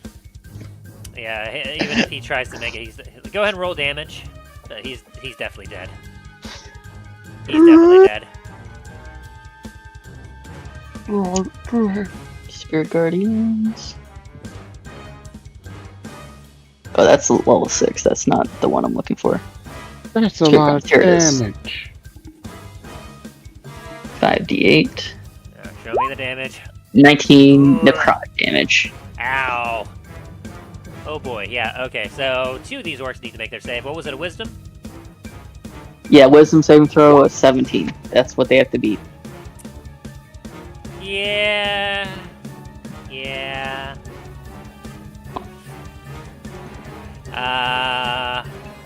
Archer, you need to make your saves. Yeah. Yeah.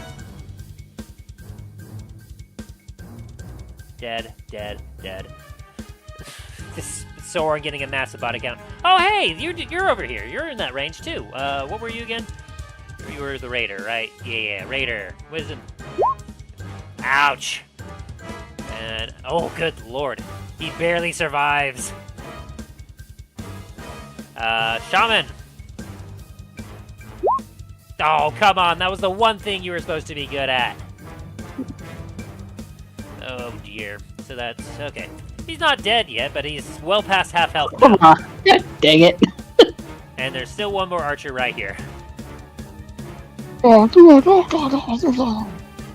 Bunch of skeletons with one with a trumpet just beat the shit out of everyone. Like beat every time he hits him with a trumpet, it toots and goes.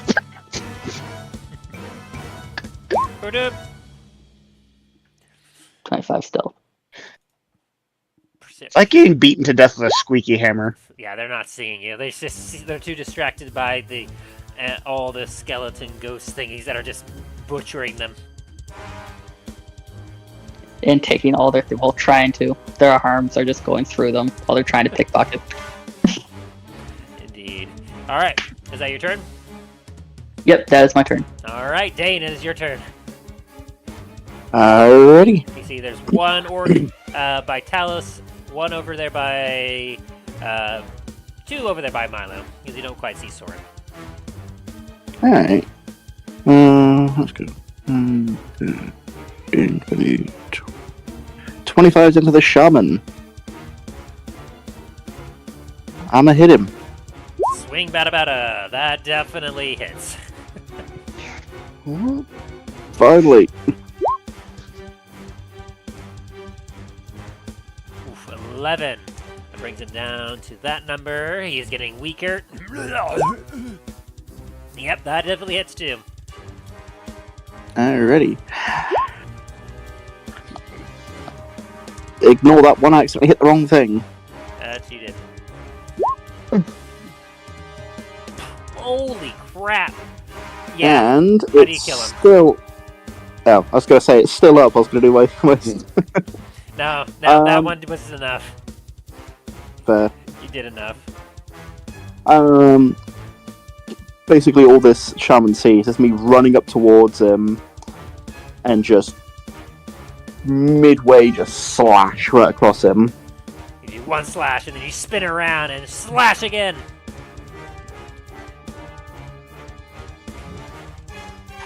And it is dead. Alrighty. There are now 2 more opponents left on the field.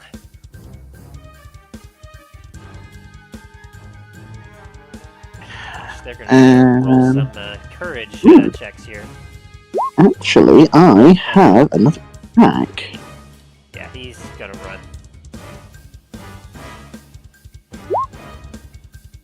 He's almost dead. He's going to ride this one out.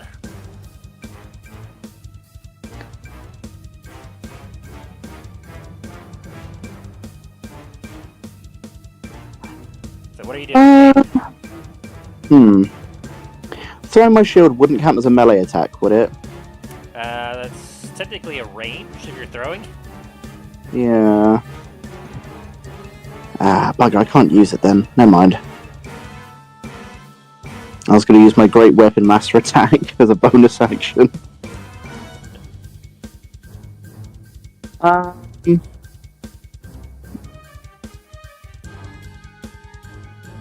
am my turn.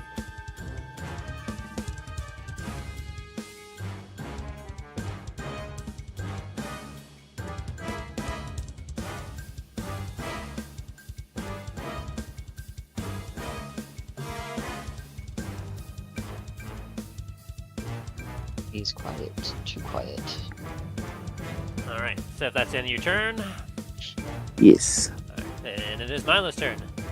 I'm checking a few things. It's a 23 hit. That definitely hits. One slash and he's down to a knee. And how do you finish him? As he holds up his bow trying to like block your attack. You really gotta stop asking me this. You're putting me on the spot and I don't appreciate it. Hey, some people like to flourish how they make their kills.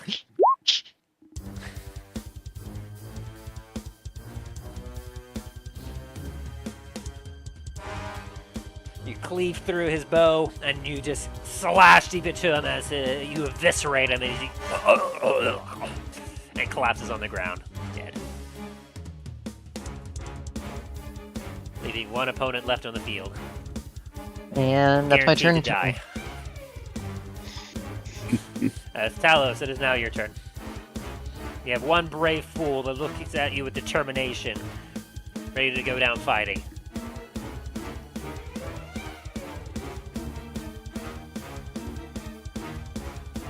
Give him the warrior's death he so deserves.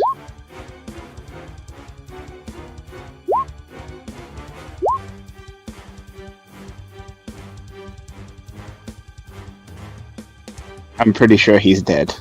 Yeah.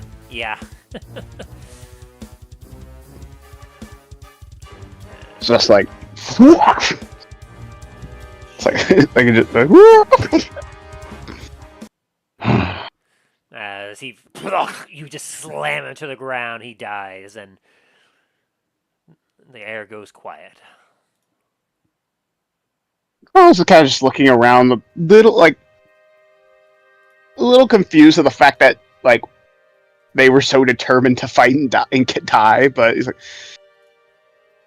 at least they died the way they wished. At least from what I know about orcs and their culture.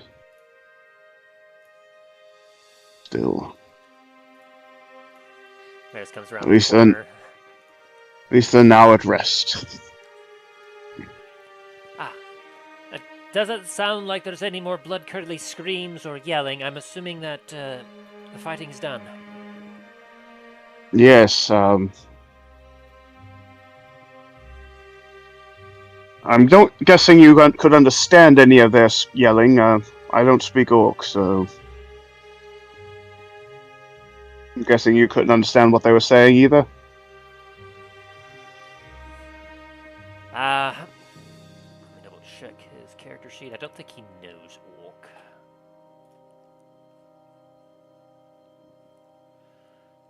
I'm pretty sure our new translator just heard muffled gurgles from inside morphs. Yeah, he's currently just chilling in Murphs. Alright guys, I have a couch lined up, the nice TV all lined up for him down there. He's content. He's not wrong, I guess. Except for the TV. Well, yes. It's like the inside of frickin' Patrick's house. It's like even though it's just under a rock, it somehow has all these extra levels. Ah. I just have a box with a cut out in the center of it, and it just has like minor illusions flashing along on the inside of it. Varys knows goblin, not orc. He knows goblin but not orc? What the heck? Varys went to for a few more obscure languages. Fair enough. My, that is, wow. That is a lot of orcs. Well, I suppose it's safe to say that you all have a much higher kill count than I do now.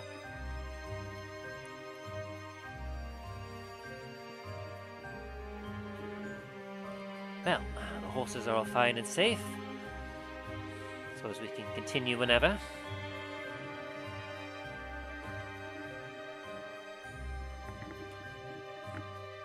Cricket. Sorry, I had to step aside for a second. It's all good. You all want to People, those restroom break? those yard people, when like the ones that drive around trying to, he's like, hey, do you want us to do your yard? I'm like, look at my yard that's clearly already been mowed.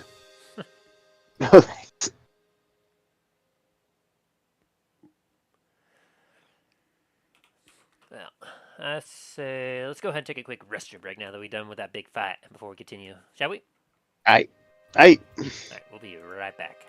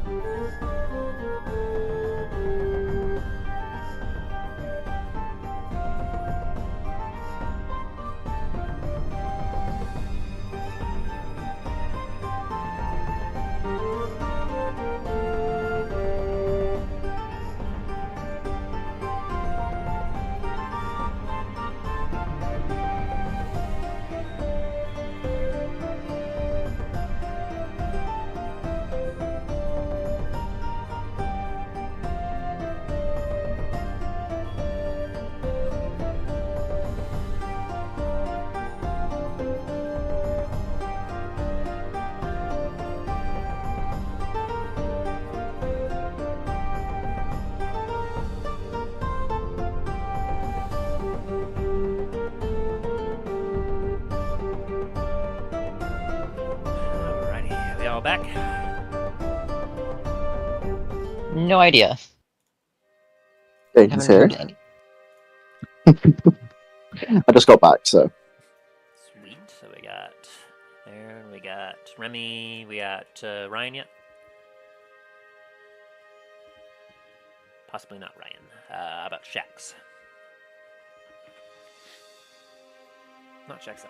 Alright, we can just chill and hang out here for a minute then, while we wait for him to return. Oh, how are we all feeling so far?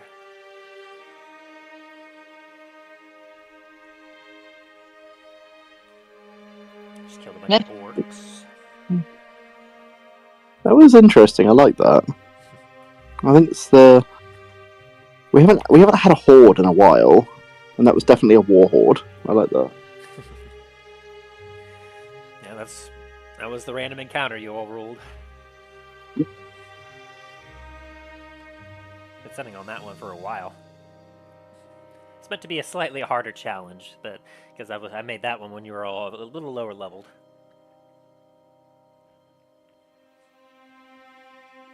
Yeah, if we were lower level, that would have been painful. I have returned. Welcome back. Welcome. Yeah, and I rolled really low on that too because it was supposed to be 12d6 plus 12 orcs. Damn. So that could have been a lot. Like that could have been like over 80 orcs. Yeah, That would have been a lot. Instead, you just got 30. this Talos is kind of just looking around at the bodies, like sad that he had to take lives that probably might not have had to be taken. But at the same time, it's like, oh, they were the aggressors. Let's see, have we got Ryan back just yet? Not quite yet, sounds like. So just hang out and chill a bit longer. Jeez.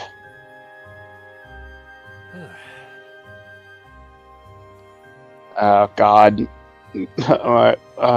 My friends just sent me a thing that's saying it's like another thing for our wallets to hate us about, and it's the new Jurassic Park pop figures coming out that are the dinosaur skeletons.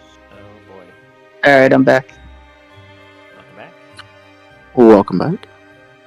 Yeah, but it's Triceratops, Dilophosaurus, and T-Rex. Sounds like an interesting time. Yep, I just posted a picture of them. I'm an adult. I can spend my money any way I want. Indeed. Mm. As you can.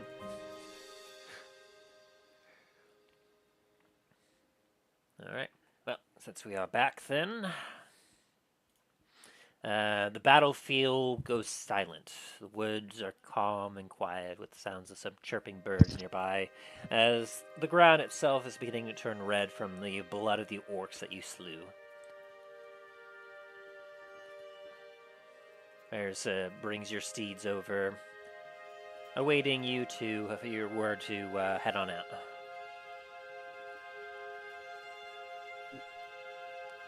And what do y'all do?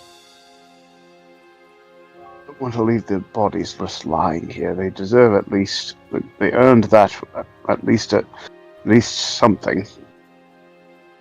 They fought well. I'm not really. Well, I know we're a tribe, but I'm not really accustomed to the practices of orcs. What would you say would be? I'm gonna roll a history check to see if I know anything about orc customs after death, after being killed in battle. Go for it. 19, yay! 19, not too bad. Yeah, from what little you know, like, it depends from tribe to tribe. Some of them are like, burial related. Some of them, sometimes they get lost at sea, get dunked down into the depths below, but a good majority of the tribes tend to go for a more of a burning pyre method, where they get burned and their ashes somewhat get spread around to return back to the ground from whence they came. I'm gonna relay that to them, to the group, and try to by looking at their bodies, looking at the type of gear they're wearing, see that might be more to that. Oh, I'll go see if I can let's try to gather the bodies at least and lay them down. We'll put some. We can maybe make a pyre over them. They've earned that much at least.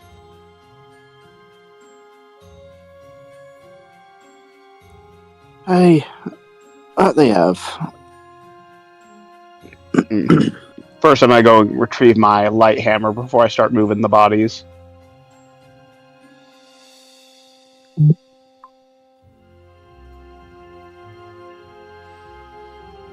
So you'll take the time to kind of gather up the bodies, arrows, and other weapons that you may have thrown and used, and you kind of give them a nice funeral pyre. Yeah, like they've earned, like at least for Talos, that like in his mindset, they've earned that.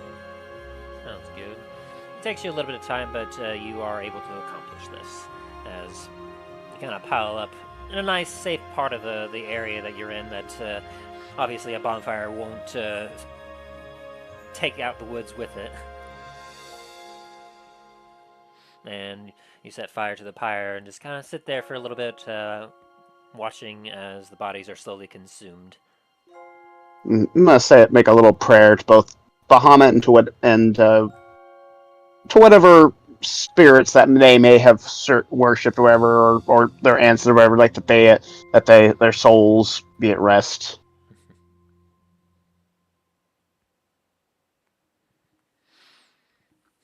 And so this takes you at least a couple hours.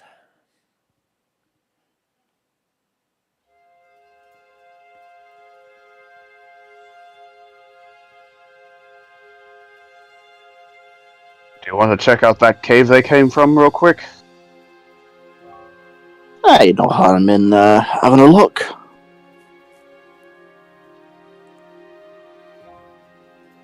And I will say that loot that you find on them are basic weapons, like crude rusted armor. A lot of basically just kind of useless junk. Yeah.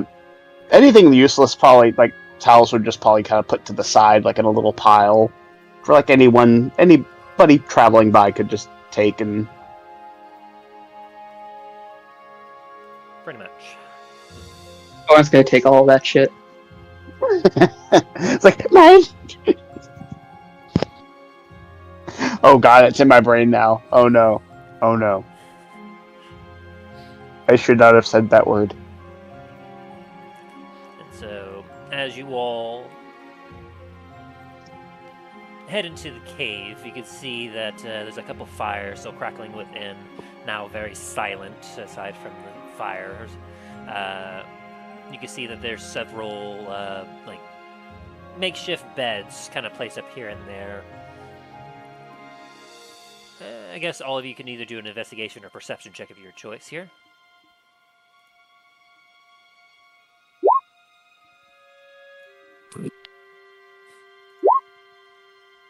What a disgusting cave, Dain. Ugh. I've seen some share of caves and mines in my time, but this is Lovely. ghosting.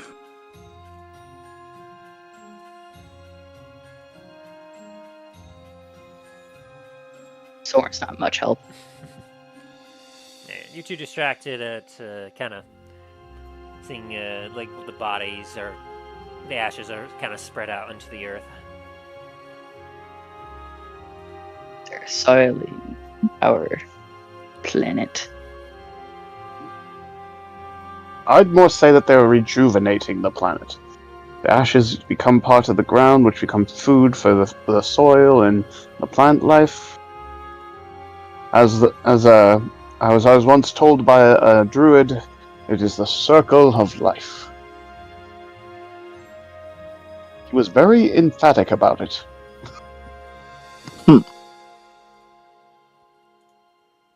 Then he hit me upside the head with a stick and ran off for some reason.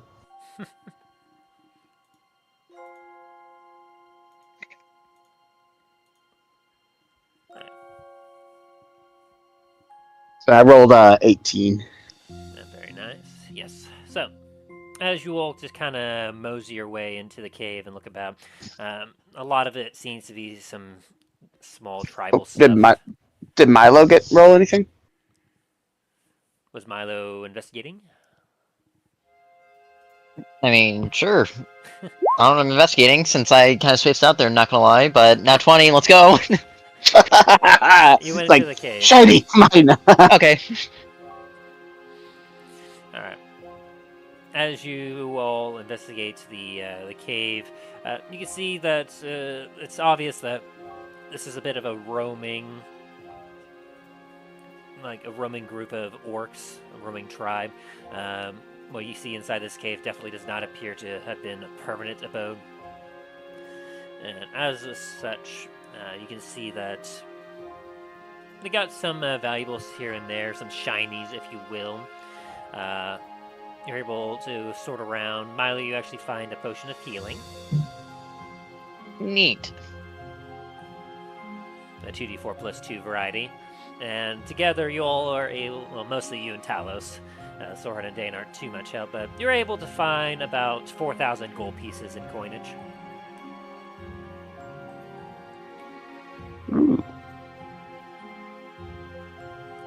I guess you can all split that up 1,000 apiece if you want, unless you're trying to do something.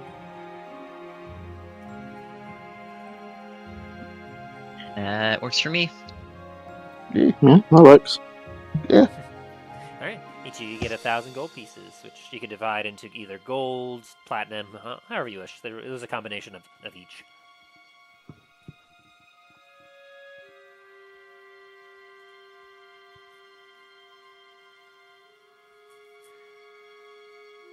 Alrighty. And with that, there's nothing else really in the cave. As you all kind of leave, and Varis looks at you all and goes, well, are you ready to carry on our way? Would it seem so? Alright, then let us move out. As you all proceed to mount on your noble steeds, and you make your way down the path. After a couple more hours, as it's starting to get dark out, you suddenly see a break in the trees, and you exit the tree line.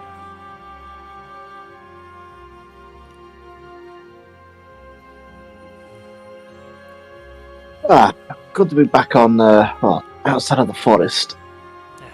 It's quite... Though it is getting quite late, we should probably make camp. Aye, that's probably for the best.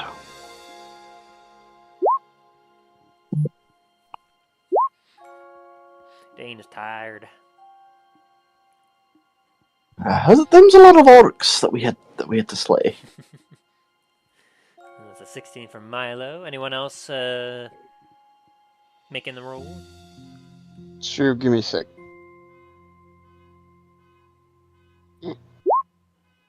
Nine.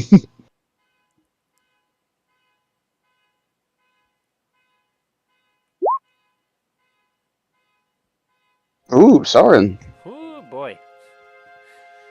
Yeah, this makes a lot of sense. So, as Milo and Soren, you're basically kind of looking around.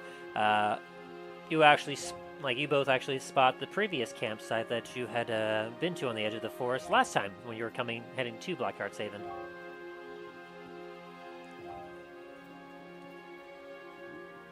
And so, you decide, that was safe last time. Let's go ahead and set up here.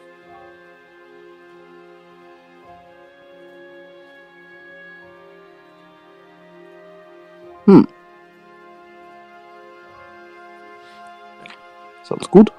Alright, and as you all kind of set up camp, your tents are out, go ahead and write off one ration for all of you. As you definitely had a nice, good day here.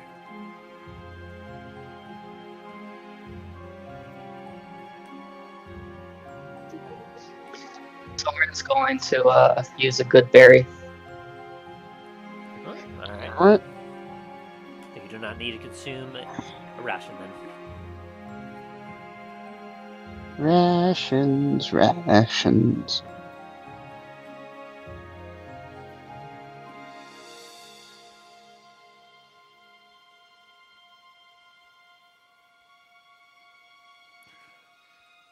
And so, is there anything else you all wish to do before you head to bed this night?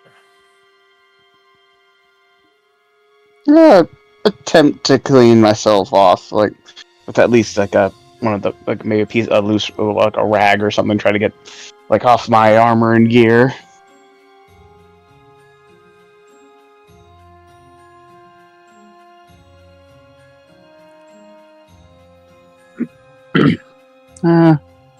Dain's gonna muck around with his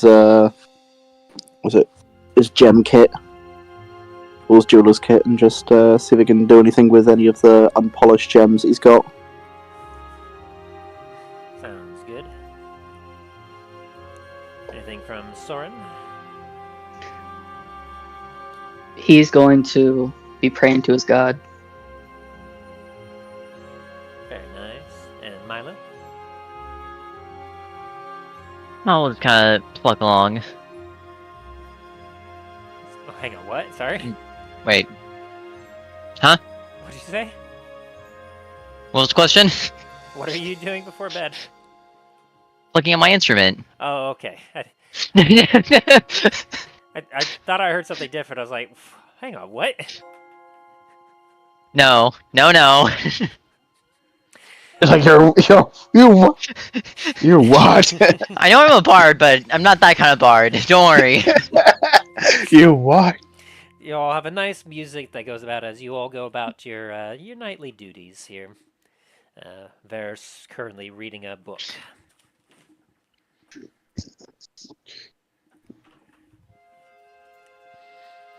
Eventually, as the night grows late, you all have to decide night watch.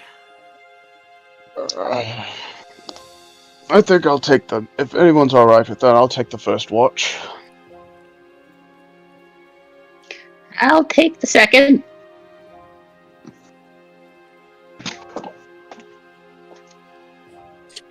I guess I'll take third. Milo with the And last. Milo, you enjoy your long sleep. All right. All right, that works for me. Talos is gonna get up, stretch a bit, and then take out his drift globe, set it to lantern light, and start doing his little circuit. Sounds good. Go ahead and roll perception. Perception. Very nice.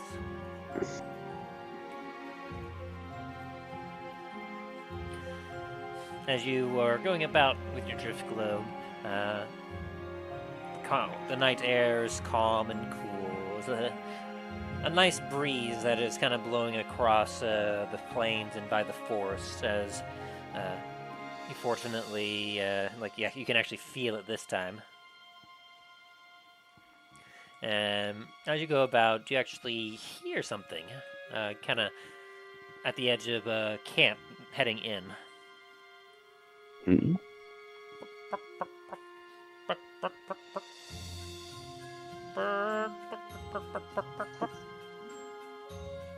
And Talos is gonna try to peer over to see what it might be.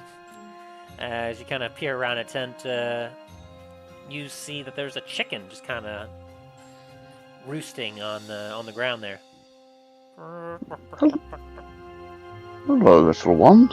What are you doing here? There shouldn't be a farm around here for quite some time. Huh. I'm gonna try to pet the chicken. Doesn't it react as you kind of pet it? He just kind of ruffles its feathers a little bit. Huh. Oh. Hey, I Soren, wonder where you could. Yeah, what's where up? you co- can you give me a Constitution saving throw? Why?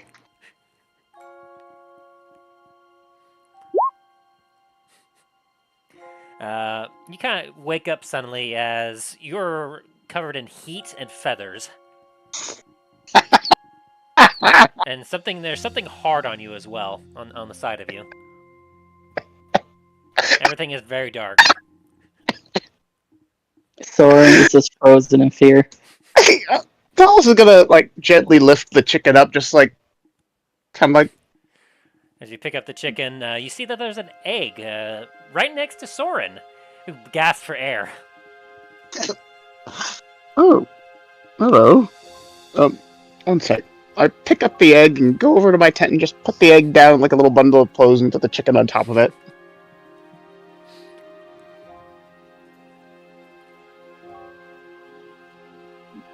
Are you alright, Soren? And I go back to Soren, like, you alright? Soren just is not moving. He's frozen stiff. I just glad that it wasn't the owlbear. Oh, very well. Well, at least we'll, at least you're alright. I'm going to go back to my patrol now. Still don't know where this chicken came from. Good night. Talos is gonna go back to his patrol. The rest of your watch is uneventful. I'm gonna go over to Dain and gently wake him. Dain, up. Your watch. Dain. Up. Okay, I'm up. Nothing really to report. I found a chicken. Chicken? Is that a farm around here or something? Not according to the map or anything we passed by, but I found it. It was using little Soren as a nest. It laid an egg on him. I have it in my tent right now on some bedding, but hey, at least we'll. I say this in a very low voice. At least we'll have breakfast in the morning. Yeah, fresh egg. I go over back to my tent, carefully open it up, not to startle the chicken, and kind of lay myself down.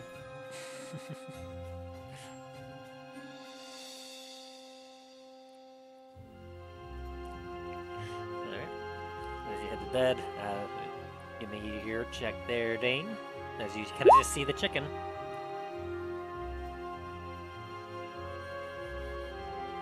It's like, okay, that's a chicken. That's like right outside my tent, and like a little pile of like bedding I just set out there for it.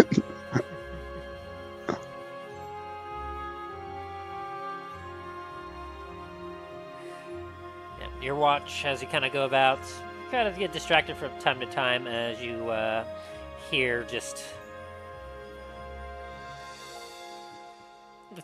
the kind of bucking of the chicken every once in a while.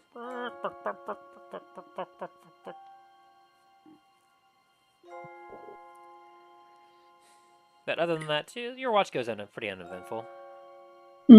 Fair. I'm go over and see Milo, because I'm pretty sure he's already awake.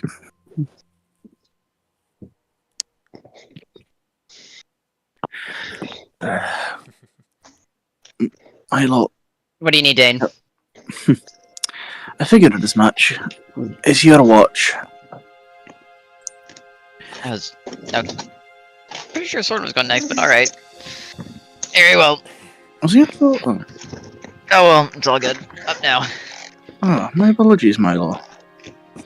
As I said, it is what it is. There's a chicken around. Okay. Like saving it for rations tomorrow or something? Or like, what's the deal with the chicken? I'm not sure. It laid an egg on Soren. Talos currently has it. It's like clearly sitting outside my tent, like on a thing of clothes outside my tent. Very well, I guess. Not really sure what to do with this information, but okay.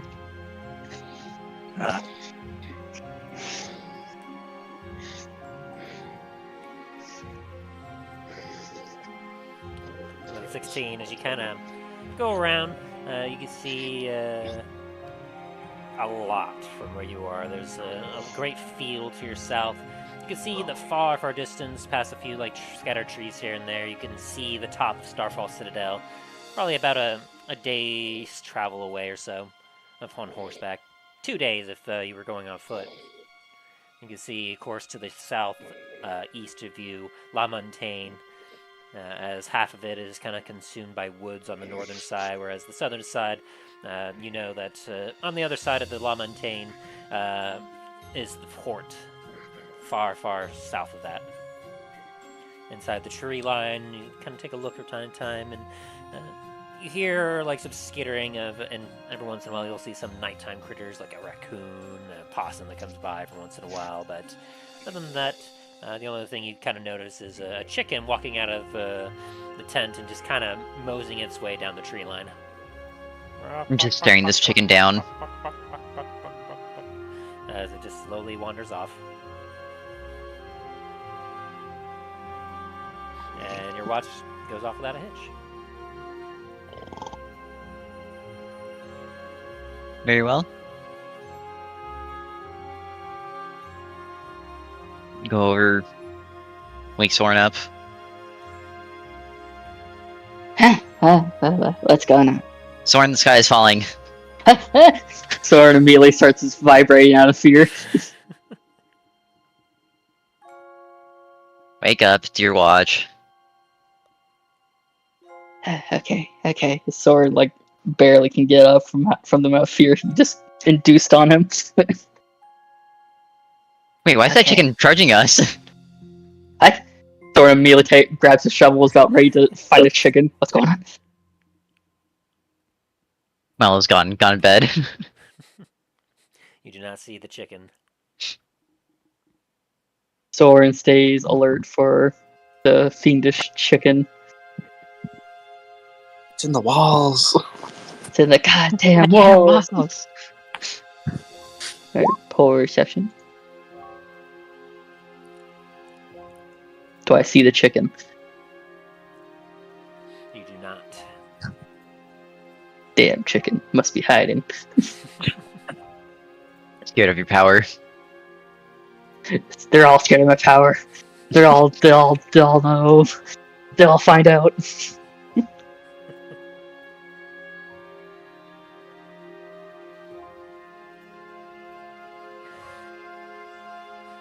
As you continue to make your walk around, you keep a sharp eye for that chicken. And you do actually see some footprints from the chicken wandering off somewhere towards the east, down the tree line. But as you look down that way, you do not see it. It's like as the chicken footprints suddenly start getting bigger and bigger. Until it gets over to the owlbear. Okay. It stirs and looks over at you. I go back to sleep, please. Kind of squints at you, and then lays back down. Whew.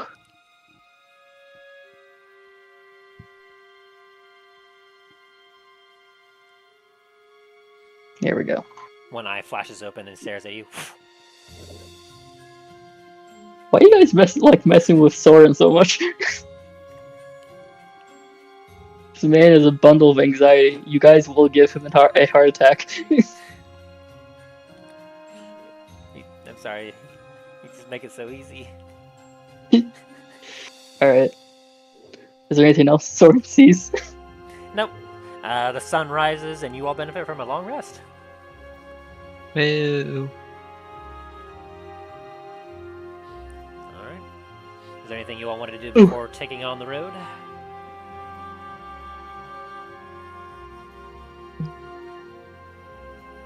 Not on Soren's end. It is day 8 of Elliot.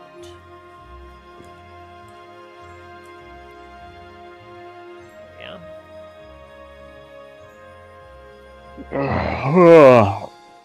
Morning. I'm gonna look over to where that chicken. I had placed the chicken before.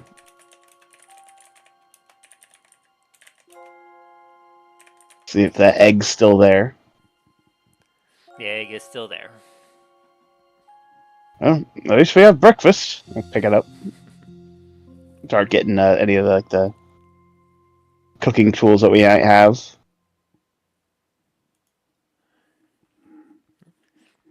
You Some of the mix it in with part of your rations, and you'll have a nice hearty breakfast. divided up between the five of us. None of you have proficiency at cooking tools, right? Or have them, right? Let's see. I used to have cooking tools. And do you still have them? I No, have they're on, camping. I have camping gear. Would that be part of that? Nah, there's a specific set of tools. No. Like cooking eggs with a knife. It's like I have a mess kit. Not Not quite. cooking, but alright. Specifically, what I was looking for was it's called cook's utensils. I do not have anything like that.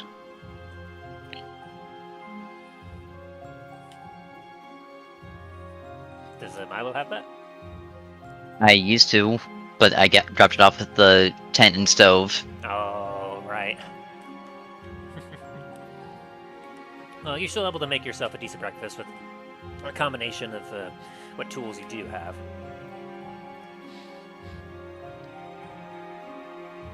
And so you then all take off for the day and head on down the road.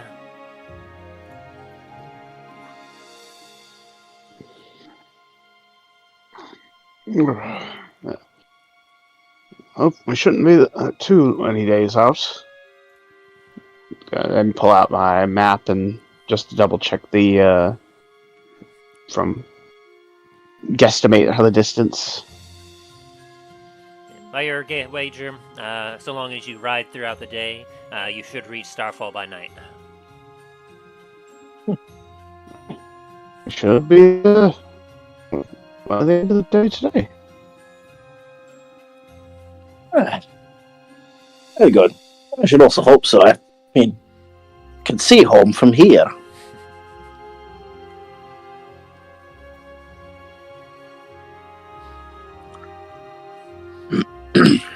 I'm gonna check.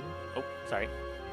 That's how I was gonna try to see if I could see for where Dain's pointing.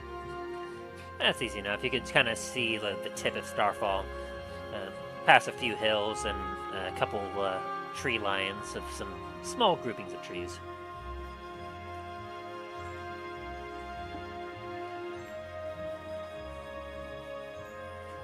And as you all you try to take the next few hours of traveling, it's relatively quiet as you can keep your eye out for danger. After some time, though, Varis looks about at each of you and says, "You know, I am truly grateful that you all came and saved me. I'll be honest. Well, one of you already knows, but About your quote-unquote condition. yes.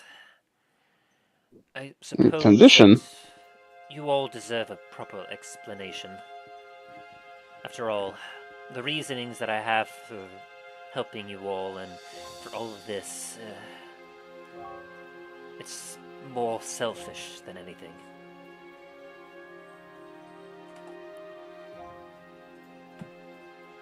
He kind of shuffles in his saddle a little bit. Long ago, when I was but a young lad, I lived in a small village. Quaint little one. It was comfortable. But, of course, it was home. It was called Hannah Village. I lived there with my mother, Annabelle. My father, he'd left not long after I was born, apparently. I never really knew him, but he was a high elf. I imagine he's probably still out there in the world somewhere. But We had a village wizard that tended to kind of help out here and there, did his magic tricks. I was always so fascinated by it, but one day a terrible storm came and just ripped through my village. Many died, and more were left wounded and suffering. Amongst which was my mother. I felt quite helpless as, well, understandably being as young as I was at the time, there was nothing I could do to save anyone, save them. But, as it so happened, there was a traveling band of adventurers that came through. They saw us in need, aided us, helped rebuild some of our huts. The village was somewhat saved because of them. But it wasn't quite them that really fascinated me. It was a cleric. I saw just how much they were helping other people, healing them directly and really making a difference. And so, I was determined to somewhat follow their path. And once I grew older, I left that village, determined to head to a nearby city, where I would then learn under someone the ways of magic. Now, this here is where the story takes a bit of a turn. In my somewhat naive vigor, I decided to take a shortcut through the woods that would lead to the city, as I had a basic idea of the way it would go, and I knew it would save some time. Though, not long after, I ended up getting lost. I spent days traveling through those woods, trying to find the way out, but cursing myself at every turn for not being smarter, for not being able to know what the way was. Eventually, I collapsed under a tree, having run out of food and water. No hope of ever getting out of those woods alive. That was when it appeared. I was rather weak and hazy. I wasn't sure exactly what had happened, but there was some sort of entity, a shadow of some kind that gave me some shade and made me feel better. I could hear whispers that it promised me survival, as well as the ability to gain the knowledge and intelligence I needed to be able to survive. Being on the edge of death, I promised anything to save my own life. And before I knew it, I felt myself float up into the air ever so slightly and land on my feet, feeling lighter than air. When I looked around, there was nothing nearby. I thought perhaps I was hallucinating. Perhaps it was nothing. But as I was then felt a little more energy in me, I was determined. I tried thinking to myself, there's got to be a way out of these woods. If only I knew the way. And that was the first time it happened. As he kind of looks longingly at the road ahead.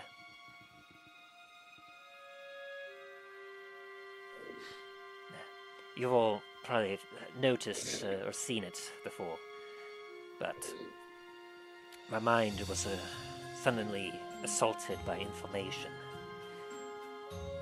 I could see flashes before my eyes, images racing by, suddenly an influx of knowledge I'd never fathomed before seemed to just suddenly assault my very mind.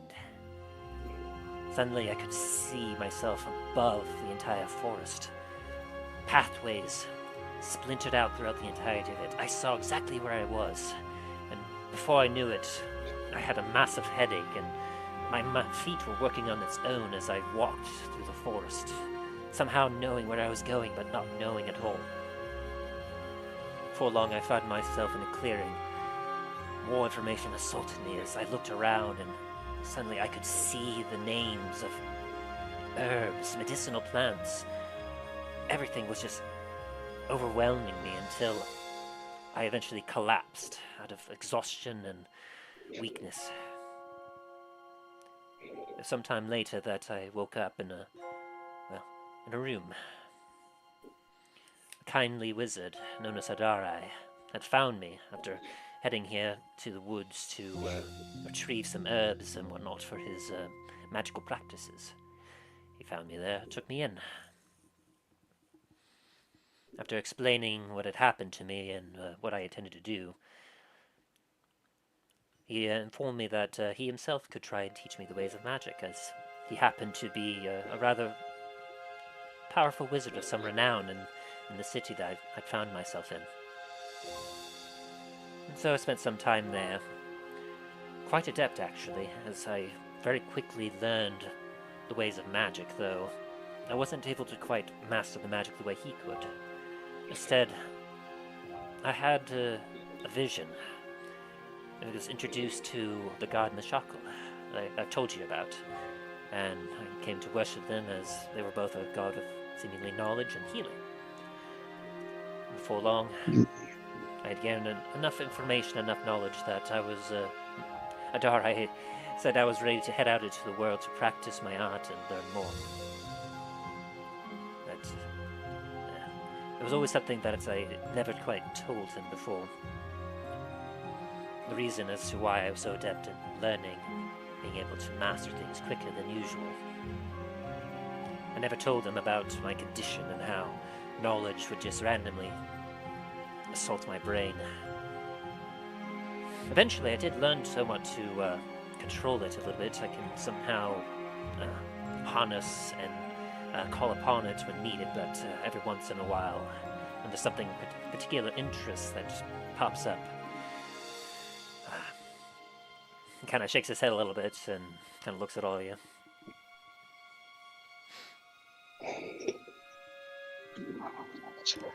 Quite this tale.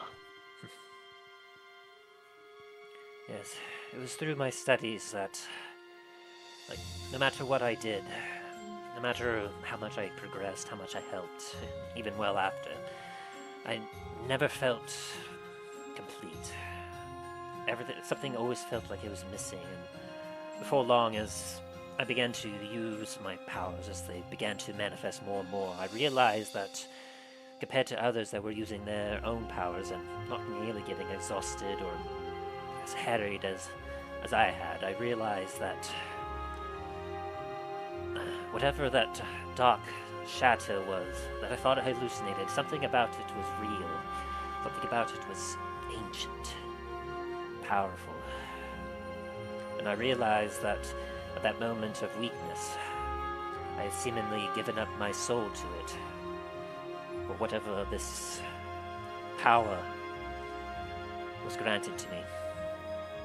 The ability to see what is unknown, to know what is secret. Quite helpful in my travels it's been, but, well, before you gave me that potion of vitality, and, well, even before, you likely saw that the process is greatly exhausting.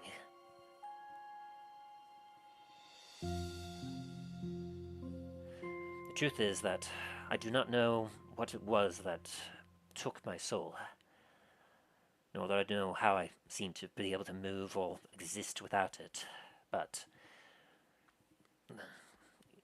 not long after I had figured it out, I somewhat studied and delved into it. I could never find the identity of what that thing was, but I was able to discover that by doing something great, by accomplishing something with this power, I would have the chance to somehow summon it again, and have a chance to reclaim my soul.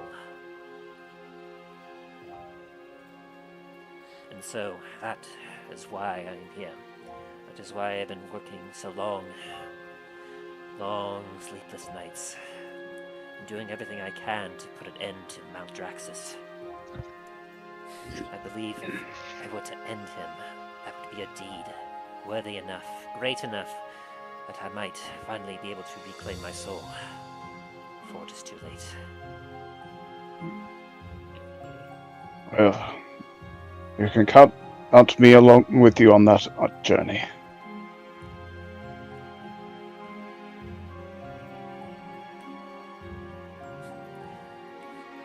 All of us together, all of us working together, I'm certain that we will find a way to end him. Hey, true that.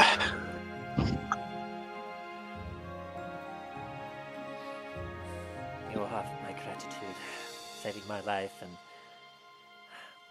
I could never ask of you to help with my personal quest. But it does align with what you are trying to do, and I apologize. I did not mean to deceive or intentionally withhold the truth from you. I just been trying to deal with this by myself for a long time. I believed I could manage on my own. Even Elias only knows partially the truth. There's no harm in always asking for help. And there's also no harm as well in keeping personal secrets to yourself. I mean, we all have stuff that is personal.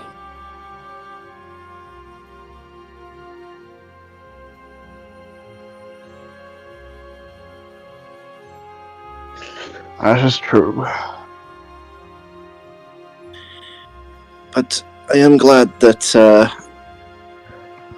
you trust us enough to share that with us. Of course. And that is not a trust that comes lightly as well. You have all more than earned it. I mean, you did save my very life after all. I was very much in a tight spot there that I was not going to be able to escape it on my own. Figuratively and literally. But I just wish to thank you for everything that you have done for me thus far, and I do hope that we can not only save Maldraxxus for the sake of the world, but for my very being itself.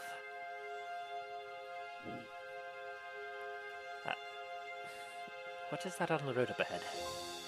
As Varis kind of squints and looks ahead. Oh, it better not be another necromancer, I swear. As you look ahead, Milo, you see what looks to be the remains of a dragon.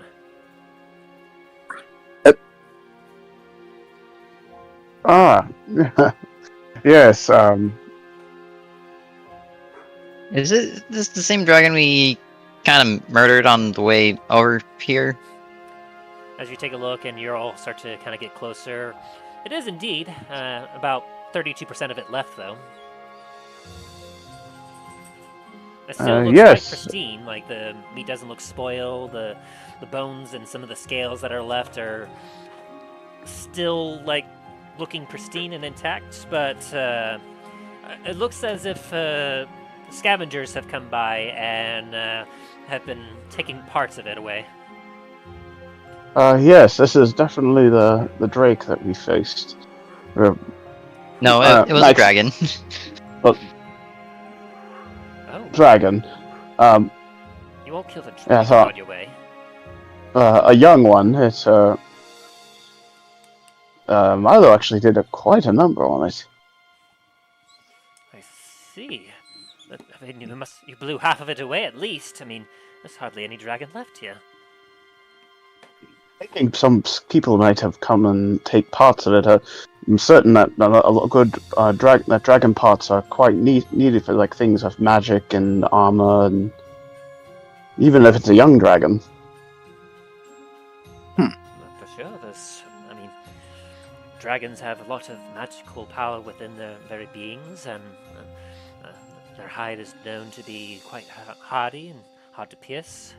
The bones are dense enough to be even used as shafts for weapons and staffs. I mean, quite incredible that you all killed one, but I guess I'm not terribly surprised.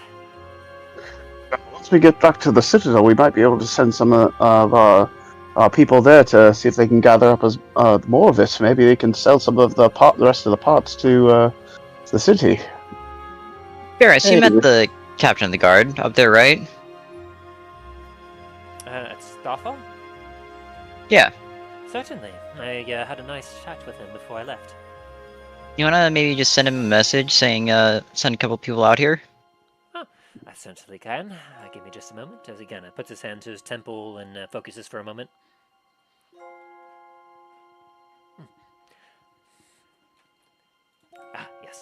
As he kind of takes a look back at all of you. He responded quite quickly and was quite surprised that there was a dragon here, though he said that there have been some travelers that reported seeing such a creature up here. Informed me that he will be sending some of the soldiers up here to retrieve the remains. Excellent.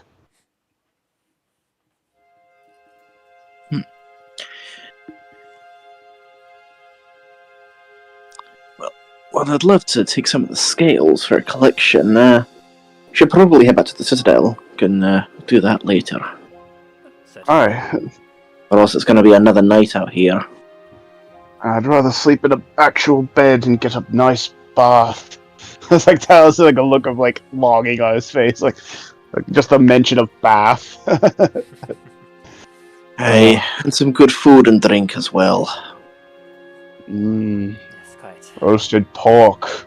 And then, I suppose we should be on our way. Aye. I have my horse pick up its pace. And you all proceed down the road.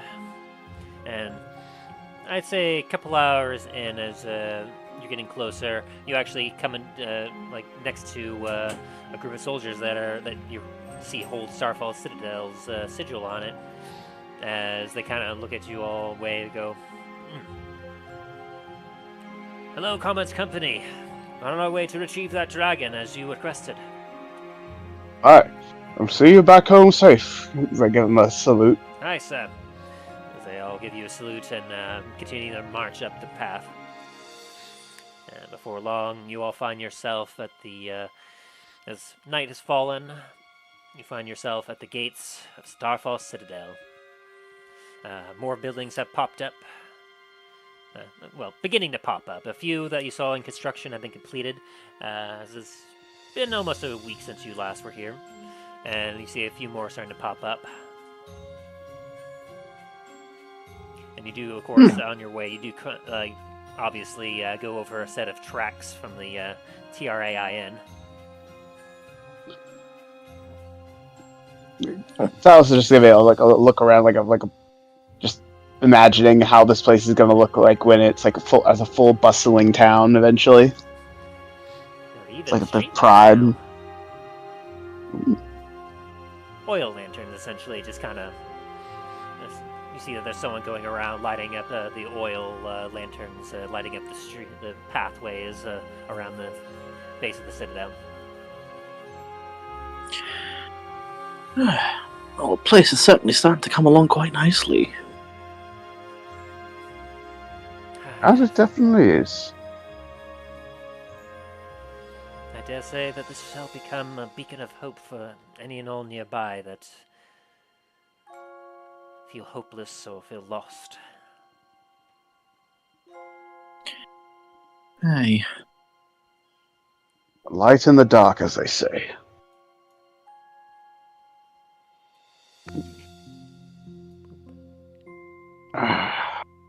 And now, let's get to it. Let's get to the keep.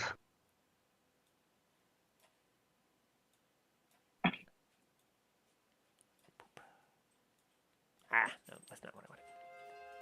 There we go. You saw nothing.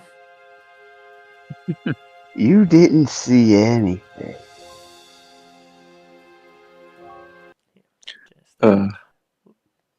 As we watch three people holding a portrait just like following next to us.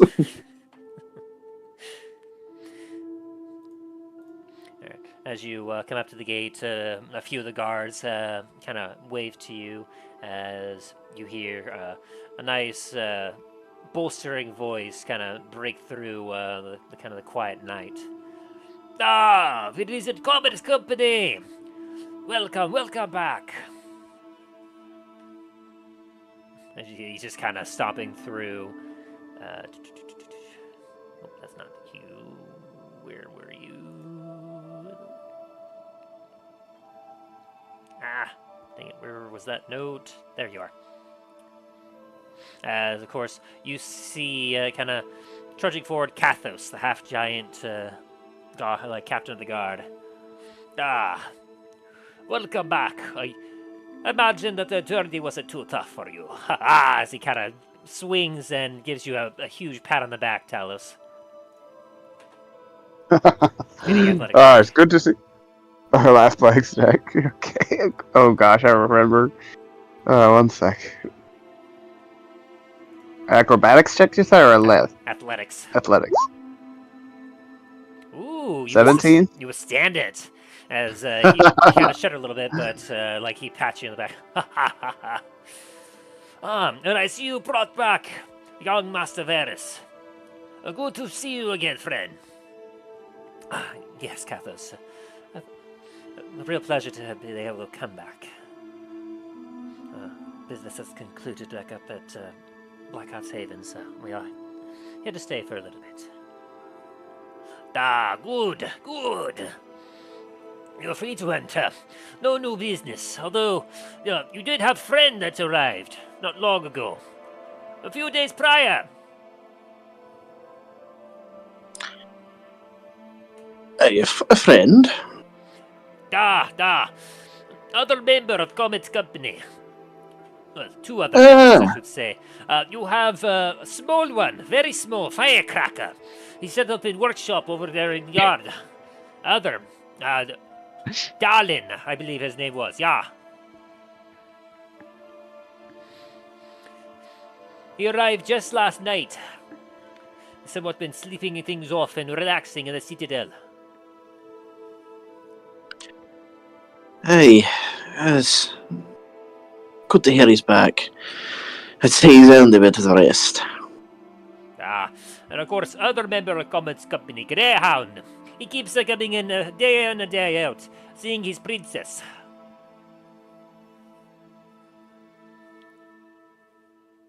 And I tell you, we have not had any incidences with princess for 3 days now. It is wonderful. Wait, what do you mean there has been an issue with princess for 3 days? Has there been issues? Fingers lost, sometimes hand. Someone's leg got bit once. They got a bit too close to the water, I'm guessing. Sometimes with feeding. Greyhound was there usually to patch them up and help ensure that they didn't get completely eaten. Oh, that's good. At least there hasn't been anyone dead, so...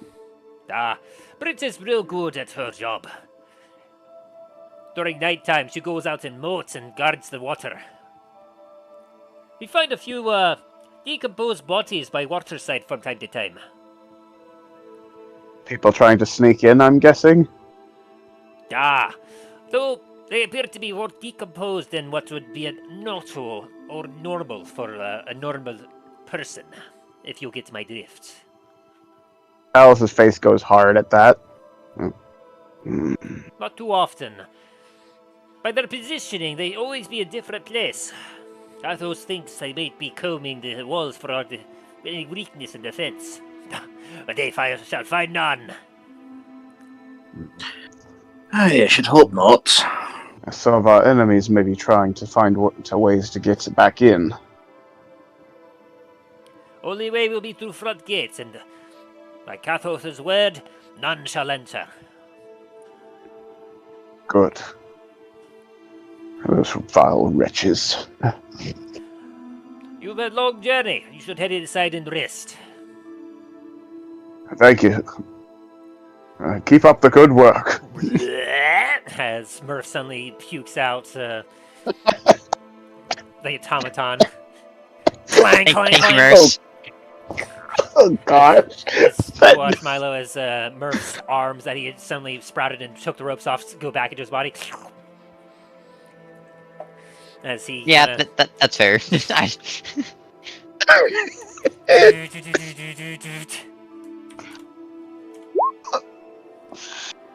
Oh boy. Well, at least we... Good heavens above, what is that? This is our new translation bot. He's a automaton. It was a gift as a reward for assisting over at Blackhearts Haven.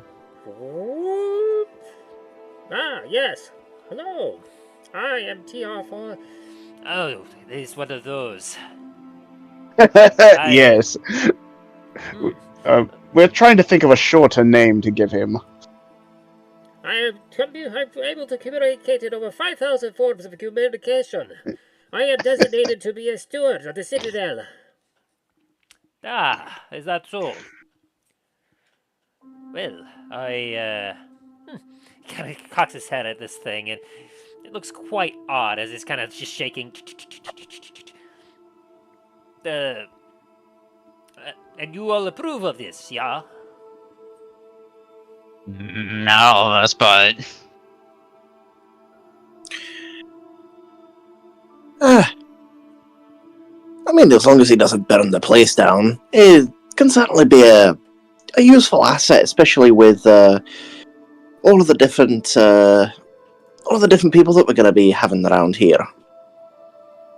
Ah, makes sense. Gatos only know so many languages. Hey, and if we come across any books that none of us know, we can definitely have this one here translate for us. Ah, makes sense. It is pleasure to make acquaintance. TR for the bot. Yes, automaton. can we just call this thing translator? Make it a lot easier on ourselves. Something shorter, something a little that's we'll figure it out. I mean, it's I'm a lot more sure. easier to say than TR whatever it is. TR4N5-L8. Yeah, your name's translator. I'm not I'm not doing this every time. It literally does spell translate, so it's still. How about Cogsworth? I do not agree. After all, TR4N5L8 is nothing close to translate. Well, Translated is, got it. How about Cogsworth? There's all the cogs and things. I thought that was Namfrel's nickname.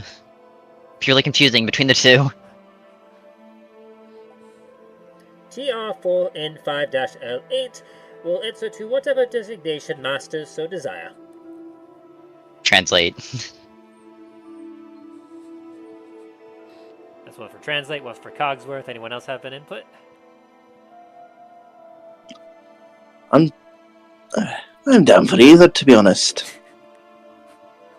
We'll decide in the morning. Let's get inside and get cleaned up and get some food. Very well. I shall go and make my rounds around the Citadel and get acquainted with my new abode.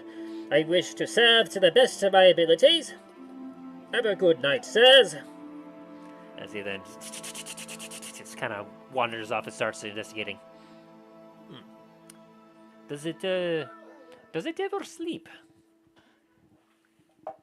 Think so? Gathros is unsure of what to think about this. But if it You mean- if it helps, I suppose Kathos will abide.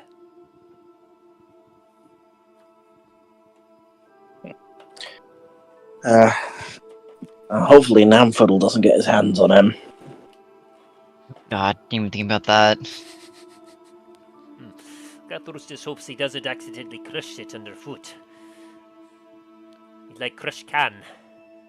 If you were to, I wouldn't be too mad about it. Anyway, good night there, Comet's company. I shall keep watch. Have a good night there. You all make your way back into Starfall Citadel, where you are able to put away all of your goods, all of your stuff, so you're able to get dressed comfortably as you so will, and you head in for dinner for the night. As it's a little on the late side, but you're able to catch just a little bit of dinner as you kind of walk in. You see Namfodle sitting there, like on a high chair, kind of eating, and nearby you also see Dallin.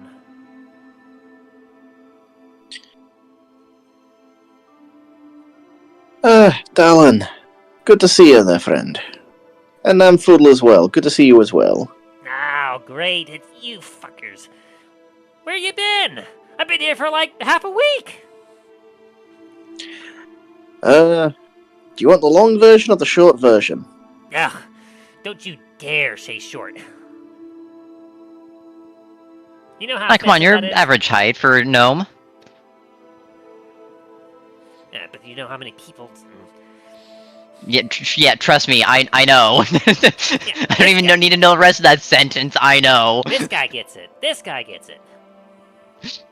I also get it as well. I've been the brunt of those jokes for the last 140 odd years. Alice just kind of like looks away, like, not digging that argument. Hey, at least I ain't the shortest squirt around here. Look at that little rat you got with you. Hey, that's not very nice. Wasn't trying to be nice. Definitely got a toughen up around Namfiddle here. Jeez. Honestly, I'm quite shocked that you even talk. Where did you find this thing? Is some kind of It's a long story. A friend of, It's a long story. Man, you all are full of nothing but long stories. It's too late for that crap. I'm gonna finish up here and get back to the workshop. I got some fantastic things I'm working on. Oh yeah, like what? Oh, just you wait and see. Gonna blow your minds. hopefully it'll be things, maybe something that can detect dead bodies from getting near Starfall. We've heard reports from that princess has been having some midnight snacks. Oh, yes, she has. I've been hearing about that, and don't you worry. I got some excellent artillery in mind to help line up the Citadel's walls, and oh, it's gonna be fantastic.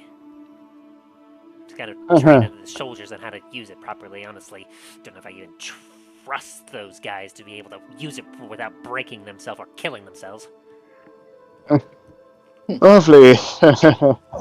Anyway. Well. The night. I'm off. And he kind of hops down and makes his way out.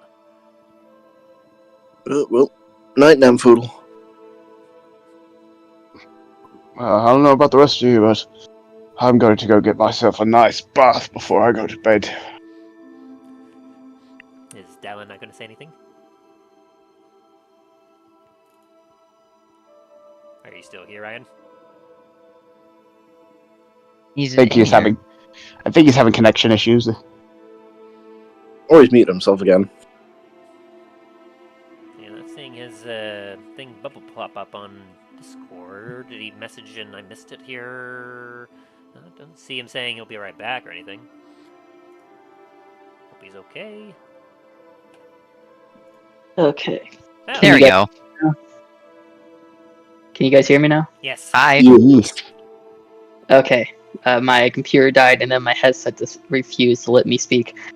Oh. Sorry about that. What's been going on? Well, What was the last thing you remember? Namfiddle was Namfiddle talked about he had some things to do, and I was trying to say, what are you doing then? And then when I looked over, my computer was just, the lights were off. I was like, ah, fuck, timed out. That's fair. Yeah, Namfoodle left, and then Tim was asking, does Dallin say anything?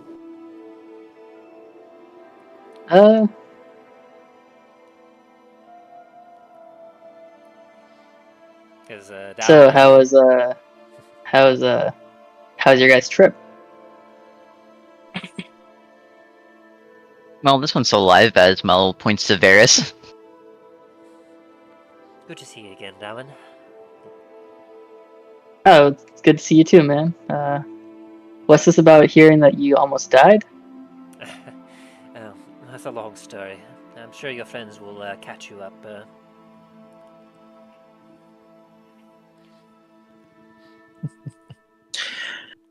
Hey, it is a long story. Oh. Suffice to say, there shouldn't be any point. Oops, hang on. What were you saying, Ryan? I said it seems to be the common theme with everything right now. Long stories. And what have you been up to? Yes. How's your Down the pilgrimage stairs been that you going? sheepishly- It's a long story. Huh? Wait, what's this about long stories, motherfucker? Sorry about that, Dain. I didn't mean to interrupt you. I know it's all right. You'll have to fill us in on your long story soon. Yeah, that interaction with the int wasn't too fun.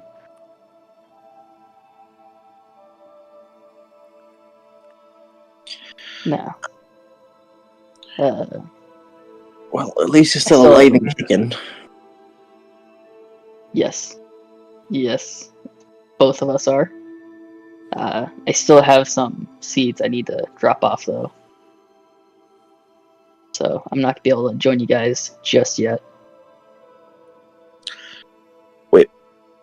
Both of you are? The end. I went to Yeah. go apologize to the end. Ah. Yeah. It was kind of angry at me at first. Understandably so. Yes. But I was able to turn its mind around. Oh, good. I was kind of worried you just like burnt that thing down. I was thinking about it. But yeah, I tried.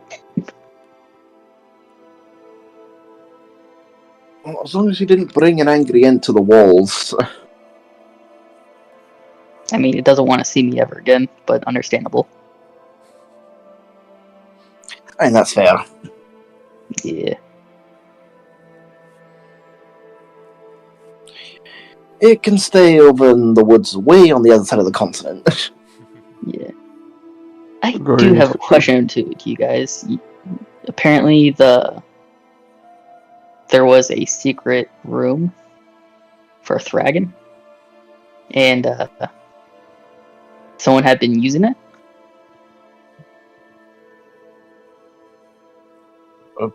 A room for Thragon? It's the room that they made that his alternate personality had made for him. Remember the one we talked about, the one that's shielded from magic? Oh. Actually, we probably wanted to should show everyone here that real quick, just so they know it's there. Hey, I don't think I was part of that conversation, or if I was, I wasn't paying attention.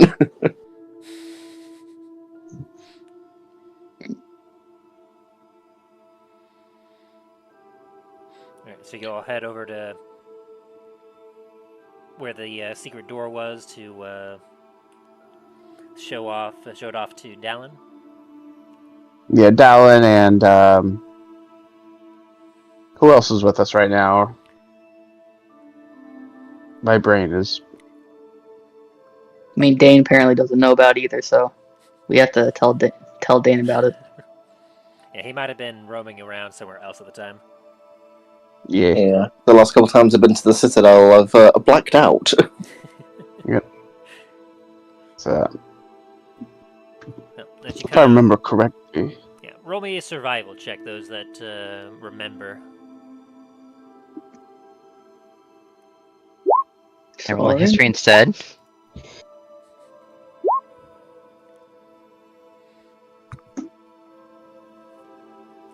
I just see, like, envision Talos just like doing that in Skyrim, like walking into the wall, like but still walking. Like, Soren spent a significant amount of time there, so this makes a lot of sense. The rest of you all feel a little lost as you're going, but Soren, you walk directly to where you know that this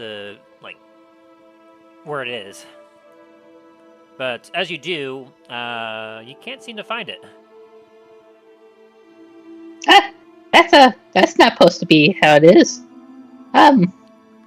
It's not here anymore.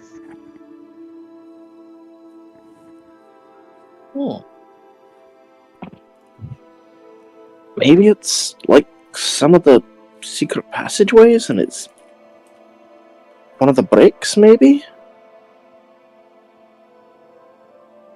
I mean, we can try. Dain's gonna start trying to like push in some of the bricks. Do an investigation Soren's check. gonna help him out with that. That's an intimidation. I'm gonna intimidate the walls. Oh, Soren is not much help. Oh, we've got the same roll. Neat. Let me check Well, what since it is here. I should be able to get because I have the dungeon delver thing.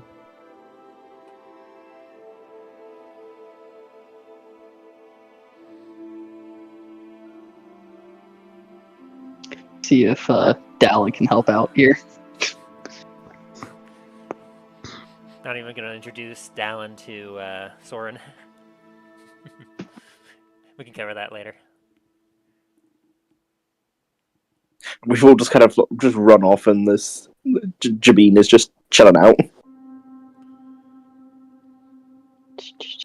Investigate. Justin, you didn't include that with this. Does a 17 make it? If it does, if there is a button to press. There we go. Okay.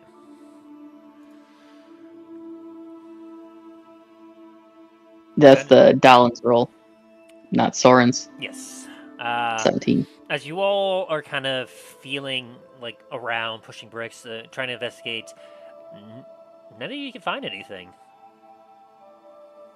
As you continue to look around, like, you feel convinced that there's nothing here. Like, you can't find any hidden switches, like, everything seems the way it should be. Like, there's no hidden door here.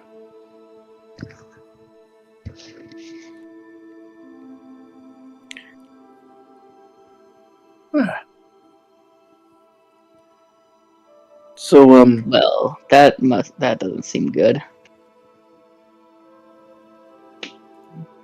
well, so much for a secret area here, then.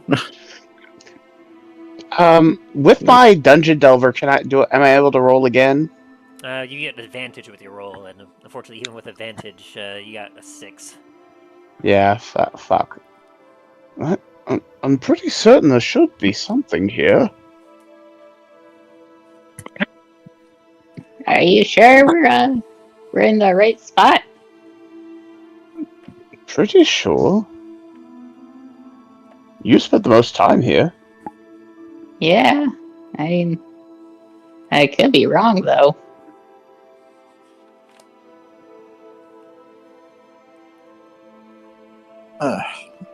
Milo, you know anything about this? Wasn't really there, but let me I just double check. Can I roll a history check real quick? Certainly. Milo, you're getting about the same thing. You're looking around, you're just, like, Of course. you're finally two senses. You can't seem to determine, like, anything is around here. You're thinking your party might be too exhausted. Why don't we get some sleep before we try to find this thing? Alright. You're right. Better get some rest. We'll probably be more clear-headed and minded in the morning.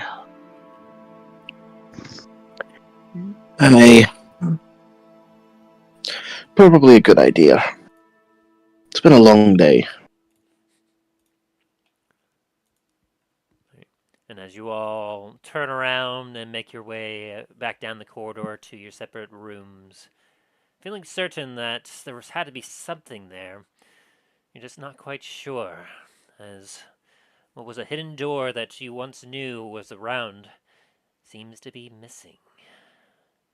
And as you head back to your rooms for the night, that is where we're going to end the session for today, as you all gain 1,000 experience points for combat and roleplay. Combat. Yeet. Alright, be right back. What is the meaning of this? Players, the party knew that there was a secret room, a secret door there, but yet, through all their investigating, they were not able to find it. What could this mean? Perhaps they will find out next time on the adventures in Dundras.